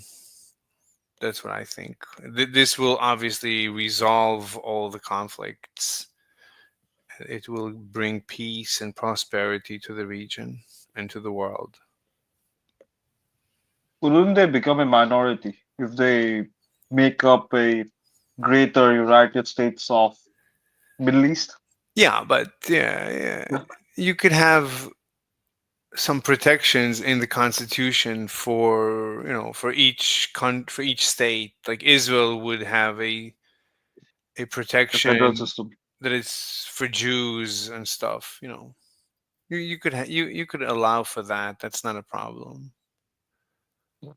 I do agree with that because of the war, we had this thing called the IMEC corridor. It was a trade corridor which was planned with infrastructure projects, which would really lessen the time that it takes for India to export or import stuff to Europe Mm-hmm. as a trade corridor. It got really delayed because one of the points was actually it would go through Saudi Arabia and through Israel, and through Israel it would reach Greece, and through Greece the rest of the European Union.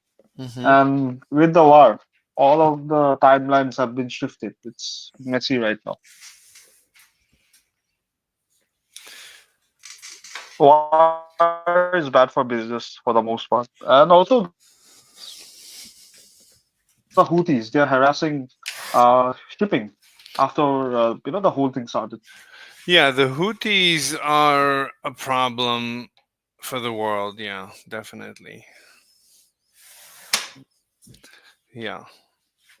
Well, they are not harassing our ships at the moment, but they are harassing Western ships, and Western ships do dock in our, shipyards, Yeah. and it's bad for business either way. Yeah, yeah. It's bad for the world. It's bad for the average quality of life of everyone that the Houthis are making shipping more difficult. Yes. So But hmm, if Israel creates a United States of the Middle East, it would invite Saudi Arabia and Yemen to join, and this would destroy the Houthis. Also, what Israel could do is, offer every state that joins the United States of the Middle East, it would offer a peaceful regime transfer of power, like in Syria. Like in Syria, there was a peaceful transfer of power to the rebels. So we could do the same in Iran and everywhere else. So if a dictator wants to leave office and convert into a democracy and not worry about being murdered the day after, so this can be guaranteed as part of the United States or the Middle East, the way I envision it.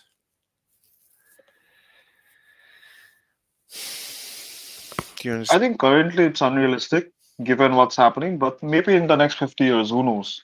Crazier things have happened.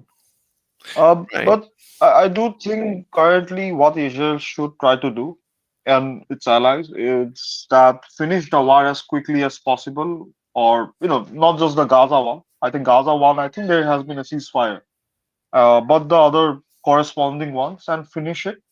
Anyways, the death toll or the perceived death toll is in multiple tens of thousands, so we don't care about the death toll. Neither the Arab countries do for the most part. It's about how much time are you taking.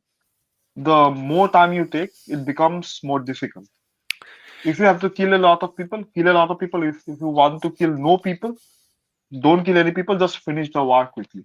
So regular business can move on.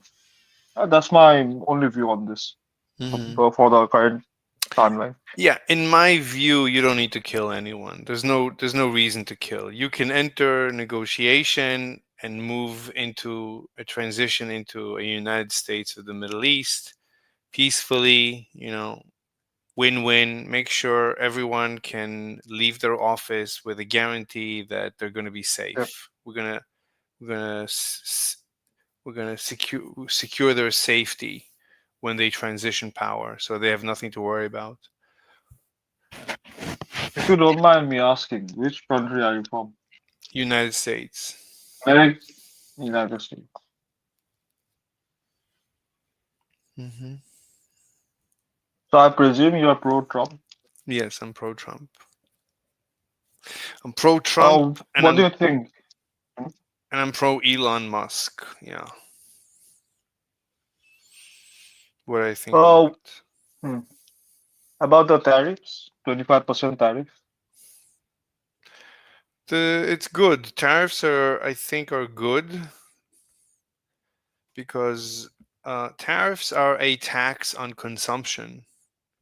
So it's always better to tax consumption than taxing income. Taxing income, you're taxing production. So it's always better to tax consumption over taxing production. So tariffs are actually brilliant, I think. In my opinion, tariffs are terrific.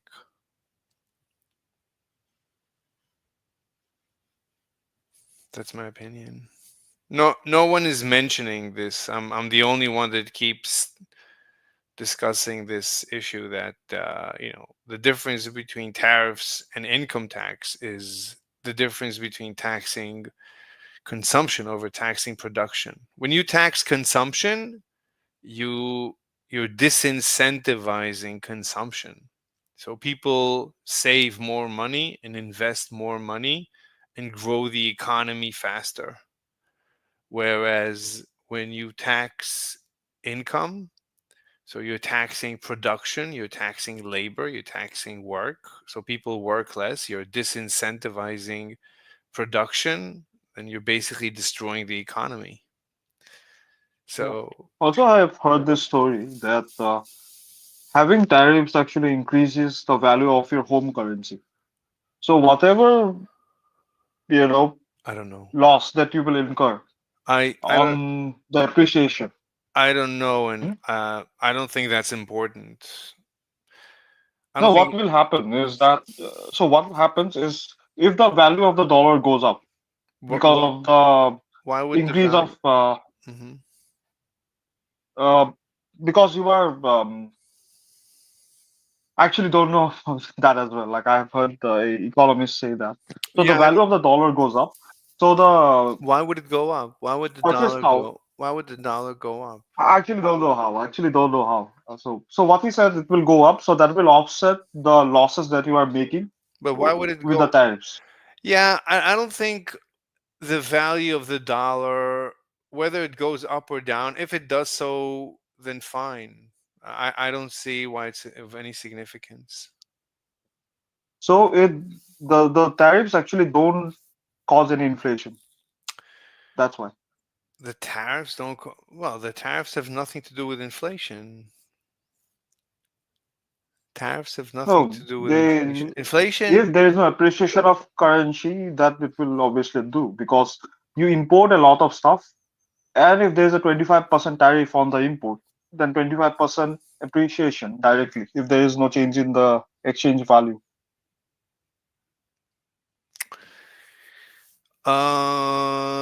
Let me think. So you're saying that if we have tariffs, then we're going to have less import.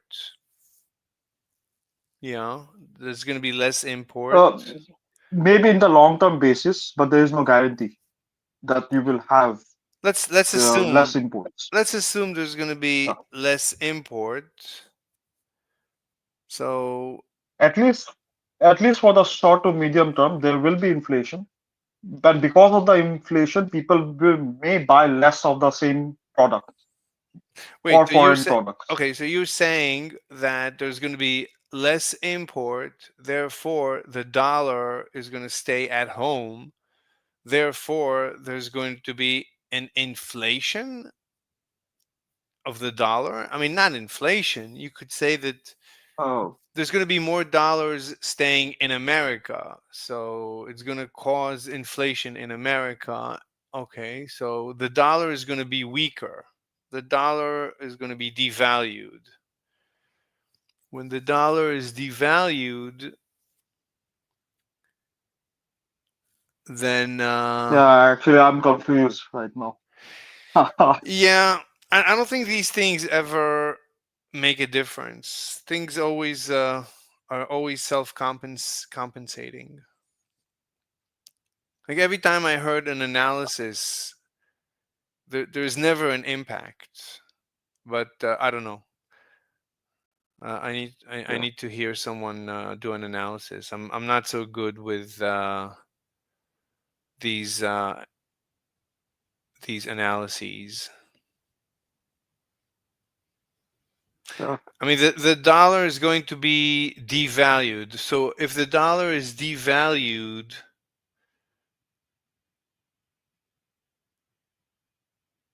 If the dollar gets devalued, then everything becomes expensive.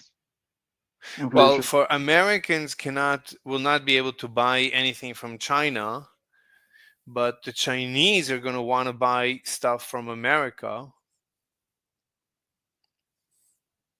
The right the yen is going to become more valuable, so the yen is going to. I mean, then people will abandon the dollar. If the dollar gets devalued, everybody's going to dump the dollar. So everybody's going to be selling the dollar reserves. That's going to cause a further devaluation. That's going to cause inflation. Yes. But okay, but as the dollar gets devalued, it becomes cheaper to buy American stuff. So it's going to cause more production. America is going to produce more and sell more.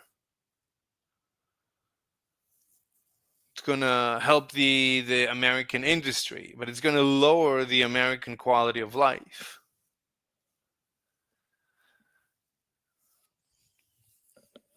Yeah. Well, I don't know the relations to the currency, and again, I would say America is a bit different because American dollar is the reserve currency of the world. So Well, it may have different behaviors than I mean, other it's the speculative currencies. I mean, it's the reserve currency, but if it starts getting devalued, then people are going to dump the dollar. And if they dump How it, would it get devalued?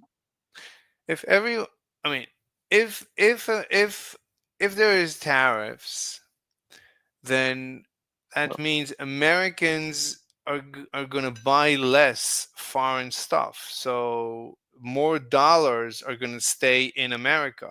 Right now, Americans are sending their dollars to the world.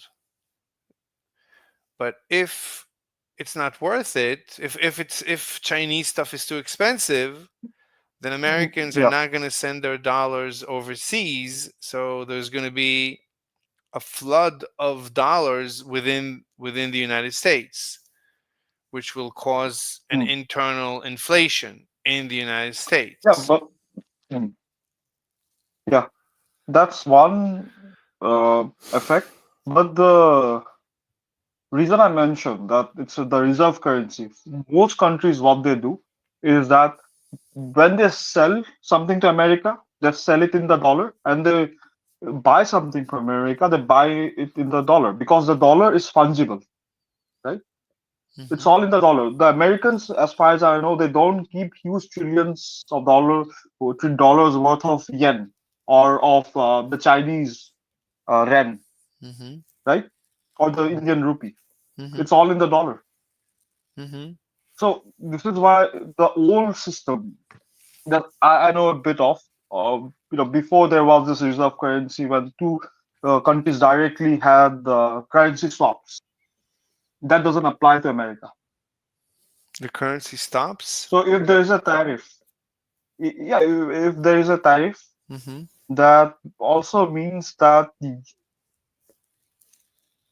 the Chinese have to pay or they have to buy No, more dollars to do the same transaction. wait, tariffs. If Trump imposes tariffs, that means Americans are going to buy less Chinese products. So the Yeah. Chinese are not going to have dollars. Right now the Chinese have dollars and they keep reserving these dollars. They save these dollars. But and simultaneously I guess they're buying grain, they're buying stuff with these dollars and they're saving these dollars. But with the tariffs, there's going to be less of a flow of these dollars to China. So the Chinese are going to they're not going to have as many dollars. Anyway, and Yeah. um anyway, in the United States there's going to be extra dollars. There's going to be a flood of dollars. So there's going to be Yeah. inflation. So things in the United States are going to Mhm. become very expensive. So no one is going Yeah. to want to buy. No, but the dollar is going to be devalued. The dollar is going to become worthless. And people will dump the dollar and they'll want people are going to dump the dollar. So there's going to be even more Yes. inflation in So, the United States.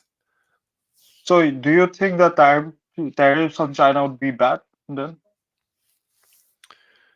Um, it's not going to be bad. It's going to have an impact. Like I don't like what is it? What do you mean by bad? Inflation is not Like as you were bad. saying, Inflation is not Okay. bad. Inflation just, if it happens, it happens. There's nothing bad about inflation. It's not good or bad. Like you could say that if there's going to be less production in the world, there's going to be less stuff. You could say that's bad. But why should there Mhm. be less stuff? It's not like now what Inflation doesn't mean less stuff. It means that there is a shortage of stuff than wait, what you what? want. Wait, what did you say? Inflation is when there's a shortage of stuff, No. when you need Inflation the stuff. no. Inflation doesn't have an impact on the universe. Inflation just means that for some reason you have more money circulating in the economy, but the amount of stuff hasn't changed. The number of apartments has not changed. The number of cucumbers has not No, changed. The universe, this is why I mentioned you need, right? You want and you need stuff, and the production of stuff increases every year in yeah, but line with demand. inflation has nothing to do with with anything else in the economy. No, it has to do with everything in the economy. No, If there's hyperinflation, the whole economy, first of all, would collapse for the most part, right? All of the financing that happens. And no, when that happens, all of the other parts of the economy, like production no, no, and consumption, also gets affected. no. No, nothing happens because of inflation or because of hyperinflation or because of hyper duper super duper inflation. Nothing in the universe changes because of inflation. Inflation is just if you print for some reason, if more money circulates in the economy, it doesn't impact the economy. It doesn't impact the construction of homes, the the production of cucumbers, the production of wheat, the production of laptops, the production of software. Nothing changes in the universe because of inflation. Inflation has no impact on the universe. It does, because most of the things that you want have to be produced. And much of the economy is speculation about future orders and inventory. Mhm. When inflation or deflation happens, there is a speculative effect on inventory planning, Mhm. which lowers, maybe sometimes actually in the long term and the medium term, increases production. If, for example, there is inflation Hold on, hold of on, a certain, hold on, hold on. let me finish, right? Let me finish. But you If made, there is this inflation but you or made, increase of price, but you, yeah, you, sure, go ahead. no, you're saying something that doesn't make any sense. I can let you finish, but what's the point? Like what you said already makes no sense. Where's the confusion? You, you're Where do you saying have the confusion? you're saying inflation. You're saying there is speculation in the economy, and if there is inflation, it's going Yeah. to impact. Why would it have? Why would it have any impact? Who cares that there is inflation? Who cares? This is why I was trying to finish my second point. Let's say there is an increase of price of a certain good, Hmm. inflation, No, it it's not means. inflation. Inflation is Then there is that's not no, inflation is there's a macro and there's a micro. no, Right? but that's not. I'm trying to explain you the But that's not micro effect inflation. of But it. that's not inflation. Inflation is not the rise of the cost of a certain product. That's not inflation at all. No, that's the macro explanation. I'm trying to use a smaller example. But that has Um, nothing to do. The rise of the price of a certain good has nothing to do with inflation. That's not inflation. no, okay. No, I'm trying to explain it to you. That's how it works. And that goes for the rest of the economy in the macro sense as well. No. If there's too much inflation, No. yeah, it does. If there's too much inflation, What do you mean? currency gets What is affected. inflation? What define inflation? What is inflation? How do you understand? Inflation, Hmm. inflation is the shortage. This is from the production angle. I think you only rely on the supply uh, of currency What side of the what's your explanation. definition? I'm asking for a The definition. definition, Hmm. yeah, sure. It's the shortage of um, goods or services But that's not inflation. during a period where there's pent up demand. That's not inflation. No, that's Inflation, literally what causes inflation. inflation. No, that's what I didn't ask No, you. that's literally how it works. Wait, hold on. I didn't ask you what causes inflation. I asked you to define inflation. Inflation, the definition of inflation is The literally cause is the definition. Yeah. no, the cause is the cause, the definition is the definition, the cause is not the definition. We could No, the causes result in the definition, which is what happens, okay, what is and what happens. look. Okay, we need to first define before we go to discuss the cause of a phenomenon. We need to first define words. So I don't see the point in talking about causes before we agree on definitions. We don't know when you say inflation, maybe you're thinking of something that I'm not thinking. So we need to synchronize just the definition of the words in order to have a productive discussion. So inflation, as the word suggests, is the inflation of the money supply, that for some reason the amount of money circulating in the economy inf- has been inflated, has risen. We don't know the reason. For some reason, the amount of money circulating in the economy has gone up. That's inflation, right? Do you agree? No, I disagree. Because Wait, again, you are going into the causes. It's I'm again a going. causal definition. That's the cause. So what No, it's a causal definition. You causal? are saying it's the money supply I'm saying, because the same actually it's what's your definition of so. For inflation? example, again, what I explained, that's a more What do you mean? sensible definition. Wait, what's your definition of Why I say inflation? this? Because money supply, right? Money, let's say the money supply says the same, like the Wait, L1, what's L2, L3. what's So your M1 defi- and ho- M3 money supply says the hold on, same. hold on. And there Wait, is, wait, I didn't understand the definition. What's your definition of inflation? like I explained it to you, right? I think you heard what I said. I heard, yeah, but I was confused, and we're still discussing the definition. Okay, the actual, if you look at the Oxford, let's look at the Oxford version of the definition of inflation, let's say. Okay, inflation is the rate at which prices for goods and services increase over time. This is a dictionary reliant definition. And I think this is the actual definition That's how uh, normally which we measure that. that's the actual definition. Both of us were talking about the causes of inflation, which is a more productive discussion. Okay, Right? so inflation, look, I agree that usually inflation is measured through the consumer price index. So if the CPI goes up, then we say that there is inflation. Fine. Okay. Can you at least agree on the definition put forward No, it's fine. from the Oxford side of the It's fine. Yeah, let's go with that. Okay. yeah. So, Let's now talk about the causes. why? My point is it's Wait, multi-causal. the question is, you saying inflation is bad or good, right? I'm saying inflation is not good nor bad. Okay, my point would be inflation or deflation if it's at a rate which is concerning, that it is concerning. Inflation at let's say 2% or 1% in America, it's not concerning.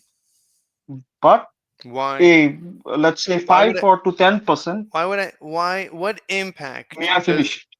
May I finish? but May I finish this? but what is the I'm saying inflation has no impact on the universe. That's what I'm saying.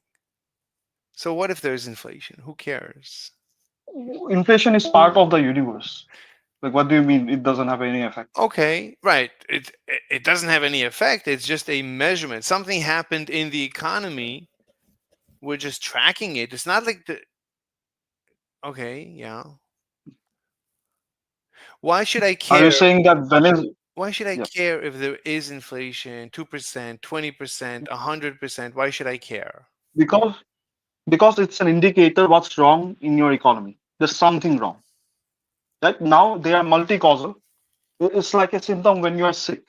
You have fever. Fever is a good analogy for um, inflation. But Okay, what's the actual okay, okay. disease? I agree. I Right? agree. I agree. I agree. Okay. Yeah. So you're saying that tariffs are going to cause inflation, No, therefore, no, no. It's very complicated. It's very complicated. wait, So what do you why I mean? was saying that it may not, right? That was my actual point, which was a more interesting point. But Because when wait, we're talking about tariffs, right? We're trying to analyze are tariffs good or bad. So I agree yes, tariffs will cause inflation in the United States. Yeah, yes. but so what? But can you agree on this that if there is a shortage of production of goods What do you and mean? access to those We goods in never the market, we didn't discuss that. We said inflation is the rise in the CPI and nothing to do with production. It's just yeah. the rise. But can you agree on this, right? I want to probe you on this. If there's a shortage of goods in the market, right? Let's say 10% decrease of goods in the market, would there be inflation? But that's not. I mean, would you have a rise in Yes this? or no? Come on. Wait, would you have a rise in the CPI? Yeah, the CPI would rise. Yeah. Well, WPI technically in this instant too, because the actual goods are missing. Okay. Um, yeah, so we can agree on this, right? Yeah. At least, Yeah. yeah. Let's move on after this. What do you mean move on? Like the So, question is, look, are I tariffs? was saying you should. Can you like what you were saying because I interrupted? No, So we're could you? saying are tariffs good or bad or so I agree tariffs will cause inflation, but so what? Why should I care? Because maybe you are rich, right? But No, there are less fortunate people than you. no, For them, opposite. gas will become. Yeah. If I'm rich, I have cash, I'm gonna be losing. Inflation is gonna eat away at my wealth. If I'm rich, it's gonna hurt me more than if I'm poor. Inflation actually hurts the rich more than it hurts the poor, if anything. It hurts anyone who has savings in dollars. If you're in cash, you're gonna lose, if anything. Yes, I But agree. the question is, I agree. do you think okay, how is right? So are tariffs going to impact the average quality of life of the average American? That's the question. Yeah, that's again like very speculative of me. I wouldn't know. That's why I was asking you. Because there are two parts of it. Tariffs does increase the immediate cost of imports, but that also means that domestic production of goods usually go up, which strengthens the economy. Your What? currency actually appreciate because more production is happening. Which strangles the economy? It strengthens, Strengthens? makes it, yeah. I don't know if it strengthens. Because It yeah, again, it's very speculative. Uh, I wouldn't say that it strengthens. It causes the production to shift into the United States. Okay. I don't know if yes. that means that's strong or weak. I mean, I don't know what it means for an economy to be strong or weak. I don't know. Like what's it I don't know what a strong economy is relative to a weak economy. That's a good question. But fine, That's a good question. you could say that if Uh, production shifts into the United States, I don't know if how to judge that. I honestly don't know. How is again? The question is, what's going to happen to the average quality of life to the average American? That's the question. Is Are tariffs going to have an impact on that?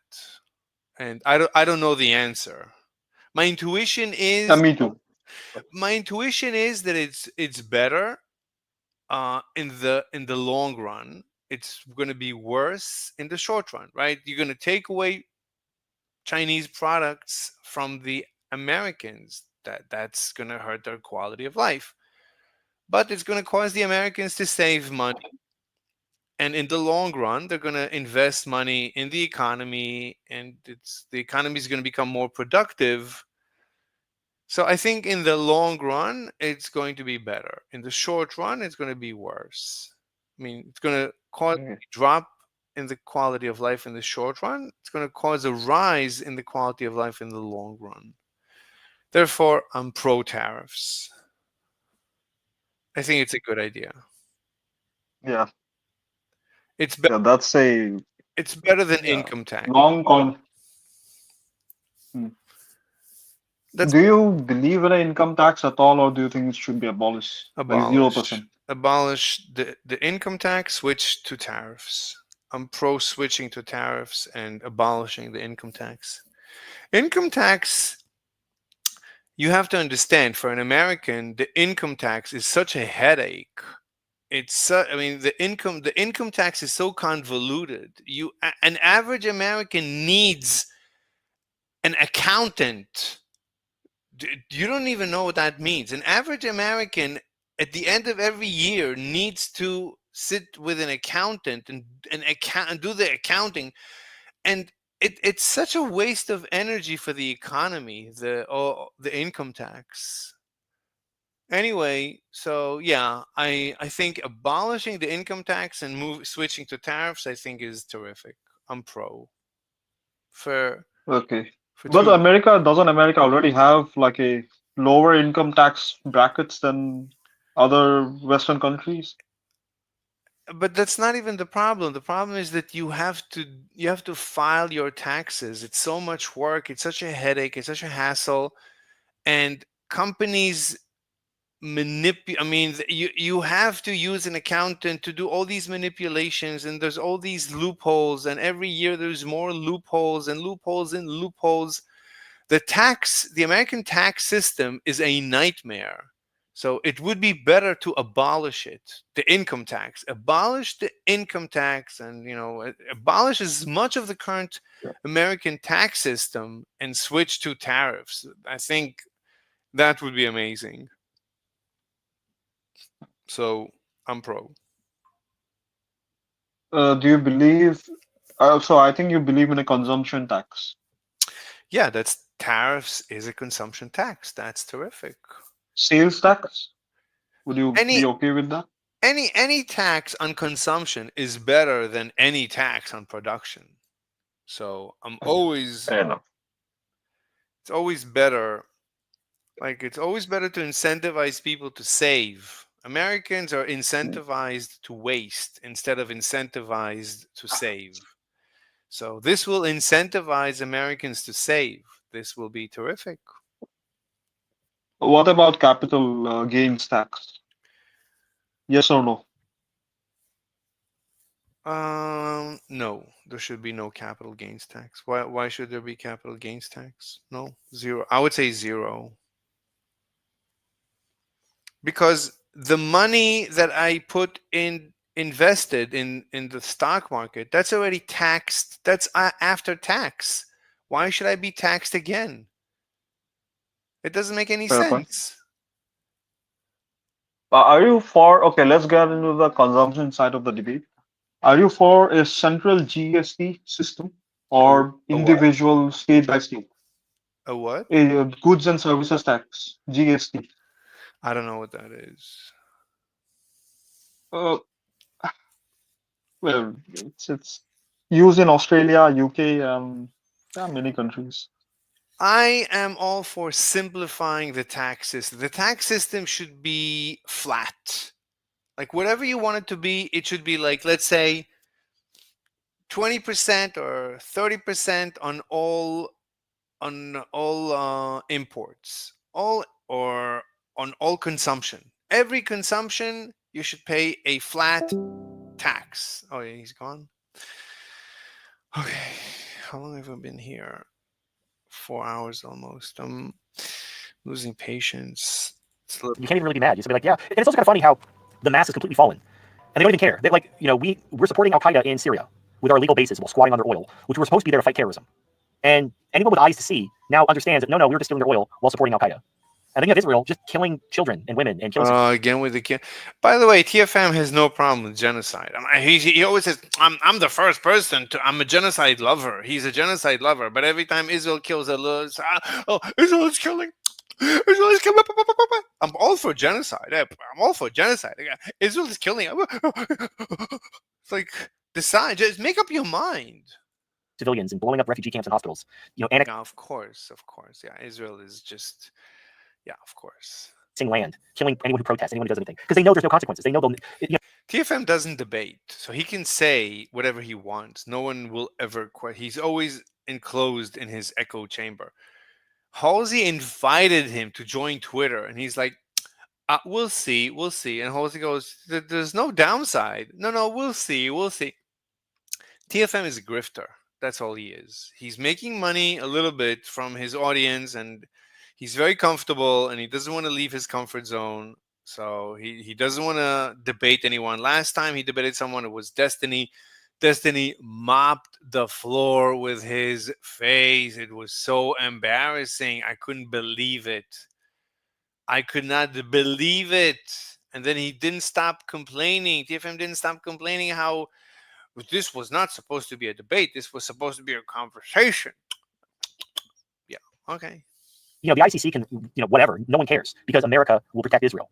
Like you had, I don't remember what happened. Oh, it was like, I think it was the same day as there was like the big blizzard or the big hurricane. I guess it was a hurricane that like did all kinds of damage, and no politicians were like speaking out against FEMA, blowing through all their money, spending it on illegal aliens, having no money for the hurricane victims. But everyone was like coming to Netanyahu's defense when he was when there was a warrant for his arrest for war crimes by the ICC. All these fucking politicians were like, we stand with our greatest ally Israel, and we will not let Netanyahu be arrested. And if you arrest Netanyahu, we're going to go to war with you, and we're going to sanction you, we're going to bomb you, because we're not going to let you hold Israel accountable for its obvious war crimes.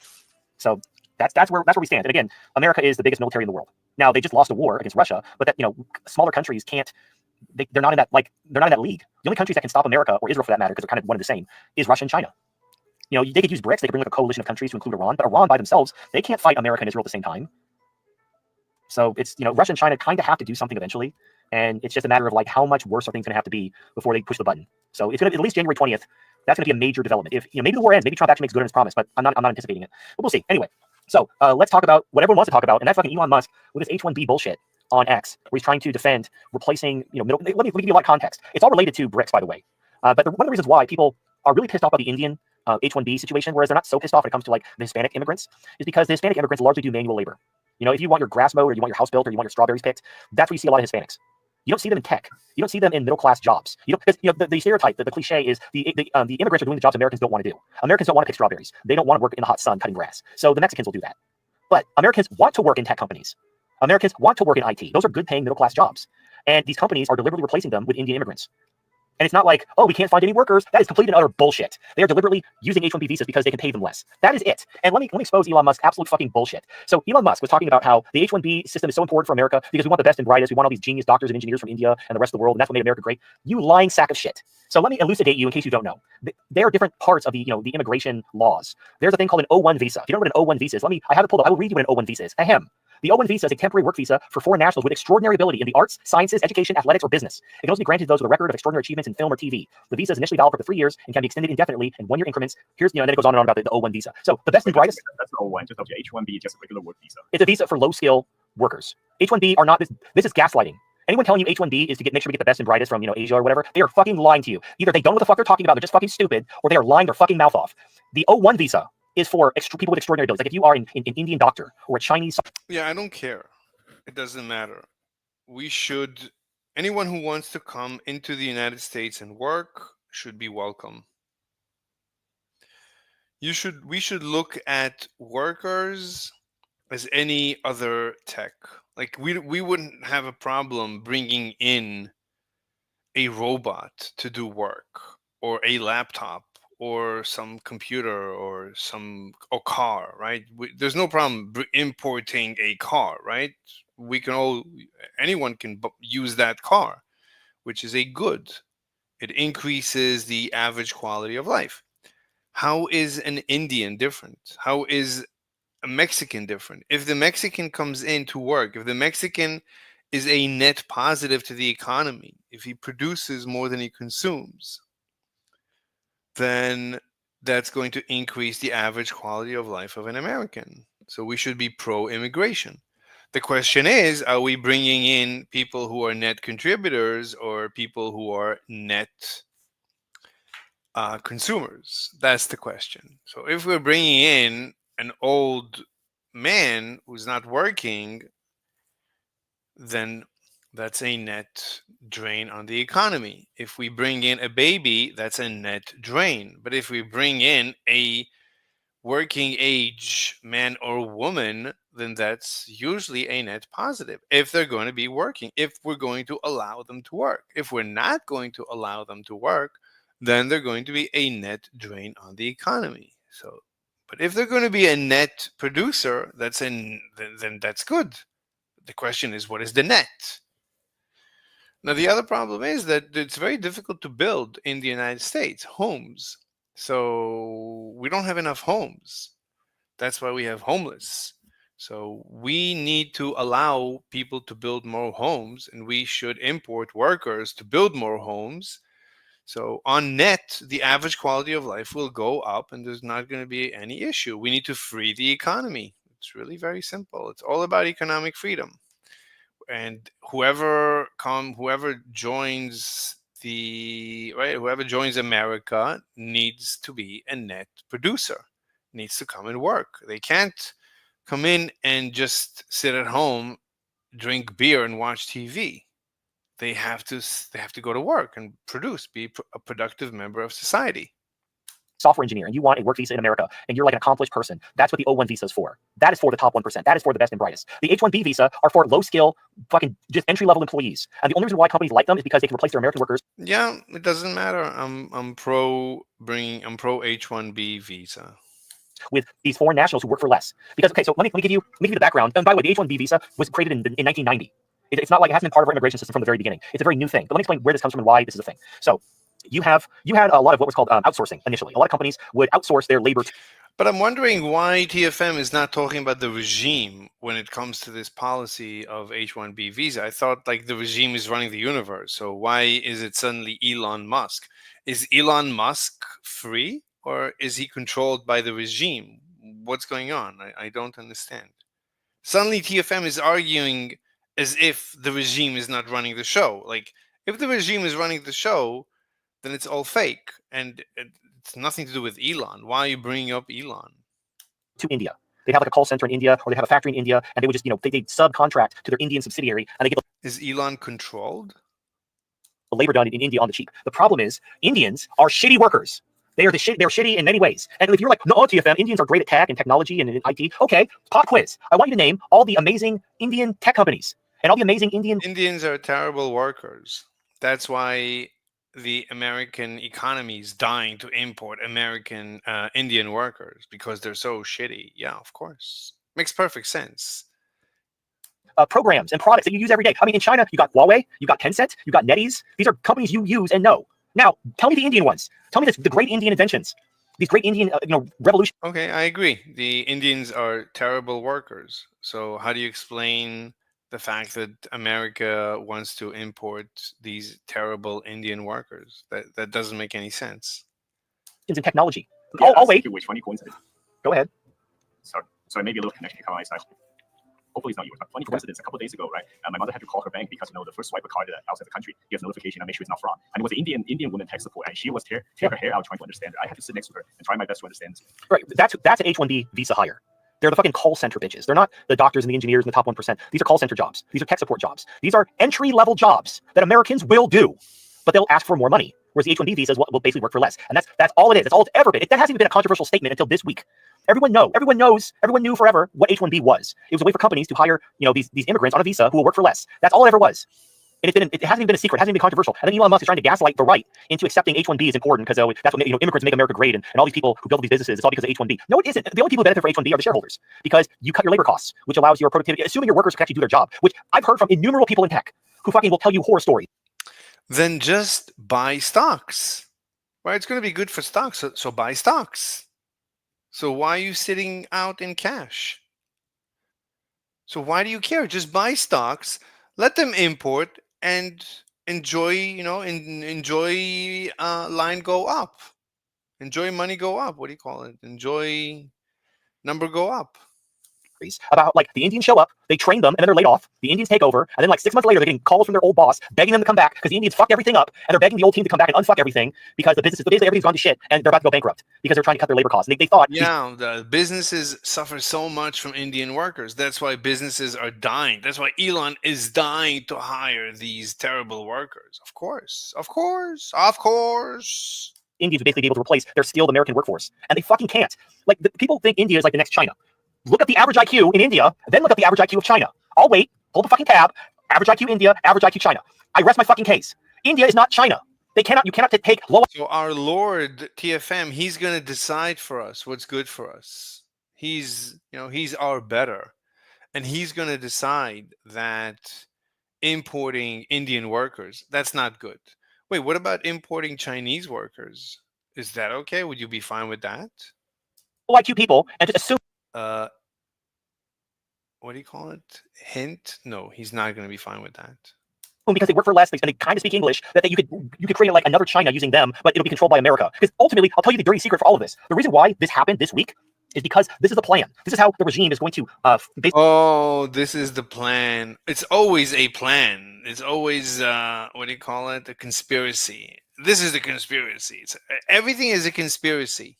Nothing ever is organic. Everything is a conspiracy. Basically, compete with China. Because they can't compete with China. China's a manufacturing superpower. They're the only manufacturing superpower. And that is while under oppressive totalitarian government who stifles the creativity or really going for the extra mile. Right. So American companies tried to outsource to India and it didn't work. So plan B is to insource the Indians to America, where they'll have American supervision, but you still have the problem is these dipshits think the way you compete with China is you have to import a bunch of people who work for pennies. And India is kind of like the go-to because they speak English.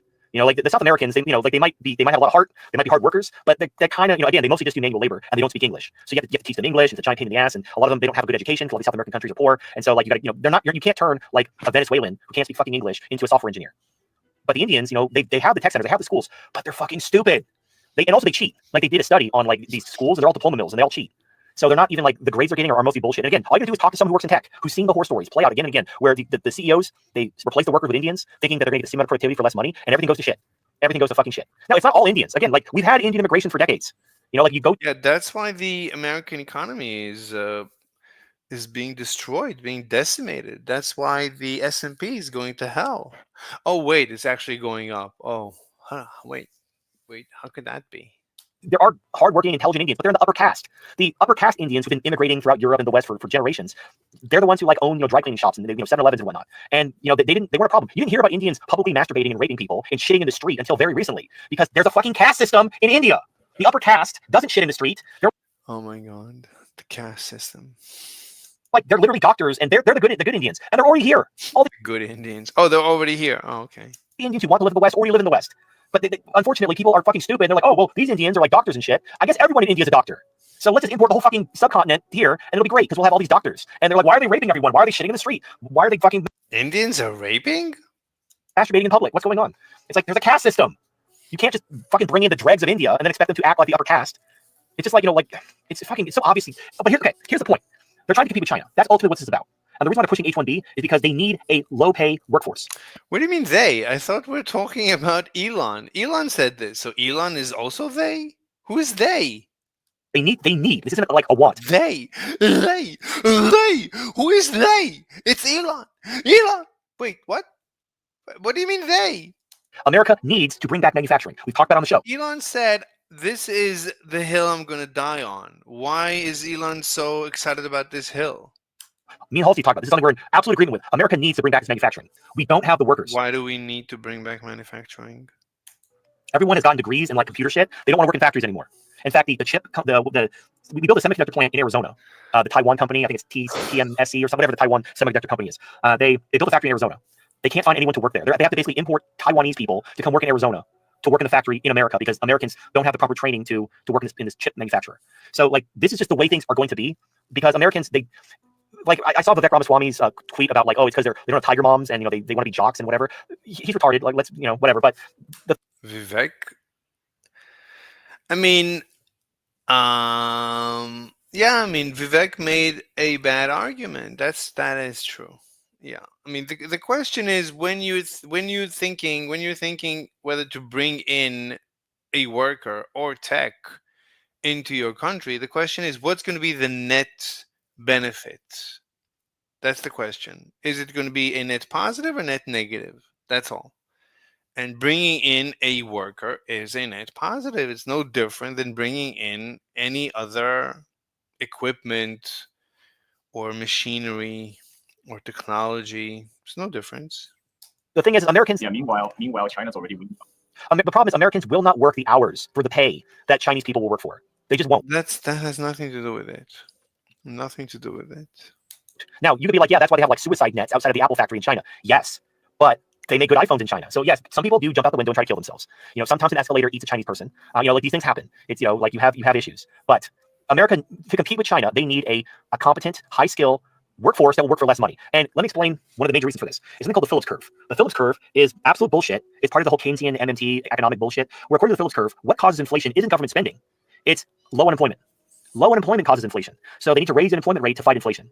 And this is basically cart before horse, reverse thinking. But again, Keynesians are the ones the government hires. Nobody hires an Austrian economist because they'll always tell the government no. So the government hires Keynesians to give them permission to do what they want to do, which is print money and spend it. So the Keynesians came up with this fucking bullshit called the Phillips curve. So according to these government economists, they have to keep employment low. They need to keep Americans unemployed because that's the only way to fight inflation. And so you have the government fighting all these wars and printing all this money, and it's causing inflation. And they think the problem is unemployment is too low. What is the Phillips curve? The Phillips curve. Phillips economic model illustrating an inverse relationship between inflation and unemployment. Unemployment, inflation.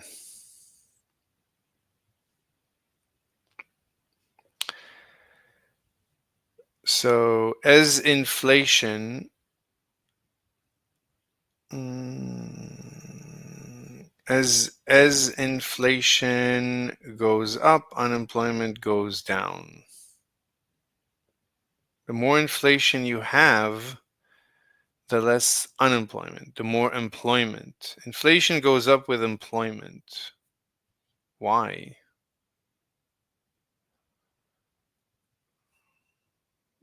What's this? Phillips, a chart showing the short-term relationship between unemployment and inflation within an economy. Unemployment, inflation. As inflation goes up, employment goes up.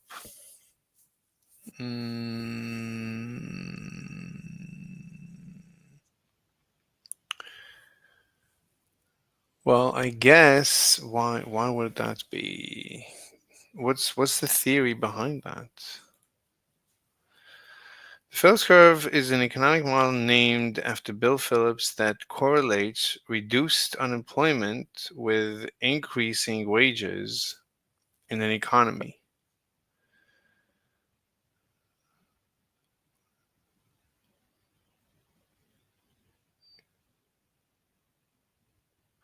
While Phillips did not directly link unemployment and inflation,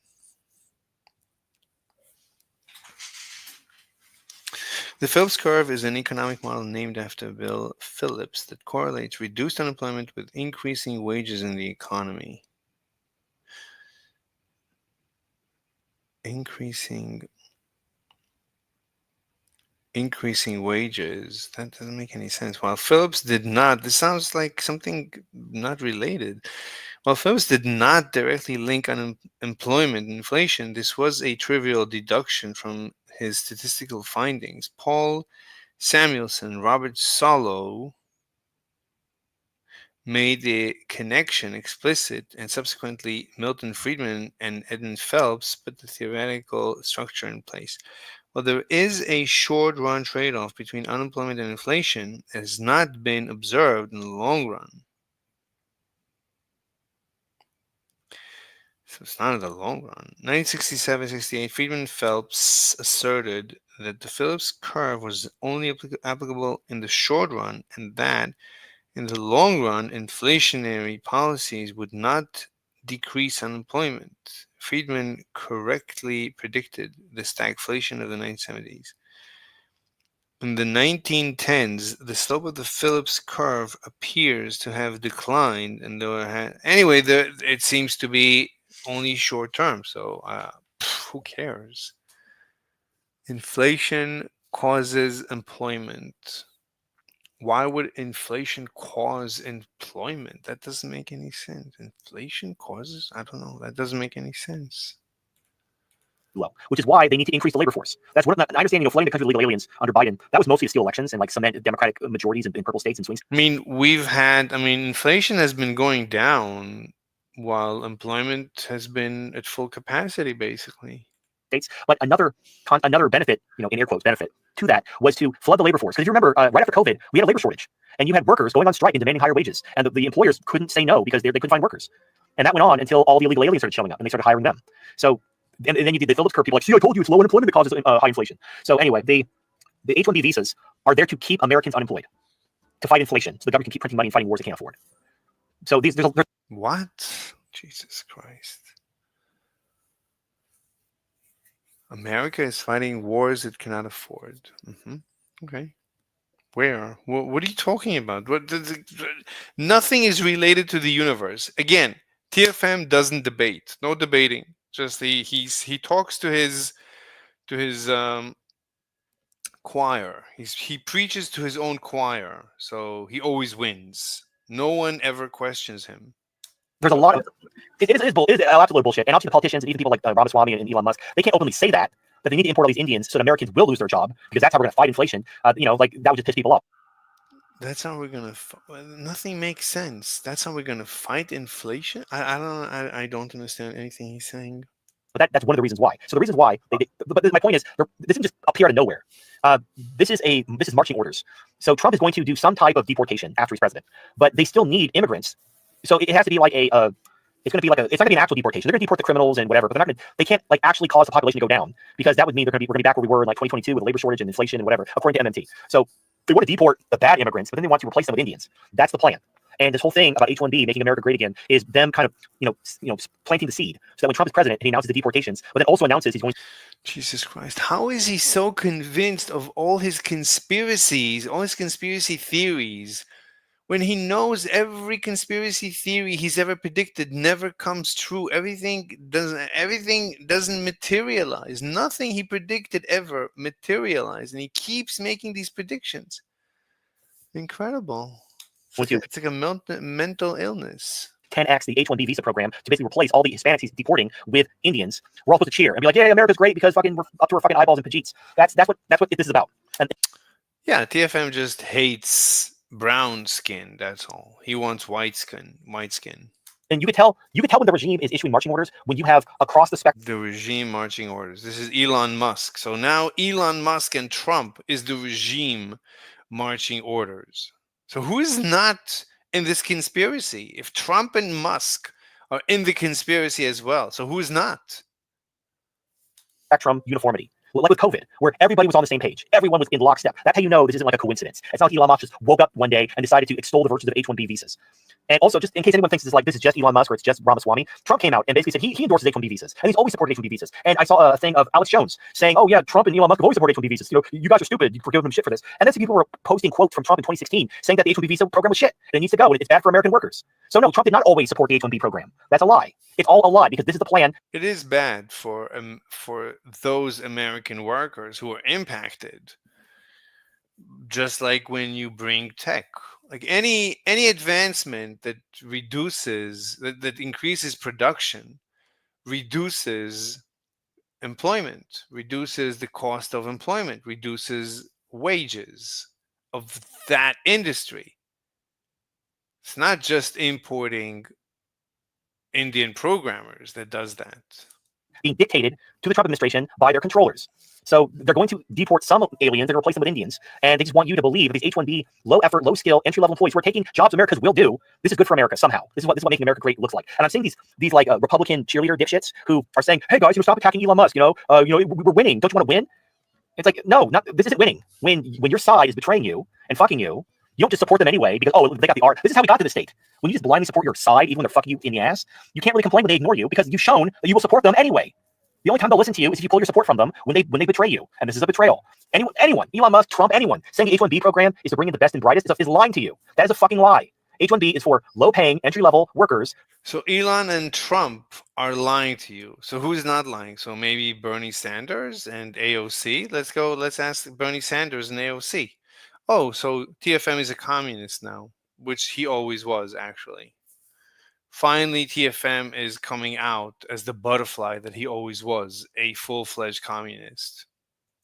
That are replacing Americans by design. It's not necessarily a demographic, white replacement thing. It's more of, they're trying to fight inflation because of the Phillips curve and they need to raise unemployment. They're trying to compete with China. They're importing Taiwanese workers to work at this microchip plant because Americans don't have the training to do it themselves. Now, but the problem is earlier I had a hiccup. I was going to say on this. So meanwhile, China has already weaned themselves off of Taiwan's. Yes. So Taiwan and making their own factory. But here's the most funny thing, though. If America actually wanted to import the best and brightest, high-skilled, well-educated, hardworking tech workers who would work for less money than Americans, that would be Chinese people. However, Americans are ginning up a war with China.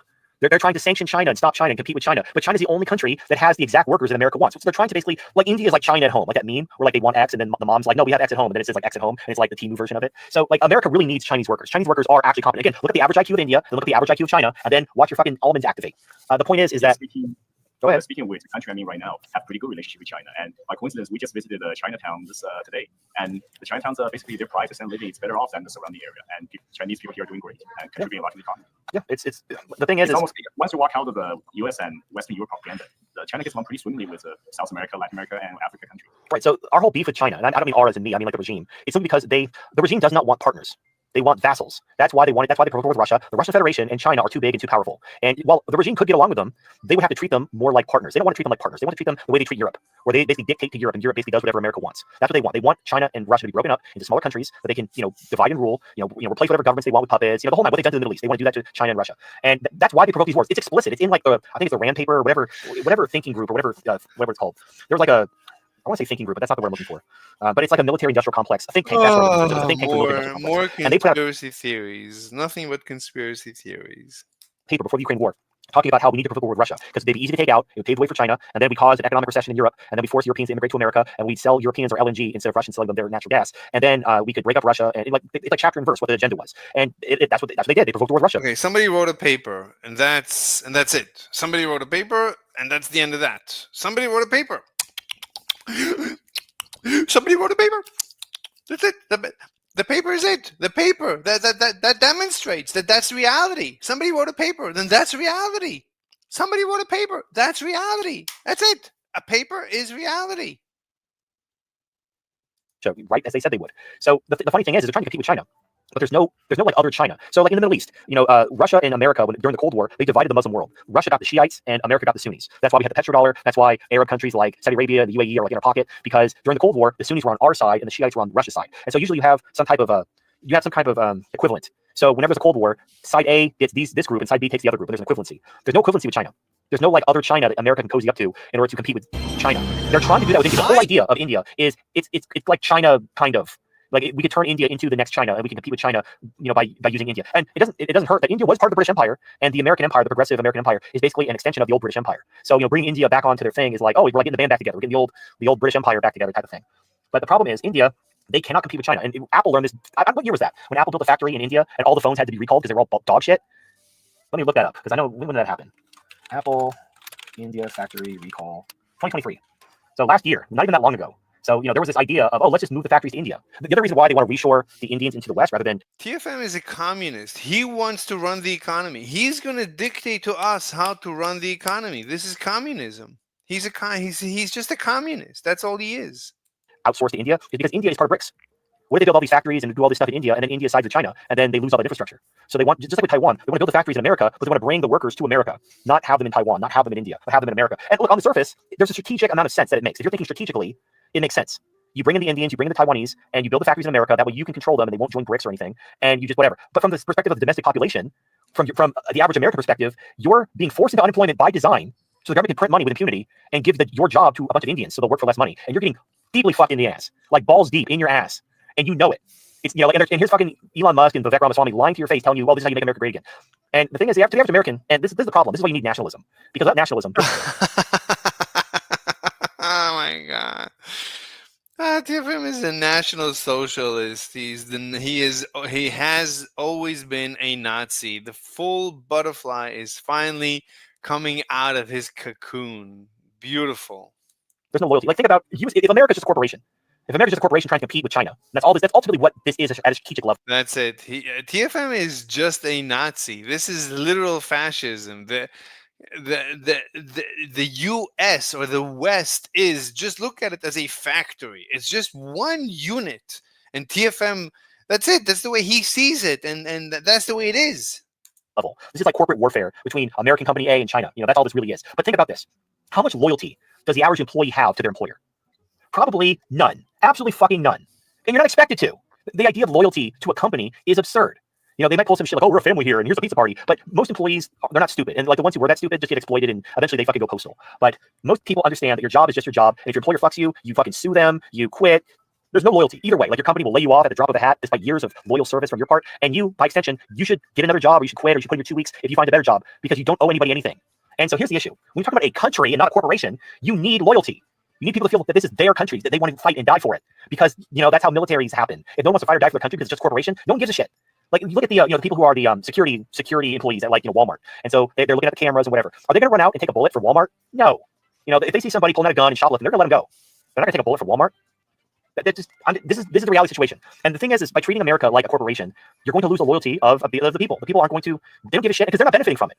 At a strategic level, even if all their plans work out flawlessly, they import all the Indians, they import the Taiwanese, they build the factories, they're competing with China, everything's going great at the macro level. Meanwhile, you're going to have huge swaths of... Hello. Australist. Hello. Wait, are you MGTOW? Huh? Oh, you're not. What's up? Are you a fascist? Yeah, it was good, man.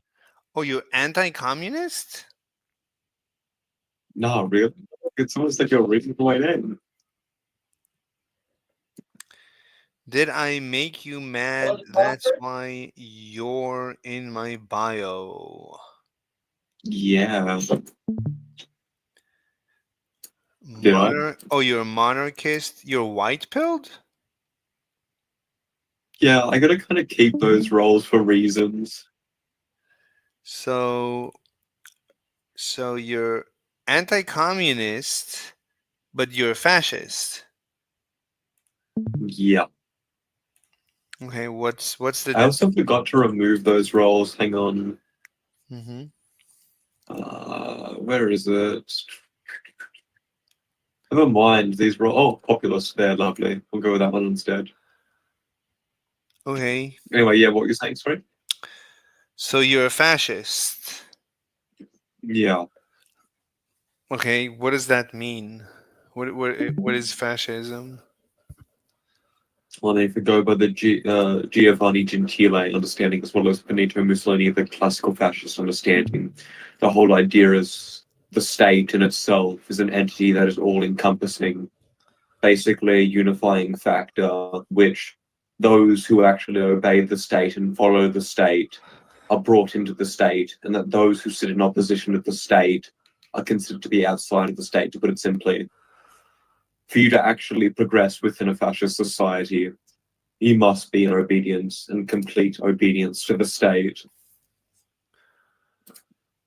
Okay. Does that make sense? Or do you need me to explain further? I mean, how is that different than communism?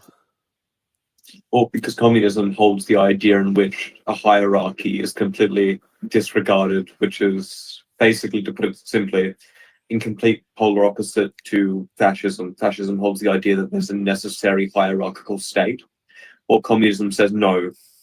We want a classless, moneyless, stateless society in which once the goals have been achieved, there will be no state, there will be no classes, there will be no money.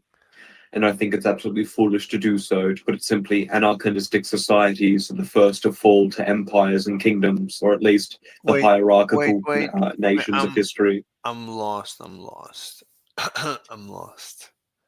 On what part? So, I mean, I don't see the difference between fascism and communism.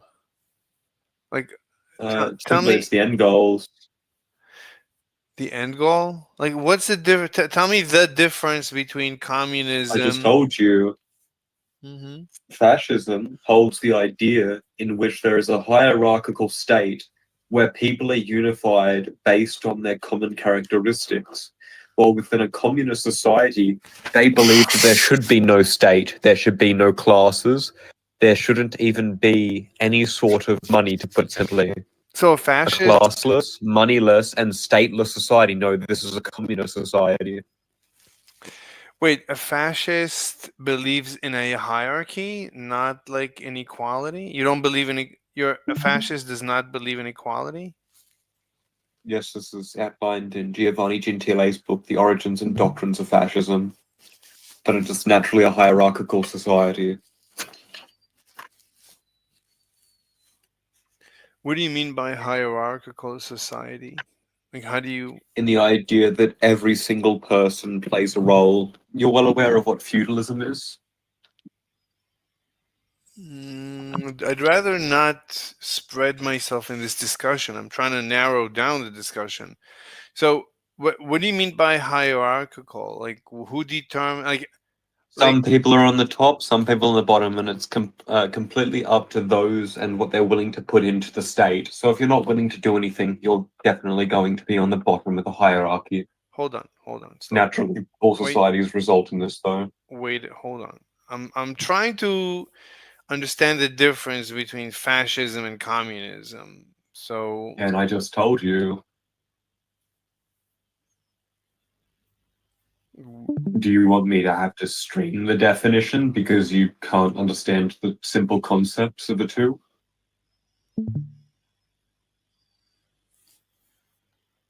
I don't understand why you're being belligerent. I don't understand that. I'm trying to understand your philosophy, and you're attacking me.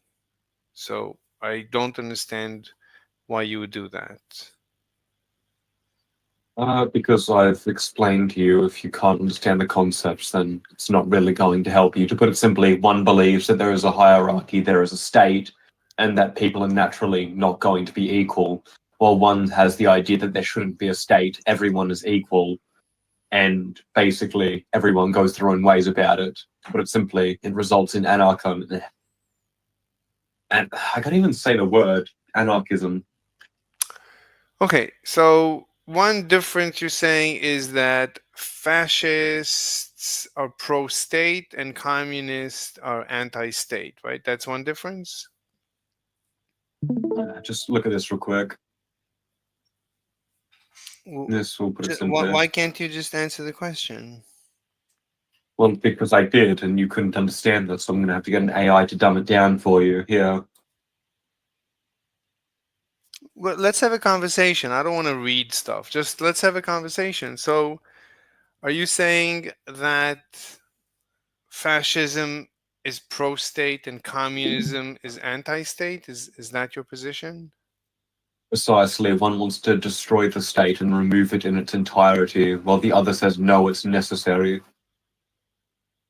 Mm-hmm. One also believes in a hierarchy, saying, well, Wait. you're going Hold to be on. able to do things in society. Hold on. So you're saying fascists are pro-state.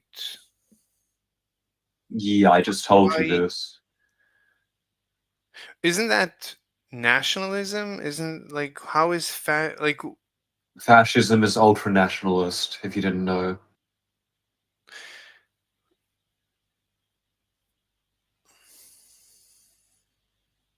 Mm-hmm.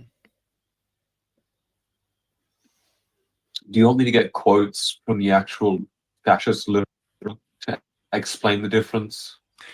There's nothing to explain. These are just definitions. It's like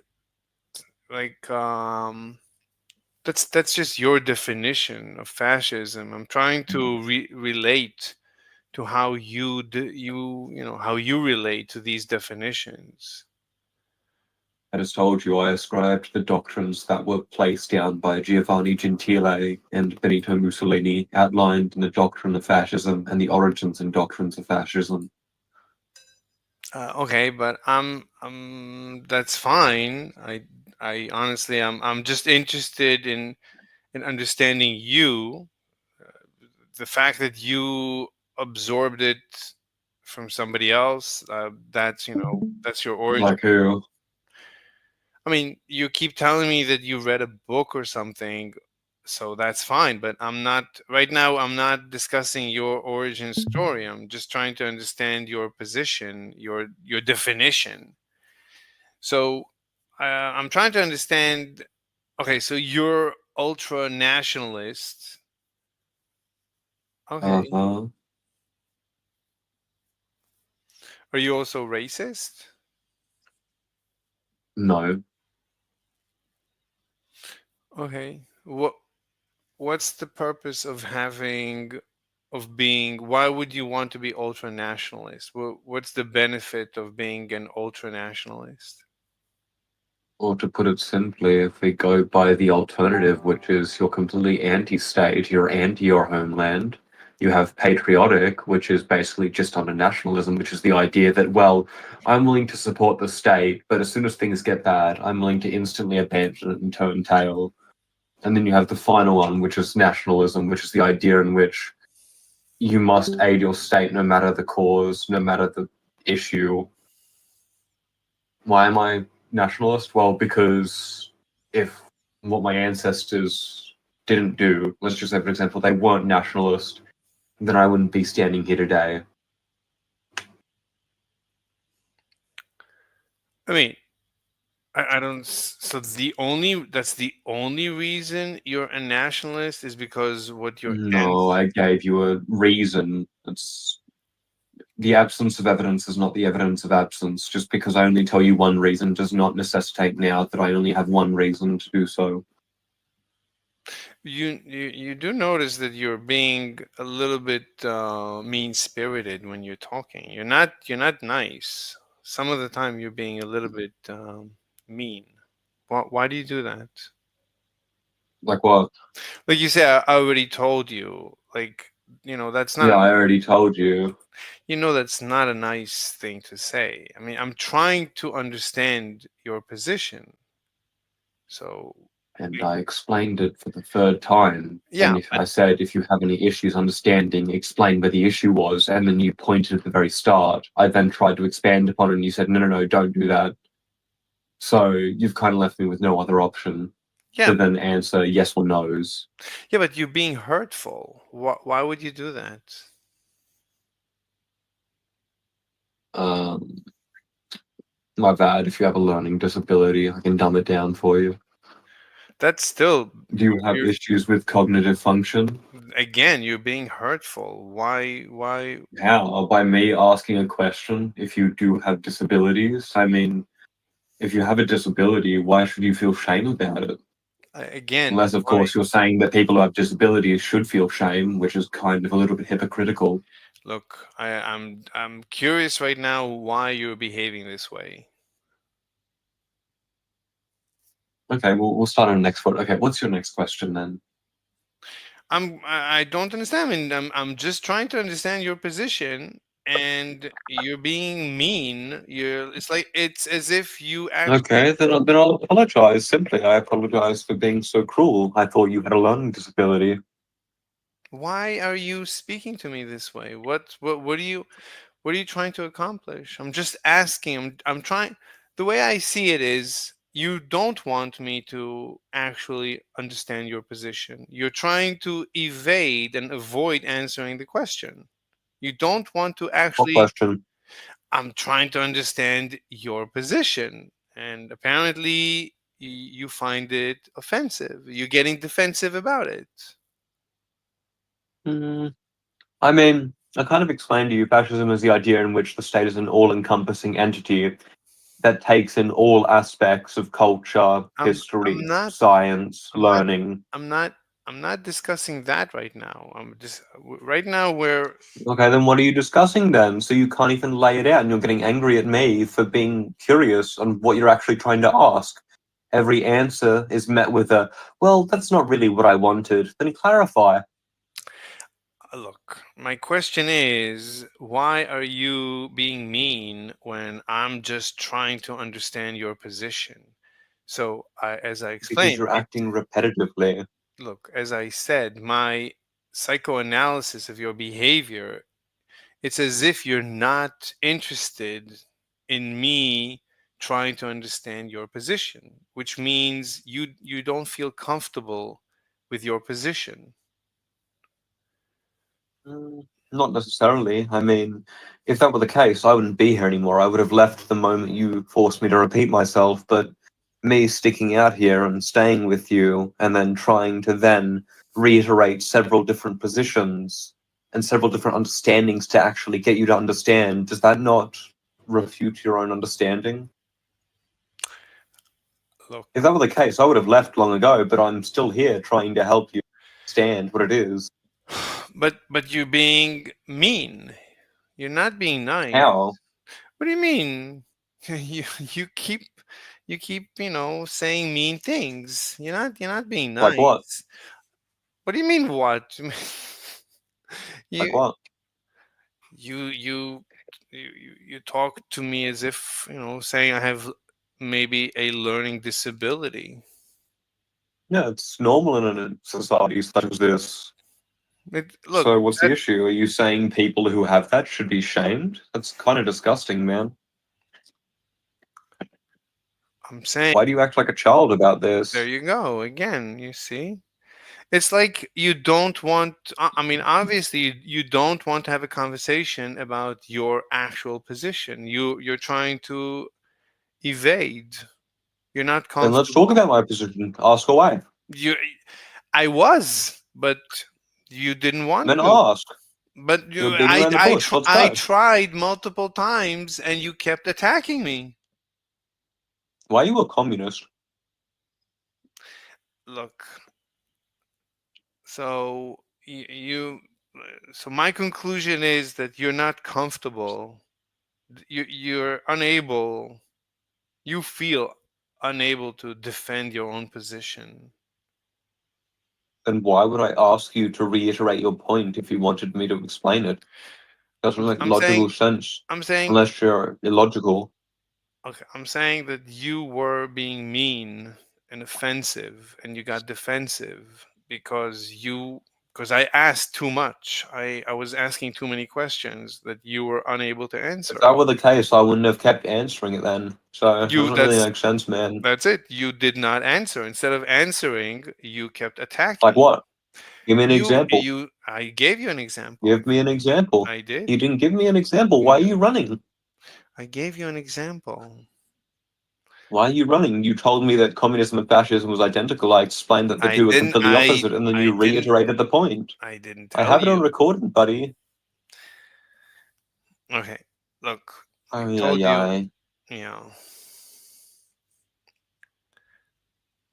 You know, I came here like wanting to talk to you about this because you seemed like rather interested. But if you're willing to play ignorant and then just act as if that, oh no, I'm so hard done by him asking me a question that society has accepted as normal behavior, then I don't know what to tell you, man. Mm-hmm. Okay. You got anything to say for yourself, or do I you want to mean, like go back to the question, or what?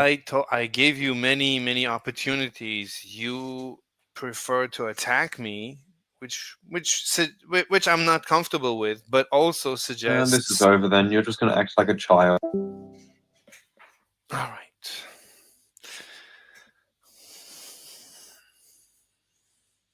Americans who are unemployable, who are actively being denied jobs, and seeing immigrants being flown in to take the job that they want, and being told, no, you don't get to work. We got to keep unemployment high because we have to fight inflation. Here's your welfare check. But unemployment is very low. It's the lowest ever, and it's good. It's great. It's getting lower by the day. Go back to Section 8 housing where you belong. And those people are going to get. I mean, I would love it for all the social networks to go away so that Americans would start working. That would be terrific. But right now, I mean, we could do both. And hopefully Trump will, I don't know. I mean, they need to vote away all the social benefits. I wish they would. Really pissed off, like murderously pissed off. Luigi levels of pissed off. I'm not talking about the Mario Bros. Oh, Luigi. So TFM, Luigi is a communist. So yeah, TFM is switching to communism. TFM is going through his communist arc. Luigi, I'm talking about the guy who killed the insurance CEO.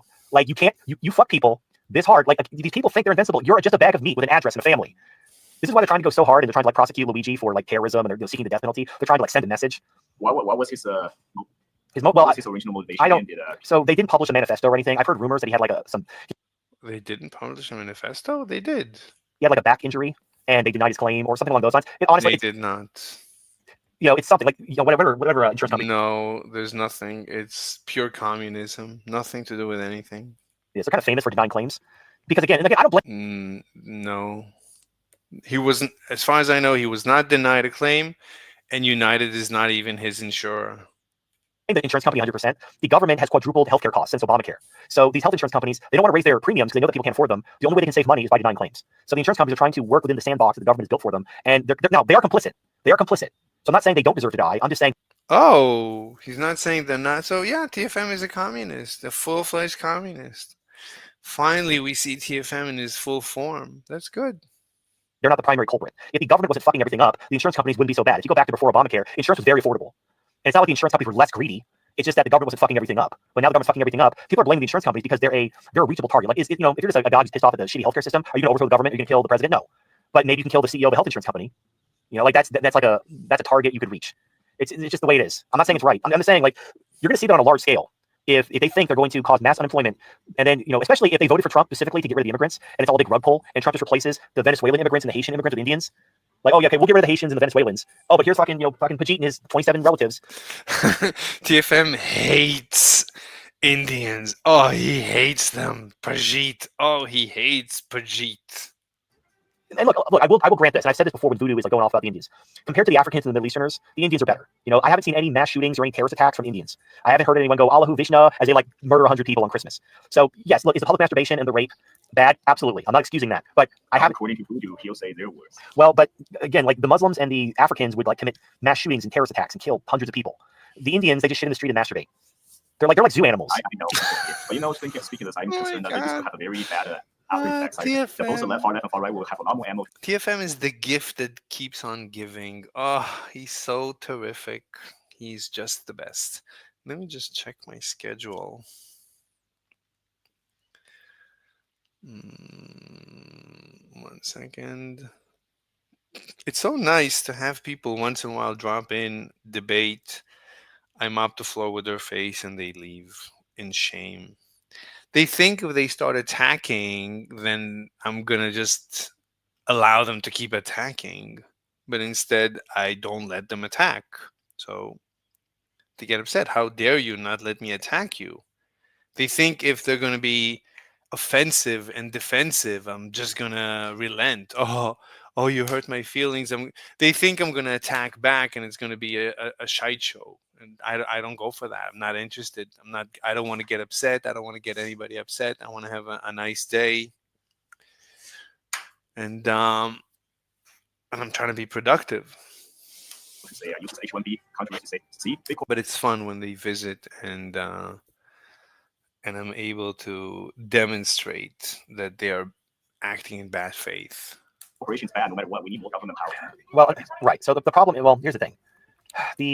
You're not going to have a rejuvenation of capitalism and freedom in America. That's not going to happen. You have this oligarchy of government and big business and Israel's and all these people. It's all being you have blackmail and bribery. It's corrupt as shit. You're not going to be able to dislodge that through voting or through some type of by watching Milton Friedman videos. It's going to take a civil war.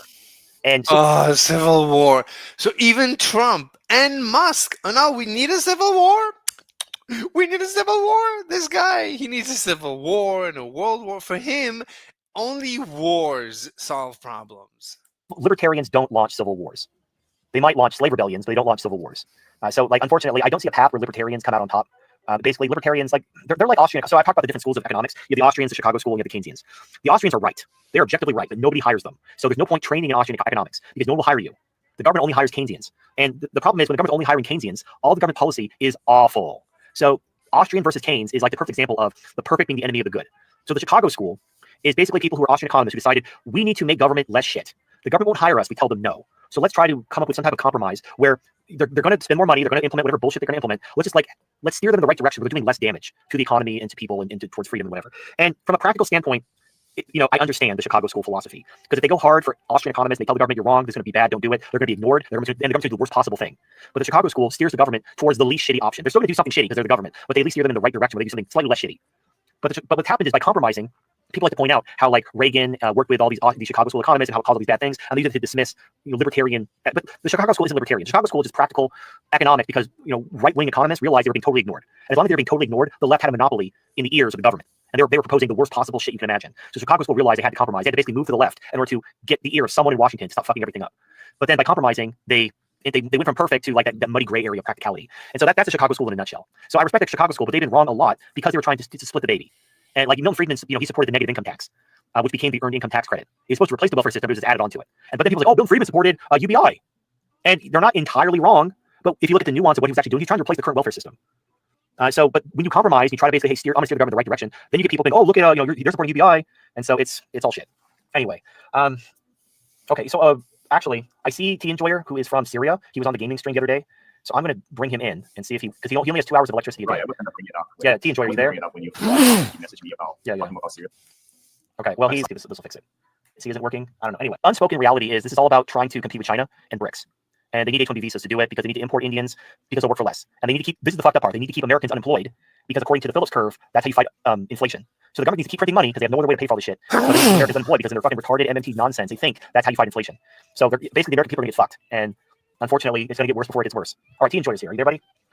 Yeah. All right. Hello. All right, so No. 15 minutes on the other stream. Yeah, go ahead, let it all out. Everything you can share. No police. They were everywhere. Yep. Like, and they just died. Nobody knows who killed them. Yeah, I mean, they could have maybe it could have been like they were just robbing someone, or maybe it was like an Al Qaeda hit squad to take out former, Assad soldiers. I don't know. No. TFN wants to say that ISIS is back, and now things are terrible. Now that Russia and Assad left, oh, things are so terrible. It's so terrible. Assad was so great. Russia was so great, and now the U.S., the West, conquered Syria, and it's just the worst thing. There's murder everywhere. No, they were regular people. Like now, like there's no government. The government collapsed. There's no police, so thievery all the way. Right. People like who have business, like unsolved businesses, just call it like that. With other people, like they had problems in the past, Oh, like unfinished business. Yeah. Right. So okay. So basically, when a state fails, usually you have, for lack of a better word, warlords who establish through like they form a gang, and the gang basically gets everyone basically say, hey, you're going to basically pay us protection money, and we'll protect you from the other warlords. And that's basically like a proto government in a way, because that's what the government does. The government says pay our taxes, and we'll protect you from whatever. At least they claim to. So I guess they didn't come out. We're still in the early stages of like government collapse. Well, because you have so Aleppo is, I know that's in northern Syria. That was like the first city that HTS took like in the war. They took Aleppo first, and then they worked their way south. So you're basically up where like the Turks. I think actually Turkey, if memory serves, Turkey wants to take Aleppo for themselves. They believe that Aleppo is Turkish territory. Oh yeah, from like the Ottoman Empire. Right. So basically the problem is if there's like a local, let's say you and your neighbors get together and form like some type of a survival group, and you basically you form like a watch to make sure like a zombie apocalypse type of thing where you take turns standing watch, you have guns, you basically form like a mini neighborhood government. The problem is Turkey has their eye on Aleppo. So the Turkish rebels, I don't know even what they're calling themselves. They used to call themselves like the Free Syrian Army, but they're basically Turkish-backed paramilitary. They're probably going to seize Aleppo. I'm kind of surprised they haven't. If Aleppo was lawless and Turkey wants to take it, they could probably win over the population by coming in and restoring order. I mean, they're already. They definitely. Well, I think the problem right now is Turkey is they want to exterminate the Kurds first. They're focusing because I guess there was some fighting. I read this in the news. There was some fighting in Syria between Turkish fighters and the Kurds won, and that really pissed off Erdogan because he's like, what, the Kurds? So he's like telling the Kurds. Right. Yeah. So I don't know my geography. I just know the Kurds and the Turks fought and the Kurds won, and then the Turks are saying they're making the Kurds surrender and lay down their arms or they'll be destroyed. So Turkey is focusing right now on exterminating the Kurds. But then after, if they win, I'm sure they'll come back and basically claim Aleppo and have like their own kind of pseudo government come in and restore order. They already have their own army. Right, their own army with Syrian soldiers. It's called the Syrian National Army. Right, but they're not in Aleppo. They're not governing Aleppo. Like you said, no, yes, Aleppo. Yeah, but they're not doing anything. There's no like you say yourself, there's no police, there's no law and order. Like they can claim that they're the government. What does that mean? Well, they weren't expecting to take over the whole country. Right. Well, yeah. Within across the country, 30,000 men are not going to be able to control this area. Right. The plan was they wanted to bog Russia and Iran down in a proxy war, like in Ukraine, but using these HTS mercenaries to fight Russia and Iran. And then now they just got handed Syria, so now they kind of know what to do. So the Kurds and the Turks are going to be fighting each other. So the rebels didn't want to just take Syria. They just wanted to bog down Russia or whatever. Yeah. TFM knows. TFM, he's a mind reader on top of everything else. He always gets everything right. The Turks are going to be focusing more on fighting the Kurds until that gets resolved one way or another. And supposedly the Kurds are the allies of America, but America's not going to fight Turkey Turkey's a much more important strategic ally than the Kurds. So push comes to shove, they're going to stand aside and let the Turks kill the Kurds. And once the Kurds are dead, then I'm sure Turkey will annex Aleppo and put their own government in charge of Aleppo. But in the meantime, you're basically surrounded by the Turks, who are basically not doing anything for the people in the city. Like they're not like coming in. They're not doing anything for the people. They're not doing anything for the people. Assad was doing so much. Russia was doing so much, and now they're not doing anything for the people. Things are so terrible now. Things are so terrible. To restore order, to keep the businesses going, to make sure that resources are flowing, people have food and water and electricity. They're just standing outside the city to claim it while they fight the Kurds and fight whoever the fuck they think is going to challenge them. Turkey is saying that they are going to build a military base in the middle of Syria. TFM is supposed to be interviewing a guy who lives in Syria. Instead, TFM is explaining to us everything. So, what's the point of bringing this guy in? In Homs. Yeah, Okay. That's today news live. Right. Okay. Well, Supposedly for everything. He's going to kick this guy off the show because the guy's not giving him what he wants. The guy is not going to tell him how everything is falling apart and there's murder everywhere. Just the fact that you have a guy getting on the show and telling us what's going on in Syria and seems to be living a comfortable life, that in itself destroys TFM's thesis. Well, yeah. So they're carving. Syria doesn't exist anymore. The country of Syria no longer exists. It's free real estate. So Israel's taken their piece. You have Turkey taking their piece. America's squatting on the oil fields. The Kurds, and look, the Kurds are facing genocide. The Turks want to genocide the Kurds, so the Kurds are going to fight. And HES is genociding the Shiites and the Alawites. So if they have some brain cells to rub together, they should probably team up. But we'll see. I know Iran has been whispering about supporting the Alawites and the other Shiite minorities in Syria to defend themselves. But how far is Iran going to go with Israel right there? And it's going to get worse before it gets worse. So and unfortunately, yeah. And you live in Syria, and this is one of those scenarios where it's one thing, I talked about, having a homestead and a bug out bag and fucking off and disappearing and whatever. But I mean, your country was basically invaded by mercenaries and terrorists who basically overthrew the government, and they're surrounding your city. There's nowhere to disappear to. You're basically trapped in the city, surrounded by mercenaries and terrorists. Yeah. So I have an Armenian friend who paid a smuggler $1,000 to take him and his family from Aleppo to the Lebanese border. That was after they took Aleppo, only Aleppo. Right. He's in Canada right now. Yeah. Well, and it is what it is. So the people who had the means, they paid a smuggler, get me the fuck out of here, and now he's in Canada. He got smuggled out of the country. I'm betting you don't have that kind of money to get smuggled out to Lebanon and make your way to Canada. Not. Right. So it sucks, man. I don't have any words of wisdom or a game plan for you. And even if your neighborhood tries to form kind of a neighborhood watch, kind of survivalist organization to protect themselves from looters and criminals, here's the fucked up thing. Because your city is surrounded by soldiers and terrorists and paramilitary people, if you and your neighborhood got together and tried to form some type of mutual protection organization, they very likely see that as a threat, and they would actively target you, even though you might. One neighborhood actually tried that, and they formed this to try to protect the neighborhood. Right. One thief who was trying to steal the power lines, the copper power lines. They caught him, and to escape, he shot one of them. He didn't die. He's in the hospital. Well, my concern is, okay, so you could form a neighborhood watch society to protect yourself from thieves and muggers and robbers, and keep the lights on, keep the businesses in business, because right now they're probably getting looted to hell because there's no law and order. So you have to have some type of security. The problem is, again, you have the Turks and you have HTS who claim to be the government. They might view that organization as a potential threat, and they might actively target them to make sure that they assert their dominance over the region, even though they're just protecting themselves from looters and criminals. So unfortunately, you're in kind of a no-win situation. You're either going to, and there's nowhere to go, and there's nowhere to make yourself scarce and keep your head down. You're living in a city surrounded by soldiers, and they're just carving up your former country to seize it and annex it. And right now they're fighting each other. You have the Kurds and the Turks fighting each other.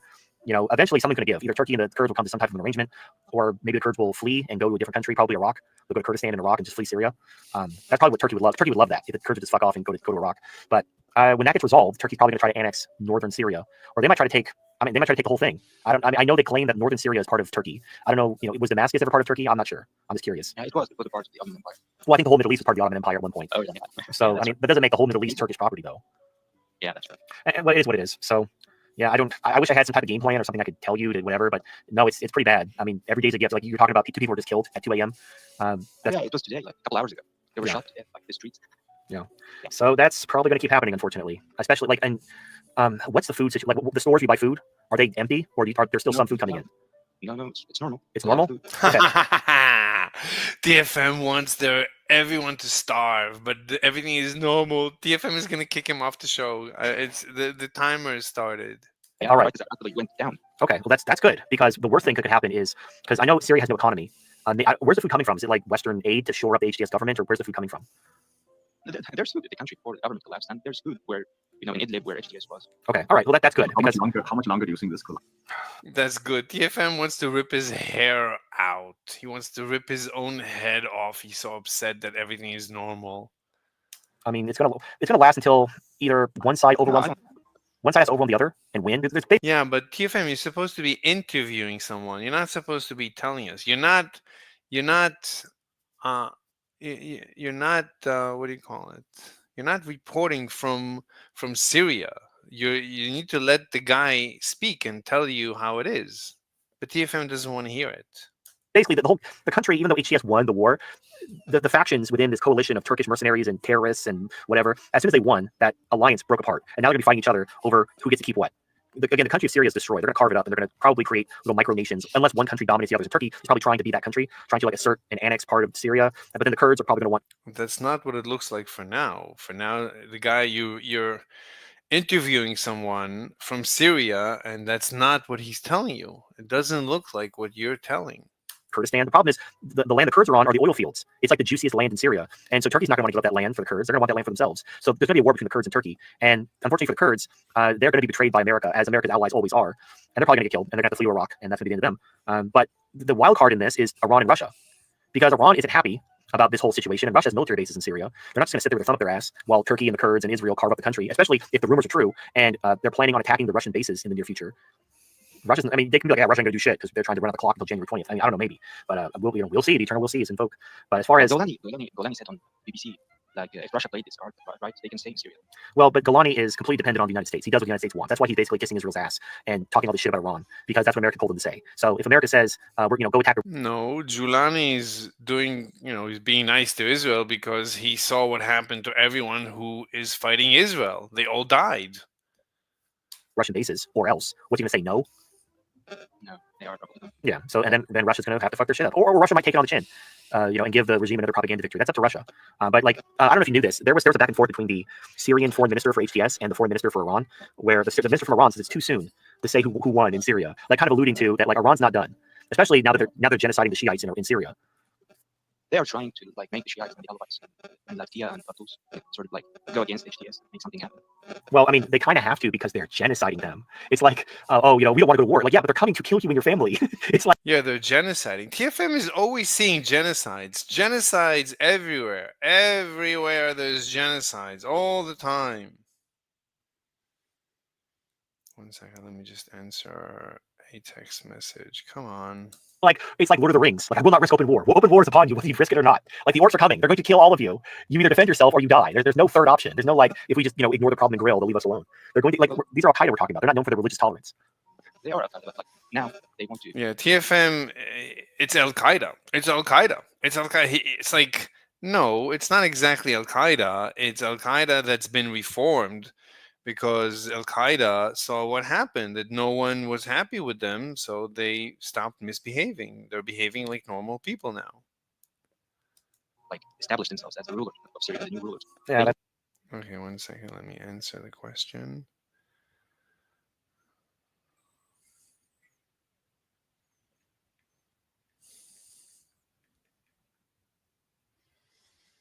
Want like a war, a new war, not in their interest. So they are targeting former heads of the regime in Latakia and Tartus, where the Alawites are. But I don't think I didn't hear that. They're genociding Alawites. I don't know. Okay. Maybe later. No, they're not genociding in TFM. TFM wants them to be genociding. He wants a genocide. They're genociding. Israel is genociding. Everybody's genociding. America is genociding. The only good people are China and Russia and Iran and North Korea. The dictatorships, they're the good guys. The democracies are the bad guys. Mr. Upside Down. I know. They look. I'm just saying. Now I understand. HTS is thoroughly dependent on the United States. There's no economy in Syria. They need Western aid, and they're going to do whatever America says. And they're hoping that if they do what America says, America will support them and let them rule the country.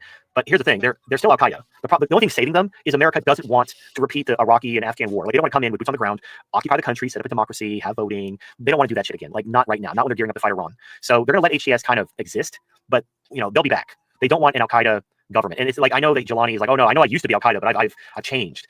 The only thing that changed was HTS broke away from ISIS, not because of any ideological difference, but because Giuliani didn't want to basically have his organization subsumed by the larger ISIS organization. He wanted to be the boss. So that was it. He broke away from ISIS because he wanted to be the boss of his own thing.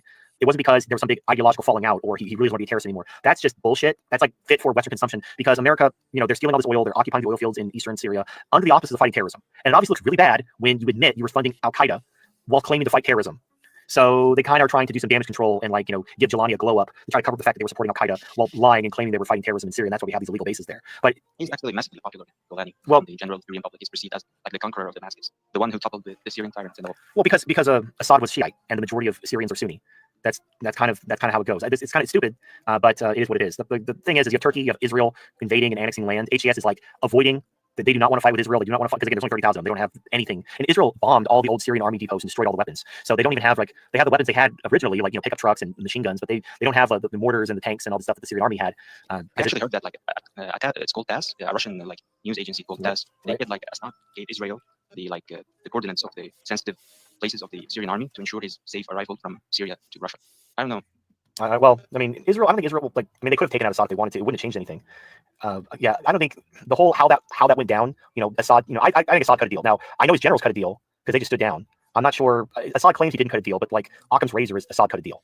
It doesn't really matter at this point. The point is HES is they're like the de facto government, but they're not going to stay there because everyone betrayed TFM. They're still Al Qaeda at the end of the day. And TFM wanted Assad to be on his side, and everybody and all of TFM's allies have been disappearing. And especially if HES basically kneels down to America and does everything they want, no questions asked, then they'll let him do it as long as he's just an absolute sock puppet. But if he any kind of pushback, especially that's why he's like, oh yeah, Israel, take all the land you want. Turkey, yeah, it's all yours, buddy. As long as they have that attitude, then America will let them do their thing. But the only thing really keeping HES in power is America doesn't want to come in and do any more nation building in the Middle East right now. Their plate's a little full at the moment. But if this was he's more of a Turkish puppet than a US puppet. No, there's obviously a lot of cross pollination between the Turkish rebels and the Al Qaeda rebels, but we were funding them.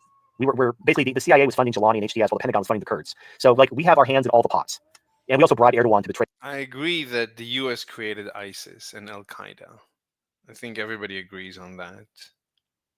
And probably Israel was involved in the creation of ISIS and Al Qaeda. Russian bricks. So we're the puppet master. Maybe Jelani. Obviously, Jelani has some relations with the Turkish rebels, and vice versa. But he's primarily a CIA asset, which is why he's letting Israel do whatever they want because that's what America's telling. I wouldn't say that he's a CIA asset, but I mean, Turkey is UN. UN is America. So Giuliani is Turkey, therefore is US. Not directly, but there is cross-pollination, sure. Telling them to do. And look, I hope everything works out. Syria's lost. Whatever happens, between the Turks and the Kurds is it doesn't matter anyway. It doesn't change anything. But when that gets settled, one way or the other, they're going to carve up Syria. Aleppo's probably going to be absorbed into Turkey, so you're going to be Turkish. So you can dust off your fez, and you can go to a bathhouse or something. Whatever Turk people do. All I know about Turks is they wear fez, which is a really cool hat. I like the fez because people wearing fezes are usually relaxed and chill and having a good time. Drink black tea. They love tea. Oh, tea and bathhouses and fezes. I don't know. Anyway, so yeah, something I never understood. What? Why was Erdogan 3 months before this military operation? 3 months before it, Erdogan was kissing Assad's ass to meet. I don't know for 3 months. Well, so Turkey was, in my opinion, this is kind of like like Prigozhin, the Wagner, that Russian mercenary group that tried to do a coup. Yeah. So before the coup attempt, Prigozhin was making these social media posts, talking shit about Putin, talking about how the Ukrainians were winning and Putin wasn't giving them support. And it wasn't true. But, and people were kind of dismissing him like, oh, that's his crazy uncle, whatever. And they were just kind of laughing about it. But obviously behind the scenes, he was prepping for the coup. The idea was the Ukrainian counteroffensive was supposed to be effective. And then Prigozhin was supposed to use all these times he warned, hey, the Ukrainians are winning and it's because Putin's bad, he's not supporting us. That's would be the fuel to launch the coup after the Ukrainian counteroffensive pushed the Russian army back. And then all the oligarchs, everyone was supposed to unite behind Prigozhin. He's going to overthrow Putin. And then Prigozhin was going to be the American puppet ruling over whatever part of Russia they allowed him to rule over. And that was the plan. The problem is the Ukrainian counteroffensive wasn't effective. He launched the coup anyway, and then he just got his plane blew up, and that was the end of him. And they broke up Wagner. So Turkey was, they were probably bought off a long time ago, but they wanted them to play the role of the saboteur. So they were cozying up to Russia, talking about joining BRICS. They were talking to Assad, trying to have meetings, trying to work something out. The whole time, just like Prigozhin, they had this plan to launch this attack. And so now what I've heard was this attack, the Syrian operation, was supposed to happen next year around March, in the spring. But because of the ceasefire between Hezbollah and Israel, they launched it early. Because they wanted to take the attention off the Hezbollah ceasefire. And they tried to rewrite history and claim that, oh, it's just Hezbollah got their ass kicked and Israel won. No, I was there. Everyone was saying it was Hezbollah won. And Israel was forced into a ceasefire by the Biden administration. Yeah, TFM was there. Hezbollah won. Yeah. Hezbollah won, of course. Hezbollah destroyed Israel. TFM was there. Of course. It's not that Israel destroyed Hezbollah and then Turkey saw this as an opportunity to... Now Assad is weak because his ally Hezbollah has been destroyed. So Turkey saw this as an opportunity and moved in and took over Syria, which is the simplest explanation. No, TFM is unhappy with that because Hezbollah won because TFM said so. He was there. Yeah. So this whole scenario could not have happened because TFM said so. Because Biden Because was putting pressure on Israel to like take the ceasefire deal, and America worked it out between the Lebanese government and Israel. This was an American forced ceasefire, and it wasn't even with Hezbollah. But then they because Hezbollah. It wasn't even with Hezbollah. It was with with Lebanon, not with Hezbollah. Abided by the ceasefire. They're like trying to retcon history, pretend like they won and they destroyed Hezbollah. Yeah, retcon history. Yeah, we're retconning history. TFM, he is history. We're just retcon. No, they didn't destroy Hamas. Hamas is still out there doing shit. I mean, Israel did not destroy Hamas. Of course not. Hamas is still around. Everybody's still around. Nothing changed. Everything is the same. Nothing changed. Even Assad, he's still in Syria. Nothing changed. They're basically just killing civilians. But Hamas is still out there. Yeah, Israel is just killing civilians. Hamas is still there. Sinwar, he's still alive. He's still throwing sticks at drones. Of course. Of course.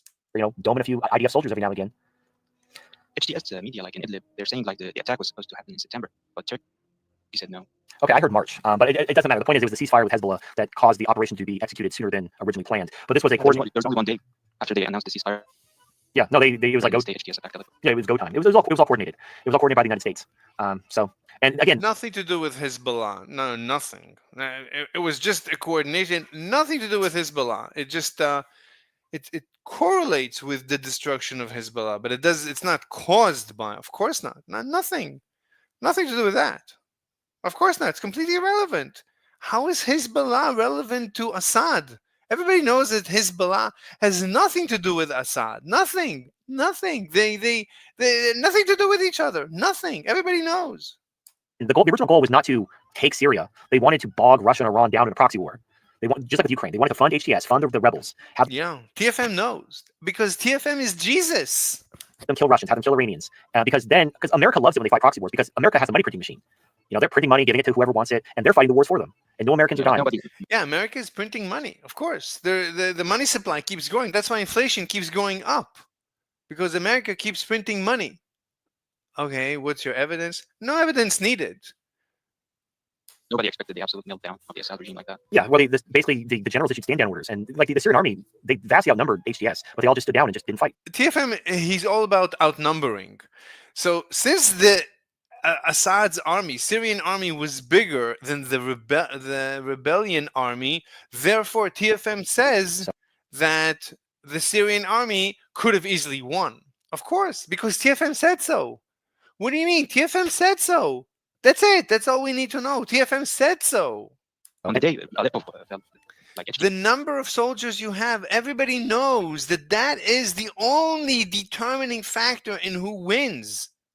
Yes, sent 200 soldiers as a first wave, to attack Aleppo, and those 200 soldiers took Aleppo. There was nobody there. Right. No one was expecting that. And then the soldiers, I'm sure there were soldiers who were wondering, what the fuck are we doing? But, if the generals issue a stand-down order, what are you going to do? Say no and fight them all by yourself? If the leaders are calling it, you kind of just have to follow suit. So, but now that they're going around killing all the soldiers, like I saw there was a video of them going into the hospitals and they were asking people, are you a soldier? And then when they said yes, they just fucking shot them in the head. So. Oh yeah, 3 soldiers were cut near my house on the day Aleppo fell. Poor soldiers, they probably never received the orders of the retreat. They were shot on the spot. Right. I mean, yeah, it is what it is. But some of the soldiers who basically dropped their uniform and tried to blend back into the civilian population, now they're realizing, if we don't fight, they're gonna kill us. Which is why I've heard reports of former Syrian army soldiers basically fighting against HTS because they're gonna get killed. It's like they're not gonna let them just we're gonna let bygones be bygones, water to the bridge. We let you take over the country. We're cool, right? No, you're gonna die. So it is what it is. And that hasn't really kicked off yet. Like this war between the Kurds and the Turks and the whatever elements of the former Syrian army that are still in the population, potentially launching kind of an insurgency against HTS, that hasn't really coalesced yet. Now, I think the wild card again is Russia and Iran. I think Iran would absolutely help a insurgency because they want their influence restored in the country. And also, they probably are really pissed off at the betrayal of Turkey and Israel and all that shit. So, the enemy of my enemy is my friend. So if the former Syrian soldiers and the Shiites and, whoever, the Kurds, are going to join together, then, hey, yeah, fucking here's some hypersonic missiles, my dude. But, that hasn't Iranians are really pissed off. There's actually tensions right now between Russia and Iran. Vladimir Putin, the president of Russia, said that the Russian forces transferred 4,000 Iranians out of Syria on the day Damascus fell. But yeah, it feels like Russia is abandoning Iran. I don't understand why. It's like Putin is backpedaling.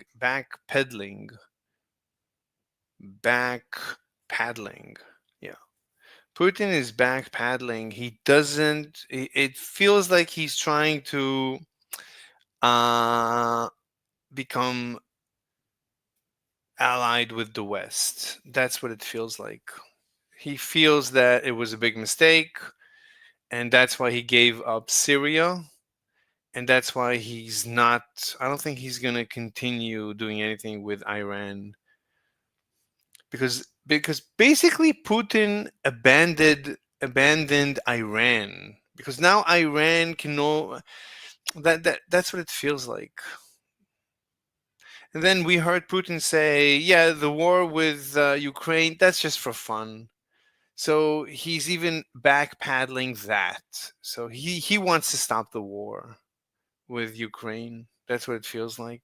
That's basically what he said. The Iranians said no. The Russians did not do that. We didn't have Iranian soldiers on the ground. Yeah, so again, I said this at the top of the show. Russia is trying to run out the clock until January 20th in the hope that Trump will end the Ukraine war peacefully without escalation, without World War III. And so obviously Iran is, like they're trying to stop the genocide happening in Gaza, but America and Israel are tag teaming. Yeah, there's a genocide in Gaza. Of course, there's a genocide in Gaza. Every day we see genocide in Gaza. Of course, there's evidence. Of course, there's so much evidence. Of course, no, but TFM said so. TFM, look, evidence is TFM said so. That's the only evidence we need. We don't need any evidence other than TFM said so. Them.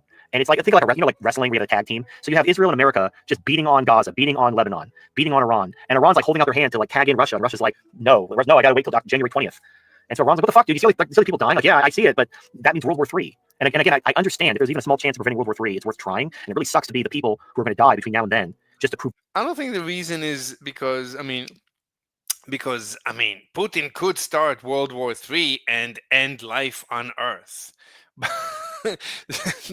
Putin doesn't want that. Nobody wants that. Putin is enjoying his life. Why would he want that? Putin lives in luxury. Putin is not a nutcase. He's not a crazy Hitler. He's not a crazy Sinwar. He's not the guy from Hezbollah. He's not suicidal. Putin is not suicidal. Thank God. That point, that peace was never. The last thing we need is a suicidal Putin that will start World War III. So it feels like, yeah, Putin says, all right, I'm going to declare a loss. I'm going to cut my losses. So let's give away Syria. And it looks like Putin is winding down. Also, he's hearing that Trump is going to help Ukraine. So he thought maybe Trump is going to not help Ukraine. But now Trump said, yeah, I'm going to help Ukraine. So Putin is saying, okay, I'm going to wind down the war in Ukraine, and everything is winding down. That's how it feels. We're going to happen. But I understand from Russia's perspective why they're trying to run out the clock and give peace a chance. But from Iran's perspective, they're just getting attacked and bullied, and their allies are being attacked, and Russia really isn't doing anything. And I don't know if you know this. So Russia and Iran have been working out this comprehensive strategic partnership for months, and they're supposed to sign it by the end of the year, but it got postponed until. But you're supposed to be interviewing this guy. You're not interviewing. You're a bad interviewer. I wonder why TFM is not just interviewing this guy. I'm really wondering. Really strange. In January. There's no reason. I know. Yeah, there's no reason for that other than, well, I see two possible reasons. Number one, Russia's concerned that Israel's going to attack Iran in the near future, and they don't want to sign the strategic partnership because if they do sign it and Israel attacks Iran, Russia's required to attack Israel. Russia has to declare war on Israel because they have the mutual defense treaty, just like. What do you mean they're required? I mean, they're not required if it's World War III. I mean, people have abandoned treaties before. NATO, and they don't want to go to war with Israel because that means war with the United States. That means World War III. So they're purposefully postponing the Comprehensive Defense Treaty so that if Israel attacks Iran, Russia doesn't have to trigger World War III. And maybe they're doing this they're doing this because NATO wants to trigger World War III. They want to provoke Russia. So maybe they're hoping that by not signing this, they don't attack. Who wants World War III? Who? I don't get it. Except for TFM, nobody wants World War III. TFM is the only guy that wants World War III. Iran in order to trigger Russia in order to cause World War III. I don't know. The other alternative is maybe. What do you mean you don't know? They're not prepared to sign the defense treaty because they're doing something behind the scenes, possibly involving nuclear enrichment, possibly involving the transfer of more weapons, and then they're going to announce it in a big ceremony. That's like the Kobe and me talking. It's probably the former, not the latter. But they're slow walking this treaty because they suspect that there's going to be a war with Iran, and Russia doesn't want to be forced to defend Iran. That's the whole point. That's the point of NATO. The point of NATO is you join NATO, and then nobody will attack you because then America will go to war for you. And so you're basically safe from war because everybody's afraid of America. And so you have these countries who want to join BRICS, who want to sign these treaties with Russia because they want Russia to have their back too. And then Russia's like, oh, I don't know. I don't want to do that. Oh, that means World War III. And it's like, dude, you have fucking hypersonic ballistic missiles. Like, what the fuck are you? TFM thinks that these hypersonic first of all, you cannot have hypersonic ballistic. I don't think there's such a thing. It's either hypersonic or ballistic. Hypersonic and ballistic are two different things. Ballistic just falls from the sky, falls from space. Hypersonic goes through the atmosphere with a scramjet engine. It's an air breathing engine. Ballistic is a rocket, it's not air breathing. Hypersonic is air breathing. So I don't think TFM understands what these missiles are about. And I don't know if Russia has hypersonic, and who cares? Why? What's the big deal about hypersonic? Hypersonic cannot see. Hypersonic missiles, true hypersonic is blind. Because of the plasma, because of the speeds, the plasma, hypersonic is blind. It doesn't know what's going on. So it has to use a pre-planned course, and I don't even know if it can hit the target. It doesn't know where it is. It doesn't even have GPS. It doesn't see anything. It's completely blind. How can you hit anything? You can barely hit something when you have everything available. So I don't know. I don't know how it can work. And if you slow down to sub-supersonic before you hit, then it's easy to take you down. That's the problem with hypersonic. And ballistic is, of course, easy to defend against. Relatively, you have the Thud and the Patriot and other systems to defend against ballistic. So I don't. TFM talks about the hypersonic as if it solves some problem. Nobody. I listen to all the experts. Nobody thinks hypersonic is a game changer. I never heard anyone say hypersonic is a game changer. Everybody explains the problems with hypersonic. You're afraid of. Like, it's like that scene in Aladdin where Abu takes the sword, and then the guy's like, he has a sword, and then the guard's like, you idiot, we all have swords. Like, oh, America's got nukes. Oh no, like, yeah, so do we. We have nukes too. Like, yeah, but America's crazy. It's like, okay, but what do you mean America is crazy? Who is this America? You think Trump is going to destroy the world? If they fucking do shit, they're gonna get nukes. Like, what the fuck are you afraid of? I don't know. But yeah, there's. I don't know. I don't know. So if you don't know, then shut up. Keep quiet. You don't know. Then why are you talking? Nothing you're saying makes any sense. Wow, you're roboting. What did you say, Shogun? Crazy Americans. Okay, can you repeat all of that because you're roboting? I simply said sometimes you just have to out crazy Americans. Right. Well, it's like Halsey was saying that we're gonna nuke them and turn their country into a glass parking lot if they do X, Y, or Z. But then when Russia threatens to nuke America, they're bluffing. Yeah, Russia's not gonna nuke us, but we're gonna nuke them. That's this attitude of we're crazy, we're gonna nuke you if you don't do. Nobody's gonna nuke anybody. Everybody, no one here is suicidal. We want, but if you threaten to nuke us, we know you're bluffing. And unfortunately, again, if January 20th comes and goes and Russia doesn't get their peace treaty, TFM always draws lines in the sand, and these lines come and go, and TFM forgets about them. I never made any predictions, or I made a prediction. Yeah, I was wrong. Wrong. Let's continue. Let's keep making more predictions. Always making predictions. Russia will have to initiate a show of force in order to reestablish deterrence, because for the last several months they've been signaling weakness by trying to run out the clock and not try to avoid escalations with NATO while they wait for Trump to come into office. And it's basically been manipulated by NATO and by the West to basically show how weak Russia is. So if there's no treaty, if the war in Ukraine isn't ended by Trump when he gets into office, Russia's going to have to reestablish deterrence, and they're going to have to make some type of a show of force. And the thing is Syria and Israel are not NATO members. You could fucking blow them to hell and it won't trigger Article 5. I'm just saying. I'm just super saying level 3.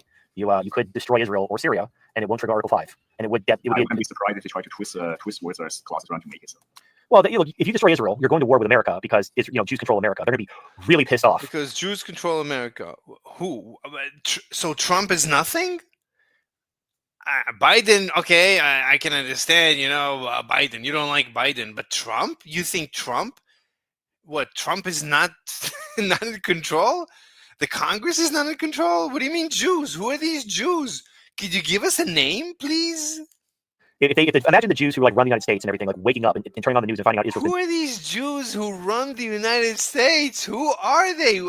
Could you give us a single name? A single name? You cannot even name one person? Who is that? Where did he come from? How did he attain this position?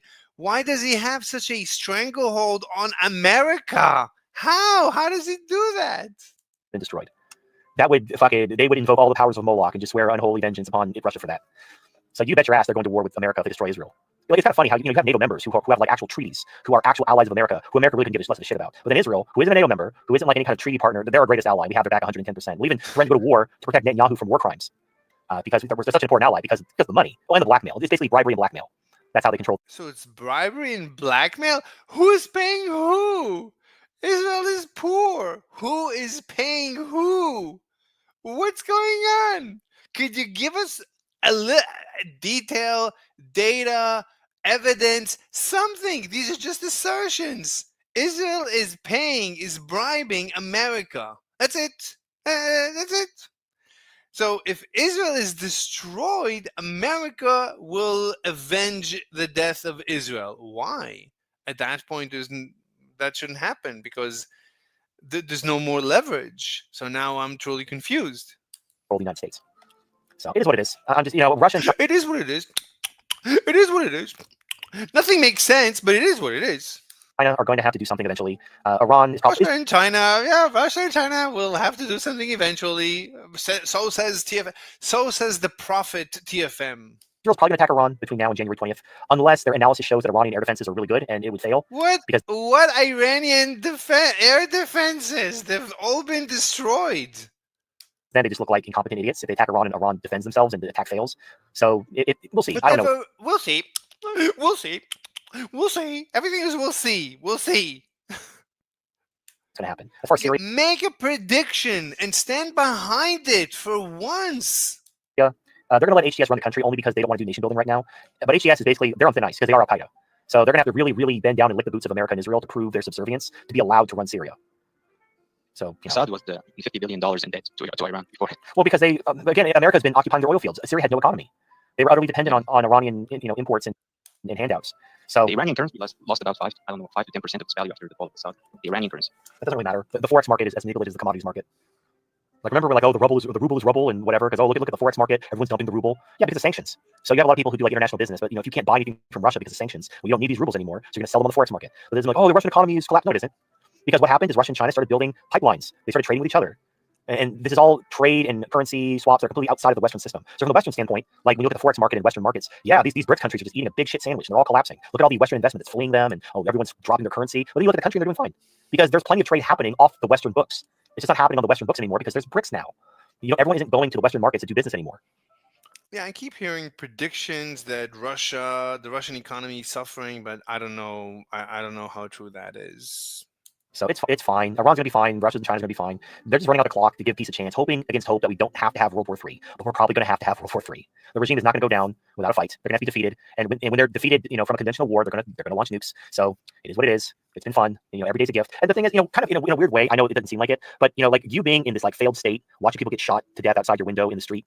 I know, like you could die at any day. One day you could wake up and you're dead. You get murdered or. That's not what it sounds like from the guy being interviewed. Maybe your apartment gets blown up by some fucking who knows what, and it's scary and to have that anxiety to just feel like I could die. It doesn't sound like he's anxious. Doesn't sound like he's scared. Moment, in a very real way, with nuclear war, it could happen any day. Anyone, we could all wake up tomorrow and be vaporized because fucking America or Russia decided to push the button. So we're kind of all in the same boat. It's just yours is more tactile because like even though we could die in a nuclear war tomorrow, the day-to-day life in America is normal, whereas the day-to-day life in Aleppo is pretty fucking awful. So like you feel the danger, whereas the danger isn't felt in America. Like the threat of nuclear war is there, but it's not felt. In fact, everybody's like, "Oh, Russia's bluffing, not gonna do shit," but we are. We're gonna nuke them. We're gonna win that nuclear war, by God. So it's I don't know. I don't want there to be nuclear war, but I also don't want the regime to win. And if the only choices are bow down to the regime and let them win, or push the button, then I'll fucking push the button with two hands and a smile on my face. Yeah, TFM would rather destroy the world than continue living the way it is right now. Let the West rule the world. The West, he hates the West. But that's what we're headed for, unfortunately. And I don't really see a way around it. Because I mean, you see the same almost like religious fervor in the regime as you saw in like the Jews under Roman times, who when they launched their rebellion against Rome, they had the zealots who thought that they were fulfilling prophecy and the Messiah was going to lead them to victory over Rome, and they just got themselves killed. But now, imagine if the zealots had like a doomsday device. Like that could have turned out very differently for Rome. So now you have these religious zealots who now have access to doomsday weapons. So it's probably not going to end well. I don't see. Look, Halsey gave me the whole pep rally speech, a couple streams ago, and so I'm willing to give Trump a chance. He's going to be president. We'll see what he does.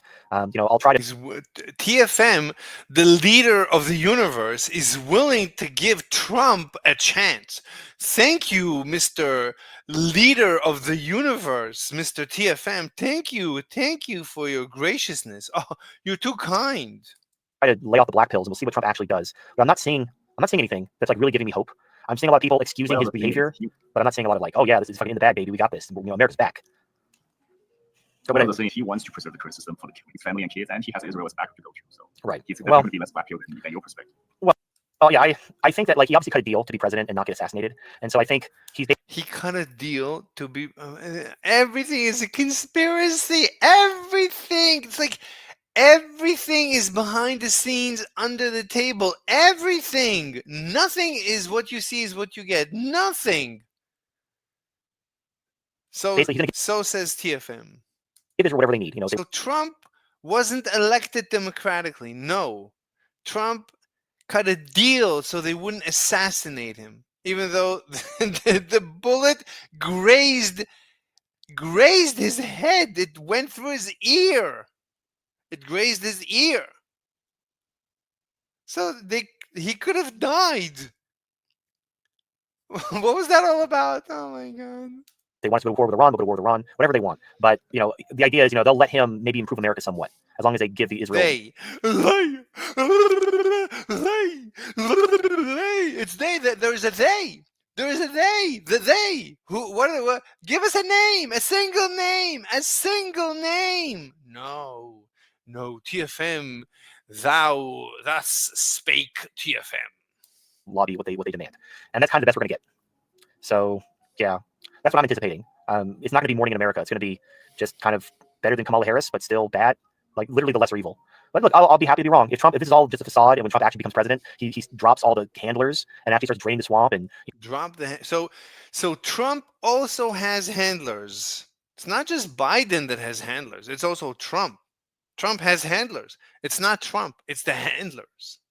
Fucking kicking ass and taking names and making America great again. I would gladly. I was wrong. Yeah, Donald Trump is like kicking ass and he's making America great again. Yeah, TFM always says, "Oh, I was wrong." I mean, sometimes, once in a blue moon, he does say I was wrong, but seldom. I think to this day, maybe once, maybe twice, he said he was wrong, even though he has been wrong on everything all the time. He's basically, it was all an act. Maybe because like always the market is manipulated. They bought the generals. They paid. So TFM is never wrong. There's always an explanation why he's never wrong. Until he's actually president, they could pull some bullshit. I saw an article today how they're Democrats saying that like they can block Trump from becoming president somehow, some way. They can like file a lawsuit. I don't fucking know how viable. So he is going to be president. There's no There's no regime. I don't understand. He doesn't have a position. TFM himself, it's always a conspiracy and not a conspiracy. It's yes and no. It's everything and nothing. It's like you can never pin him down on any position. Well, that is. But like if the regime wanted to, they could prevent him from being president. So there is like a little QAnon level cope where you could tell yourself Trump has to play along until he's actually president, until January 20th. If the regime wanted to, but then he's going to become president, so he doesn't have handlers, so it's going to be him. Which is it? He has to play along. Because if he doesn't, I'm not putting my eggs in that basket. But look, you can do that much in one term. The deep state, vast majority of the deep state it's entrenched to stand against him every step of the way. Yeah, but the cope is the really good pure copium is Trump has to be actually made president. He has to get his people confirmed by the Senate, and then that's when he can finally haha, you fell for my ruse. Time to drain the swamp, motherfucker. Like that's the cope. Is that Trump has to play this game? Even if he's planning like that, I'd be surprised if he can just do a fraction of what he promised. I will be against the deep state. Yeah, the HD and TFM, they'll be surprised. They'll be surprised. Yeah, but when they are surprised, they don't admit they were wrong. That's the problem. At least admit you were wrong. At least no, the markets were manipulated. Everything was manipulated. So TFM is always right. No matter what happens, TFM was right. I will be incredibly surprised. I don't see, because here's the thing. Usually you get kind of a sense. I'm not getting a sense that this is like some 4D chess shit. And those who believe that, I think, are just, they're still huffing the good QAnon code from 2020. But we'll see. I'm willing to, there's nothing I can do either way. I have no power to affect what Trump does or doesn't do or what happens in Iran or Russia or Ukraine or Syria. I'm just a helpless bystander. So I don't have a choice other than to see what happens. But I'm willing to, until I'm willing to lay out the black pills and see what happens. But I'm not going to be the least bit shocked when Trump just turns out to just be just a fucking Israel shill and, supporting H-1B visas and, basically just whatever, could give less of a shit about the American people who voted for him. And, that's... So the American people voted? I thought it's the regime who decided. I thought Trump cut a deal. So which is it? I don't understand this guy. It's everything and nothing. It's everything and its opposite at the same time. This is the Heisenberg TFM. Everything and nothing at the same time. That's going to be a dark day for a lot of people, but we'll see. Anyway, a tea enjoyer. Do you have anything else you want to talk about, or any kind of issues you want to bring up? No, not really. That was all about. Wait, hold on though. It's rare to have someone like you as a guest. I'm just kind of wondering, what's your and your family's general idea of the direction you're heading to for your future, for your best survival? And do you have any kind of advice to possibly give for people kind of in a war zone or something? Just any kind of general advice you think that could be helpful to audience? Well, I don't know. We're hoping that this toppling of Assad is going to be better for us. Yeah. So we talked about this earlier. He has a friend who basically paid a smuggler to get him to Lebanon, and then he made his way to Canada. But he's stuck. So there is no advice. So I guess the advice is have a emergency fund.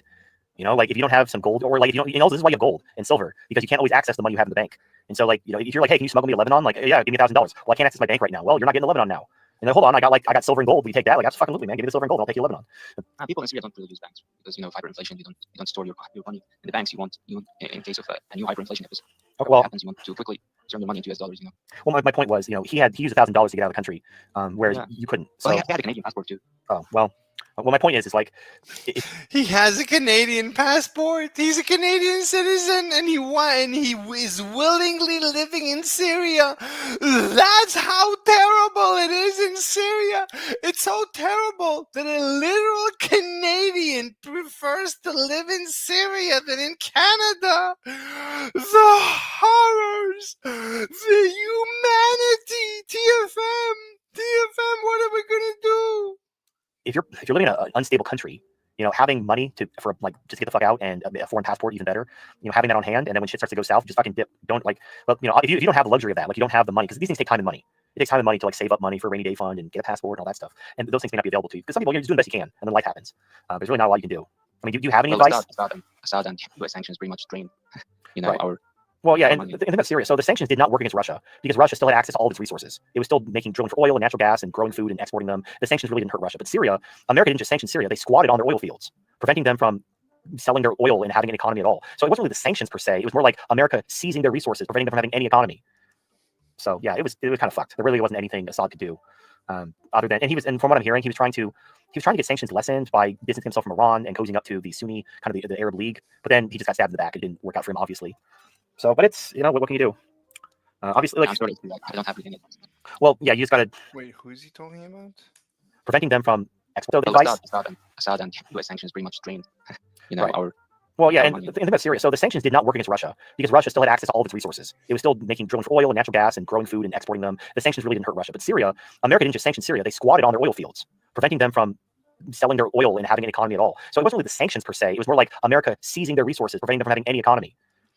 So yeah, it was kind of fucked. There really wasn't anything Assad could do, other than, and from what I'm hearing, he was trying to get sanctions lessened by distancing himself from Iran and cozying up to the Sunni kind of the Arab League. But then he just got stabbed in the back. It didn't work out for him, obviously. So, but it's what can you do? Obviously, I don't have anything.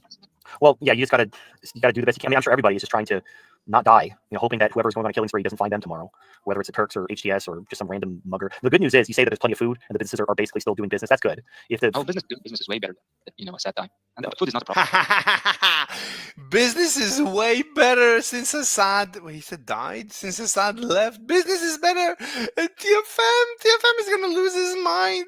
It's better now than it was before. Oh my god. Okay.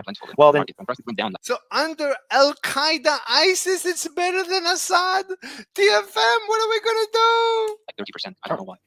TFM is gonna poop his pants. He's losing his shite. Well, I know that there was a big pallet of cash given to HTS from the New York Fed.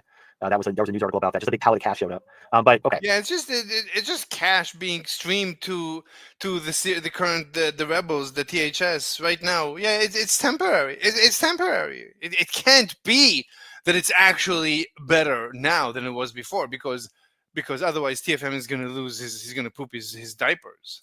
So as long as there's food, as long as people aren't starving, things shouldn't get dire. Usually when a government That's not what he said. He said it's much better. Collapses, you have the grocery stores are picked clean. There's no food. There's no water. People start killing each other. That's when things get really bad. So even though there's no police, there's not a problem. So as long as there's no the guest keeps saying that's not a problem. That's not where we're going. That's not the situation. It's actually much better. TFM is losing his mind. Police, there's no law and order. You have people getting murdered in the street, but at least people aren't starving to death. So things, as long as What do you mean at least? He just told you it's better. What do you mean at least? At least you're not dying. He just told you it's better. Well, at least you're not dying. What do you mean? It's better now than it was before. Yeah, but at least you're not dying.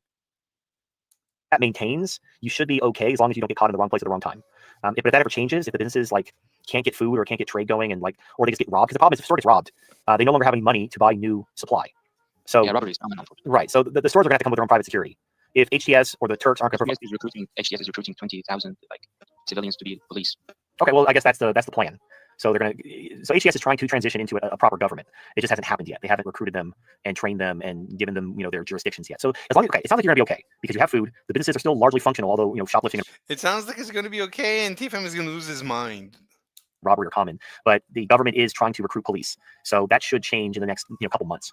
Apparently, they're going to be on the streets in like 3 weeks. They're saying that. Okay, all right. Well, I mean, so just keep your head down and stay safe for the next 3 weeks, and hopefully things get better. And again, even though HTS is Al Qaeda, things are better. Why does TFM not admit things are better? He just told you it's much better now than it was during Assad.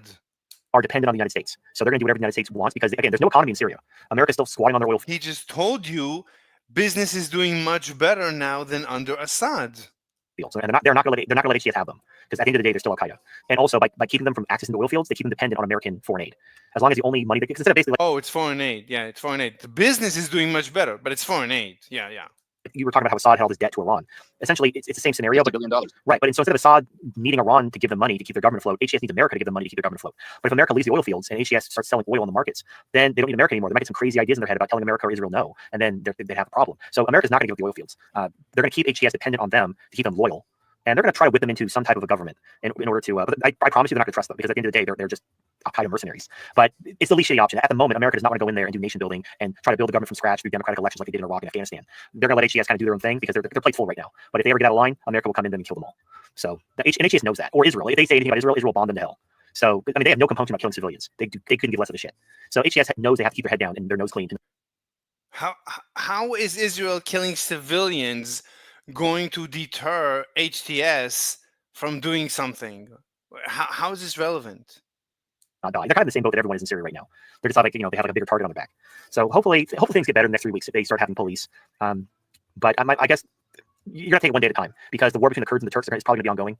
I don't see that resolving. America might try to broker some type of a ceasefire armistice thing, but I don't. Turkey knows they're a more important partner than the Kurds. So Turkey's probably going to try to flex its muscle and force America to, it's like, it's us or them, like if you don't let me kill the Kurds, then I'm going to go back to Russia or something. I mean, I don't know, maybe that bridge is burned, but I don't think so. I think Turkey's too important to both sides that if Erdogan wanted to play both sides against the other side would still hear him out and probably cut a deal, even though, he's betrayed them too. Like Erdogan is just like a serial backstabber because he's got this important strategic country that's right there connecting Asia and Europe.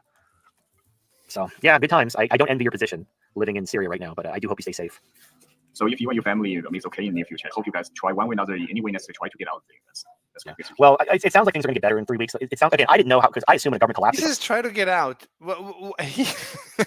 It doesn't sound like he wants to get out. It sounds like it's fine. If there's no food, the grocery stores are picked clean. It's like zombie apocalypse. But it sounds like that didn't happen. You have but you said HTS will fall apart at any time because they completely depend on US. No, they're not. No, they're not going to fall apart at any time because they're basically kneeling to America and doing whatever they say. As long as HTS does what they're told, America will tolerate them. If they get any ideas about telling America no or whatever, then they're going to get put down. But HTS knows that, so they're not going to tell America no. That's why people keep telling them, hey, you got to do something about Israel annexing your land, and HTS like, nope, no, we don't want any problem with Israel. We love Israel. Yeah, Israel. Because true, but we all think how horrible life will be in an American vassal country. Right. So that's the point. In the conflict. Here's the difference though. As long as your vassal government is doing what they're told, and as long as America has an interest in keeping that government in power, they will support you. Right now Syria is in a very unstable position, and Russia has bases there. Iran is pissed off about being betrayed by Assad, and they basically have their influence removed. So there's a strategic importance to Syria for the regime. So they are going to support the HTS government. Now, once they've outlived their usefulness, let's say they achieve their goals, like Iran is driven away and Russia is driven away, and it's a total victory for the regime. Then they're going to tell HTS, okay, we're done with you. You've outlived your usefulness. As long as you don't piss us off and do everything we say, we won't kill you. But don't get any ideas, or we will kill you without a second thought, because your usefulness has already been, you've outlived it. So don't piss us off in any way, or we'll kill you all. But right now they're strategically important, so they will support the HTS government at least in the short term. So we're talking until things get resolved with Iran and Russia. So I don't know what's going to happen in 2025, but for the foreseeable future, Syria is going to get all the support it needs. Because again, for two reasons. Number one, Syria is strategically important. Number two, America does not want to send boots on the ground to stabilize the country. They, like what they did in Iraq and Afghanistan. They do not want to do that. They don't have the troops.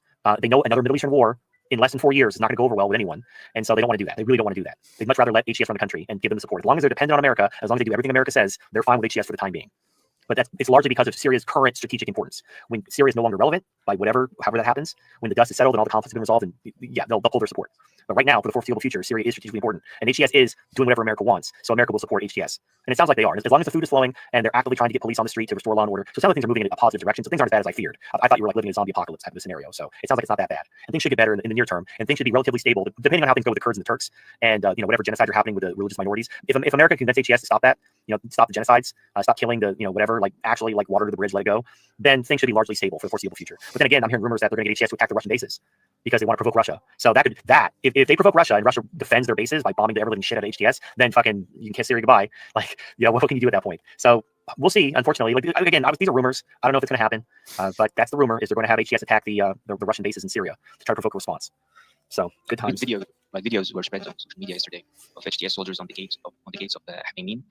It's the biggest Russian military base in Syria. They were chilling with the Russians, saying hi and stuff. So when the fall of Assad happened, HTS had an understanding with Russia. They defended their embassy. They did not want to fight with Russia. But if America tells them, hey, go pick a fight with Russia, they can't tell America no. So we'll see what happens if HTS takes a fight with Russia to try to force them out of the country. If Russia says no, or no, they're probably, my guess is Russia will leave. If HTS says get the fuck out, America's told us to. Otherwise, we're gonna have a war. Russia will probably just leave and basically, but they're not gonna leave like the way we left Afghanistan, like leaving all their equipment behind. They're probably gonna go, okay, we'll leave peacefully, but we're gonna take all our equipment with us.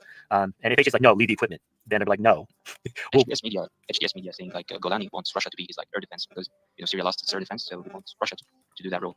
Well, the problem so the problem is, you're an American puppet, and America and Russia are kind of in a war right now. So you can't be friends. You can't be dependent on America, a puppet of America, and then try to make nice with Russia. America's not gonna talk. It's like imagine your wife trying to be friends with her ex-boyfriend and like trying to hang out with her ex-boyfriend and be like, oh, don't worry, he's just my ex-boyfriend. We're just gonna go get a hotel or something like that. You're like, absolutely fucking not. Like, no, like, oh, you don't trust me? No, I don't trust you. I don't trust him. I don't trust you. Like you got to pick one. So, and we'll see. Again, this is a rumor. I don't know if they're gonna attack the Russian bases, but that's the rumor. Is they're gonna orchestrate a terrorist attack against the Russian bases to try to provoke Russia, and that could really fuck up Syria. But or not, or maybe the Russians just say, okay, we'll leave. I don't know. We'll see what happens. I do know Russia is probably more likely to not escalate because they're still trying to run out the clock until January 20th. But we'll see. There's a lot of who knows, a lot up in the air. But it sounds like right now for you, at least, things are hopefully going to look up in the next few weeks. It sucks that you're going to have to, people are getting killed in the street and you have to wait 3 weeks for the cops to hopefully show up. But you got to do the best you can, I guess. Khalifa Haftar, he's like the dictator of East Libya. He wants the Russian forces. So yeah, I've heard some Russian assets. Going to he wants to be the new. Yeah, he wants like East Libya to be the new station for Russia in the Mediterranean. Yeah, I've heard that there have already been some assets that were in Syria that have been moved to Libya, but they're not like. And people saw that and thought, oh, like, the Russians are fleeing Syria. They're going to move all their stuff to Libya. No, they're not fleeing, but they have moved some assets to Libya. And people who are like, oh, we're going to cut off this. This is the problem. The Belt and Road Initiative by China goes through the Middle East into Africa. So like this is why China has to do something at some point, because the regime, they're not playing fair. Like they're overthrowing governments, supporting terrorists, killing civilians. They're not fucking around. And China and Russia are like trying to play by the rules, and it's kind of sad. Again, I get it. They're trying to prevent World War III, and they're giving peace a chance, and I understand it's worth it. It's worth attempting. But hopefully a month from now, when we're on the other side of January 20th, hopefully whatever's going to happen has now happened. And if they try to double down, hopefully Russia and China realize, okay, we're not going to be able to avoid this war. Let's do it. Because the only alternative is surrender. It's fight or surrender. There's not going to be a third option. So yeah, the whole world is going to be changed. It sucks, and it sucks for people like you who had nothing to do with any of this. And a lot of people tend to forget this. Like between all this strategic playing this big game of chess, trying to control the world, and they're like we're heading into New Year's lives, being caught up in this like your super chats, or do you want to save your internet to some super chats? And right, in place screen here's out the question. Right. So I wanna fuck you in the ears. Excuse me. Fuck yeah.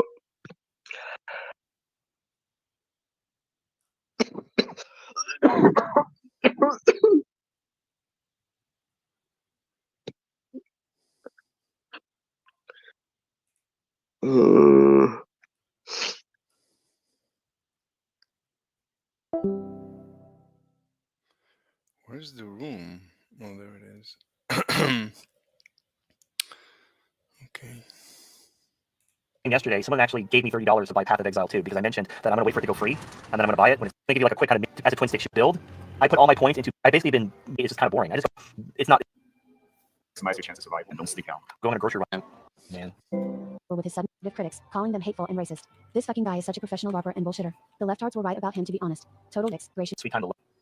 All right, let's start the super chats. Yeah, this game's taking a sweet time to load. Splattenburgers donated $5. Trump isn't even officially in office yet, and Musk is already fucking everyone over with his sudden pro-immigration bait and switch, whereas recently he was tweeting great replacement conspiracy stuff. Now he's done a 180 and is even banning conservative critics, calling them hateful and racist. This fucking guy is such a professional robber and bullshitter. The leftards were right about him, to be honest. Total LARPing F.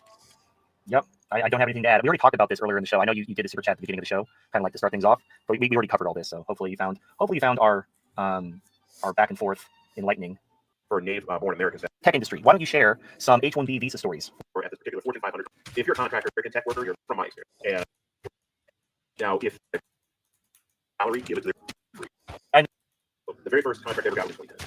I noticed there were a lot of people from out of the country. I mean, interviewing has gotten better. I don't remember if this was a joke or he just actually.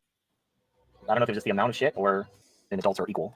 I have to talk about female nature is because America is suddenly finding itself having to compete with China, and they really can't. This is not going to work. But talk at the same time. But then when these goddamn Grin Reaper donated $5. Any New Year's carnivore, it is these knees. All right. All right. Take care, man. Stay close. Is against you, and that's in an unfree world. But you're going to have to. Who cares what people think? My fucking teeth are falling apart. Xanderdog donated $5. Regarding Indian immigration, multiple generations of young working age men are disenfranchised from society and barred from achieving higher status education and careers thanks to DEI horseshit favoring minorities, and over half of those positions being filled by women who are overall useless at best and counterproductive at worst. Then the media says, look, white men are worthless and that's why we have to flood the country with brownies. Yep, man, now you got me jonesing for some brownies. I haven't had a brownie in so long. Like a nice warm, fresh from the oven brownie with like a scoop of vanilla ice cream.